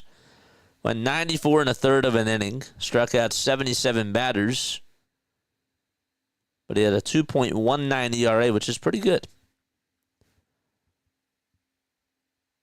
Henry is up to bat. He's the backup catcher in tonight's game. And the 1-0 delivery. Swing and a miss again.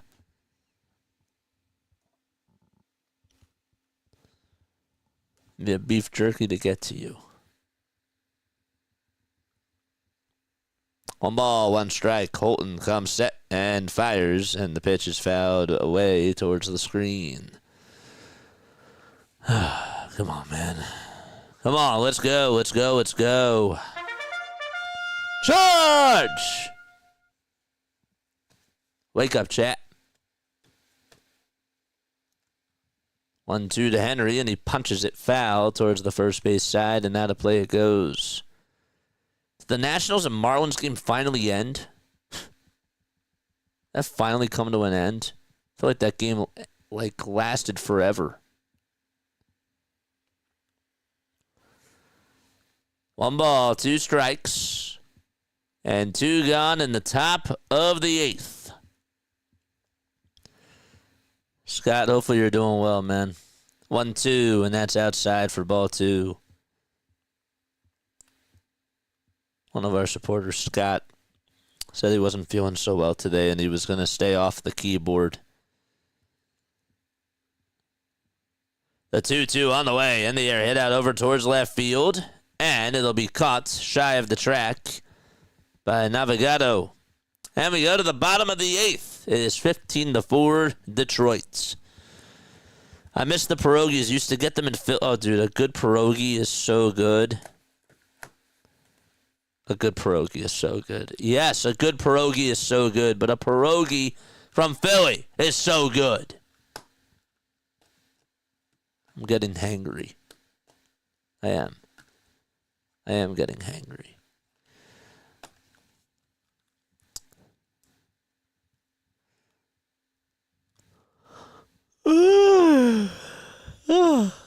Sorry. Had to let that out. We went live at 12:30. We're going to get to the 5-hour marker. This is beautiful.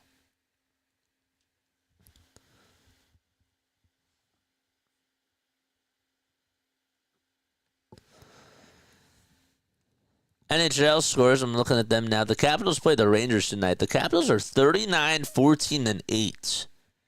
The Rangers have been getting really hot. 31-26-4 is their record. The Senators, Ottawa Senators, are out in Chicago taking on the Blackhawks at the United Center. They share that with the Bulls. That game will be at 7:30.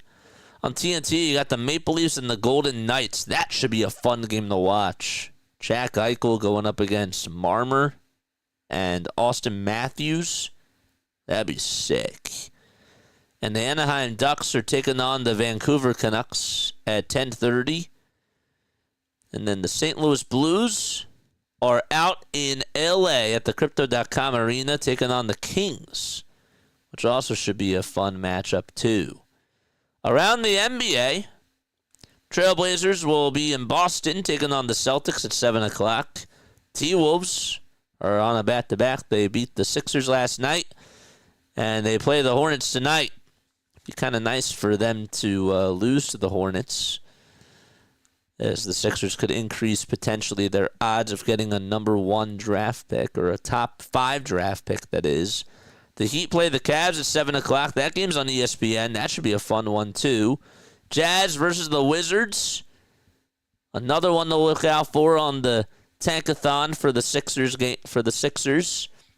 Then at 8 o'clock, it'll be Dallas versus Milwaukee at 8 o'clock p.m. Eastern Time. Then at 9 o'clock, the Kings play the Nuggets. At 9:30, the Thunder play Memphis. And at 10:30, the Pistons are on in Inglewood, taking on the Clippers. Kwas is pitching versus Jung. And the first pitch is taken for a ball. The second pitch is also taken for a ball. They actually challenged the first pitch. It was originally called a strike.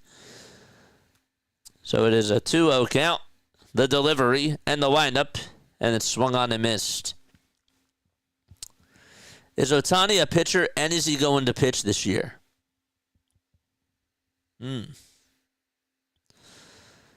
Ohtani is a player who can hit and pitch, I would say. I wouldn't just call him a pitcher. I would just call him a two-way player. That's what I would call him. The 2-2, and there's a foul ball. And he is going to pitch. Yes. I would call him a two-way player. That's what I would call him. I wouldn't call him a pitcher.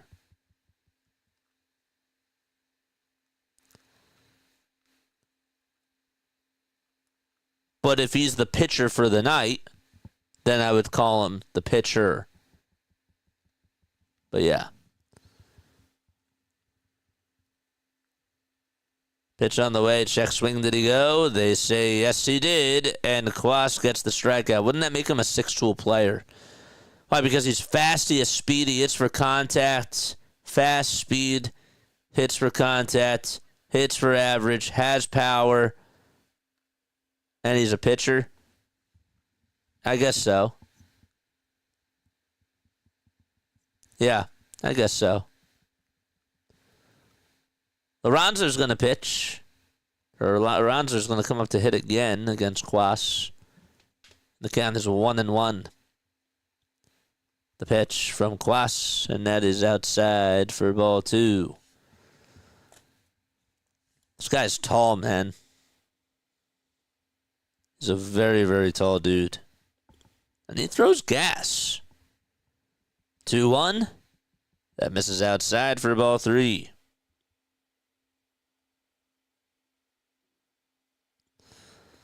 He's 30 years old. He has a sidearm release. 3-1. And Lorenzo gets on top of a pitch and bounces it over to second. The throw on the run over to first is in time for out number 2. Those cleats look so sick. They're patriotic. They got the flag stripes on the inside. Dude, those are sick cleats.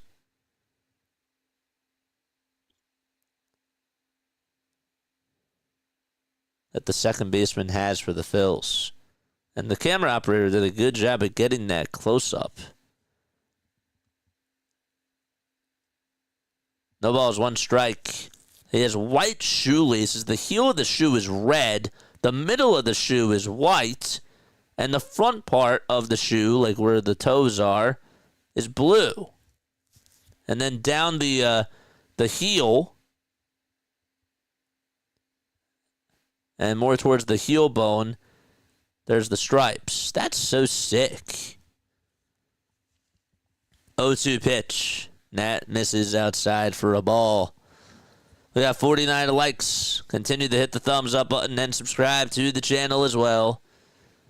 1-2 delivery, and that thing is smoked out to deep left center field. Forget about it. It's off the top of the wall. And I think that should be ruled as a home run, right? He's over at second base. That thing was a rocket. Hit out over to left center.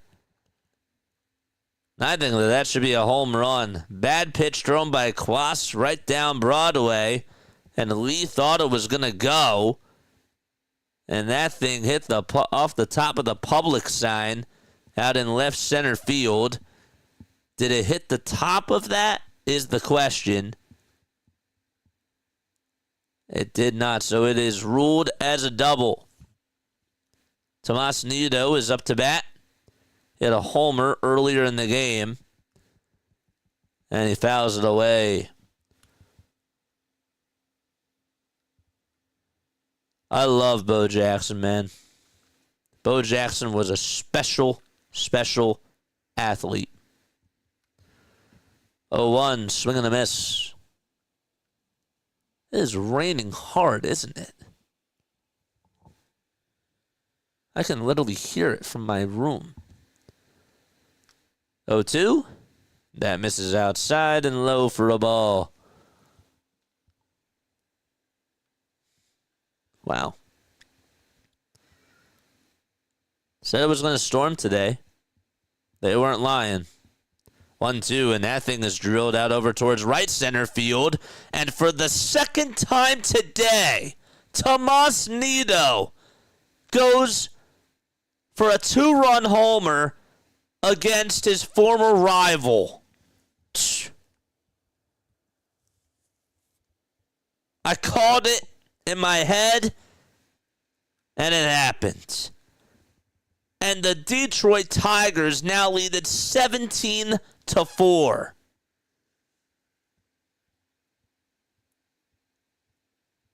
Good night from Nido.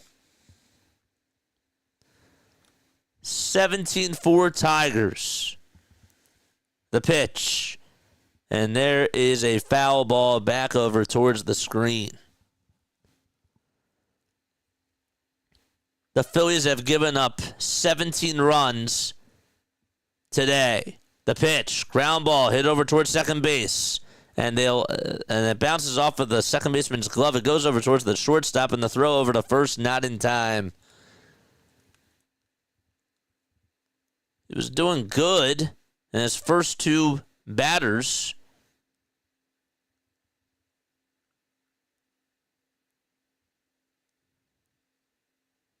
Second baseman was off balance, couldn't even make the throw over to first, so he sort of underhand threw it over towards the shortstop and was like, you do it.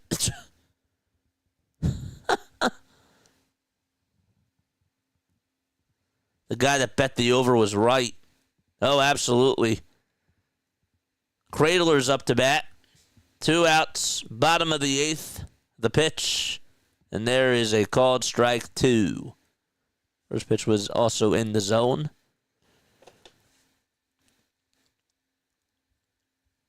No balls, 2 strikes. The windup and the pitch. Just outside for ball 1. Not a long post-game show today. Nothing really to say. Really. 1-2 pitch. And there's a foul ball back over towards the screen.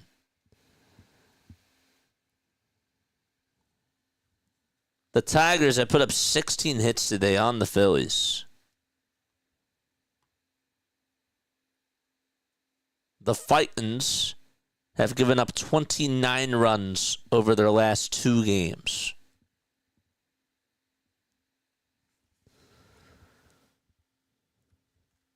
What a nice way to start off my day. Coffee, a cigar, JJ, and a ball game. An ass whooping.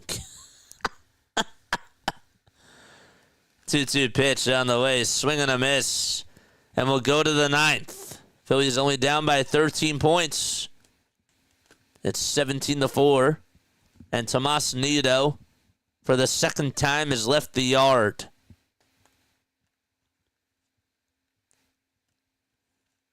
Just a former Met spitting in your eye 2 times today, man.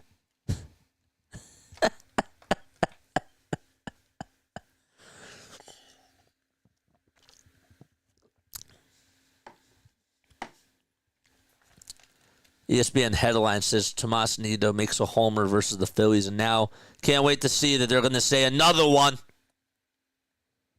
Another one!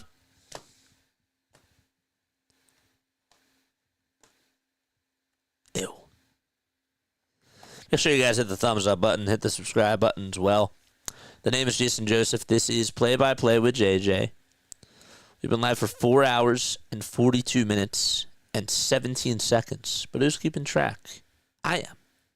Because I want to get to that 5-hour mark. Not a long post-game show today. We were going to do one, but, other things sort of came up.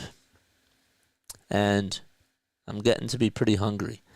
During the regular season, that's not going to happen. When we're in a rain delay and we're going to do a post and we're in full production mode, there are no breaks.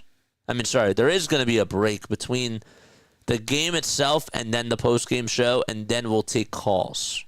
That's how it's going to roll. We're just not doing any calls yet because I don't want to just, first and foremost, are we really buying a lot of stock into the Phillies right now? Because it's spring training? Not really. I know that Max came on earlier and was like, do you guys care about this? And I said, yeah, we do. But do we really? Do we really care about this, guys? There's things that I care about. There's things that I want to look out for, like certain guys that are going to make the roster. But does it really matter that Zach Wheeler doesn't look good in his last outing? Not really. I expect Zach Wheeler to be great. Yesterday I had steak and eggs and then pizza. Yankees better watch out for Detroit. I know.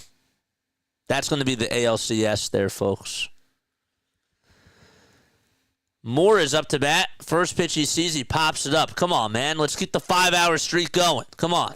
We need 15 more minutes. 6 more runs, man. 6 more runs. And again, I'll do a short post-game show, but I'm not trying to go on for 15 minutes. Come on, man. 0-1 pitch. Swinging a fly ball hit out over towards right field. Drop. Okay, it does. There's a base hit.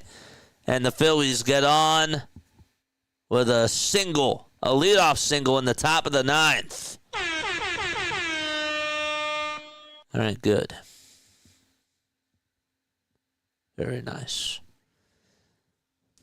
Yesterday I had steak and eggs and then pizza. Jay just starts yelling, yo, Mom, the meatloaf. Hey, yo, Mom, the meatloaf. No, I'm kidding. The pitch.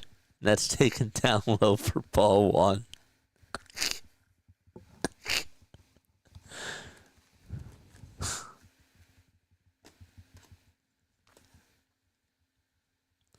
One ball, no strikes. The pitch, foul ball.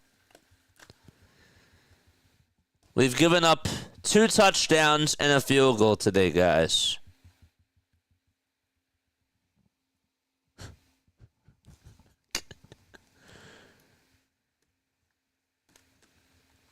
Used to play this game called Toontown. I don't know if you guys know or have ever heard of that. 1-1 pitch, and that's taken down low for ball 2. But I used to get on Discord calls with, friends that were playing the game, when I was in college. And this guy, I swear, I don't know, what his relationship was with his mother.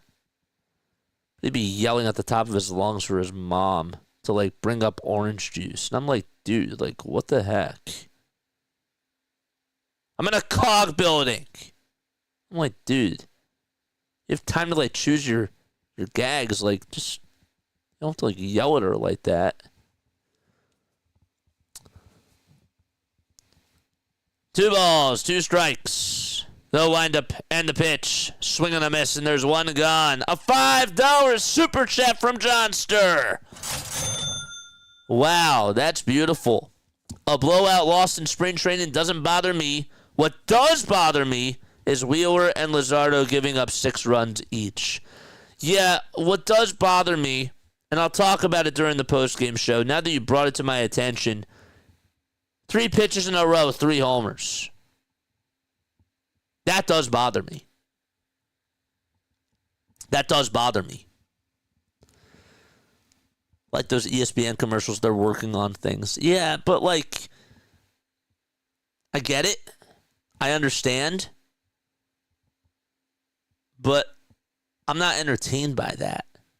I was entertained with what he did in the first outing in 2 innings, but this was that was atrocious.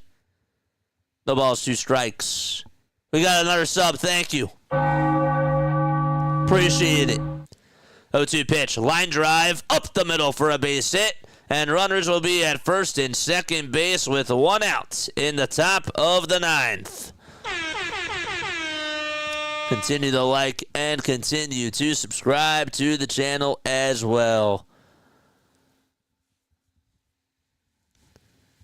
Did a good job at getting a piece of it. Oh, by the way, Mekhi Becton still has to sign. Still has to sign, or else I can't get off. It's hard to ramp up for a spring league, honestly. There's times to do it. Like, if you have, like, Paul Skeens or whatever, like, pitching in a spring training game, and he hasn't made the big leagues yet, but, like, he's been, like, the big talk, then that's something to get hyped for. 1 ball, no strikes, and the pitch, swing and a miss. But I get what you're saying. As a team, not really. Like, for football, I know that they just play like their third string guys, but there's still juice to it because it's a football game. 1-1 pitch, still Antigua, and that misses outside for ball 2. Sorry for the food references. I forgot it's Ramadan and you're probably fasting. No, that's not why.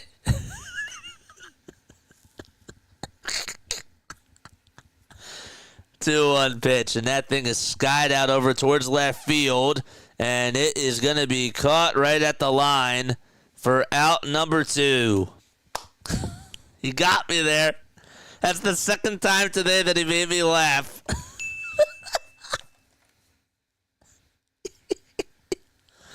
Larry, you have competition.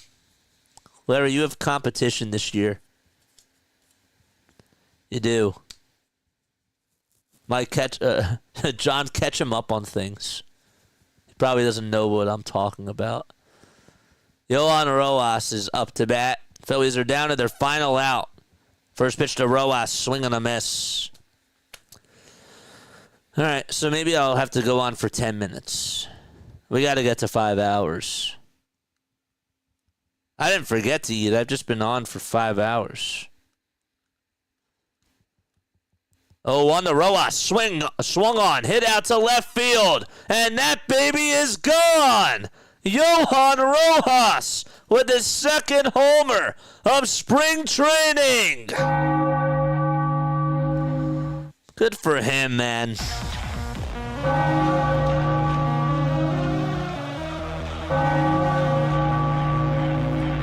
Let's go, Rojas.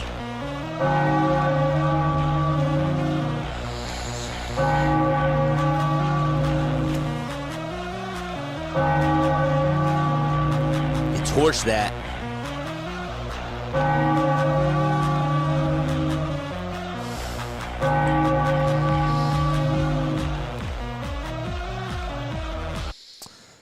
Seventeen to 7. Phillies still down to their final out, and it's Otto Kemp who comes up. And the first pitch he sees is down for a ball. So we saw Matt Kroon make a ridiculous catch out in center field. And we just saw Yohan Rojas with a 3-run shot out to left. 1 ball, no strikes to Otto Kemp. And the pitch on the way, it's popped up. And it's a foul ball behind the first base side. Different type of competition. Well, I mean, hey, I'll take Rojas hitting a home run. I will take Rojas hitting a home run. Like, that is a positive. Like, he's hitting the ball better. I see it. I definitely see that. That's good. 1-1. That's down for ball 2. Again, thank you to our super chatters. We got BW and Johnster. Sick. 2 balls, 1 strike, and the next pitch, and that's taken outside for ball 3. Need 22 more subs to get us to 4,900. 3-1 pitch, and there's a rocket hit out to left field. It's a foul ball. Prieski still pitching for Detroit. The Phillies down to their final strike.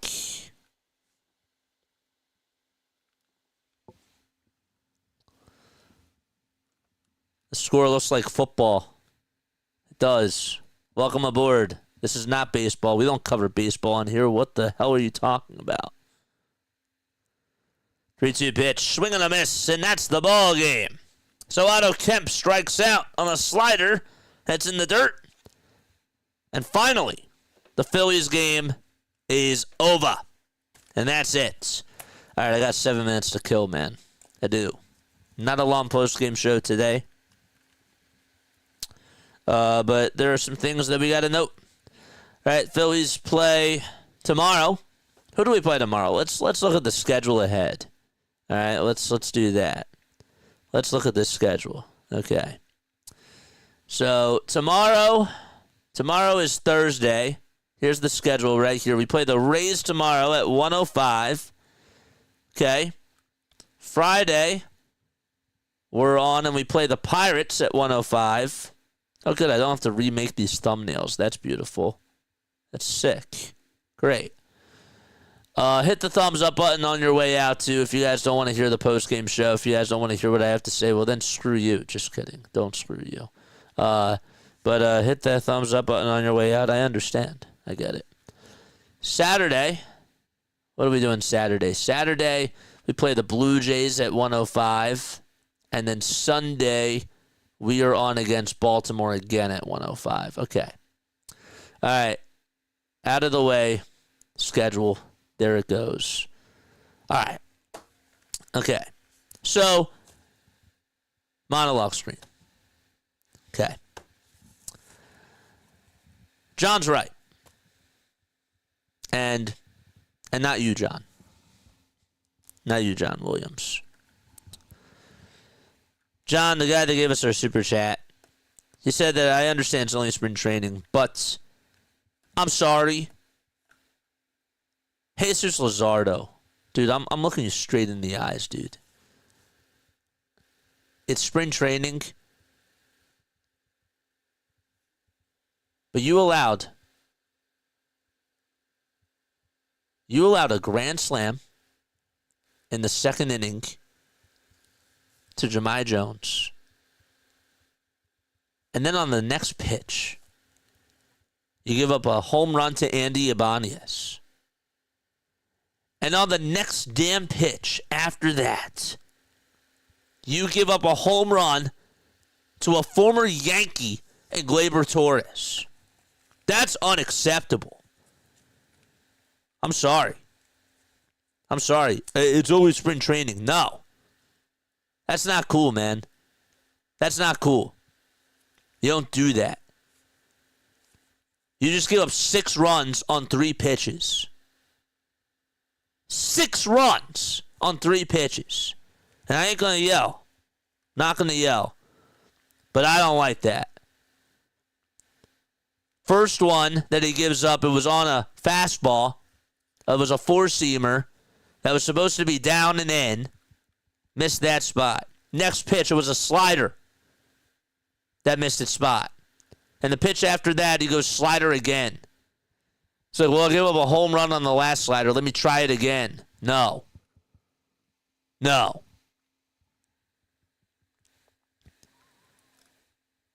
And, bro, can we stop with the Max Lazar experience? How much do they need to see from Max Lazar? He just can't pitch. Him and Michael Mercado, I'm so done with the both of them. Now's the time for them to show up, but they see, that's the thing. Is like, if we're going to be giving these guys opportunities when we know that they're bad, can we just give, like, Mick Abel a chance? Or whoever it is? Like, somebody else deserves a chance. These guys have proven to you that they are just terrible pitchers. They're so bad. They're so bad that Tomas Nido a former Met, Tomas Nido, hits 2 homers today. Ugh. Ay, ay. They gave you balls on a silver platter, dude. And Edmundo Sosa, my guy, that first inning was dreadful. I'm going to swing at 2 pitches in a row that are off the plate, that are 2 feet off the plate, and then I'll take the fastball, and then I'm going to swing at the next pitch that's off the plate. It's a curveball. Larry, remember when we were talking about strategy the other day, and you and Mike were going at it, and you were telling Mike, well, that's a genius move to just throw off-speed pitches? That is such a genius move. That's what happened in that at-bat today. And Reese Olson, people want to look at the stat line. 2 innings, 4 strikeouts, like he did great. No.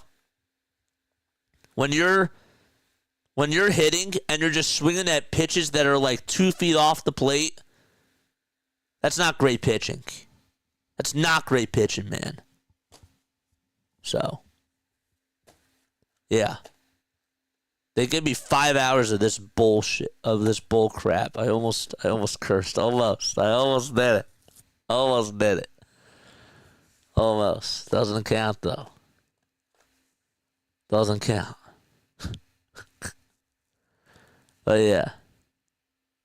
That's not cool, man. Jesus Luzardo's ERA is at a 13.5. Rincones today, not too much. Rojas, good swing. I'm happy with what I've seen from Yohan Rojas.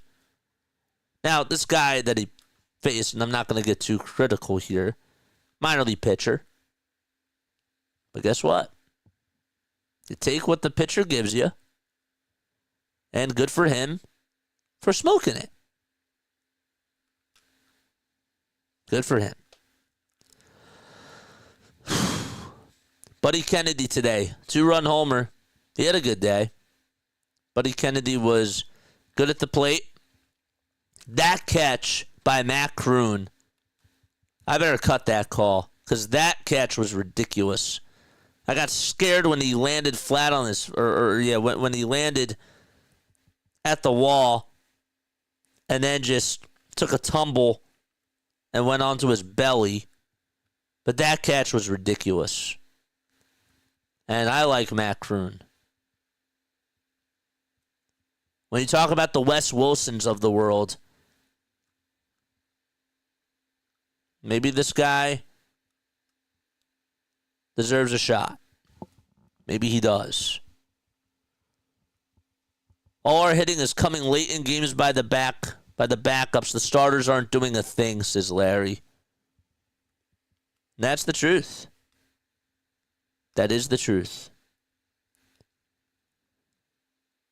Andy Abani has 3 hits. Riley Green, 0 for 3 with a sac fly. Javi Baez, a home run, right? Didn't he homer today? No. He had a hit and 2 RBI. Carpenter, 1 hit. Malloy, 1 hit, 2 runs scored. That guy's fast, too. But, yeah. It's wild.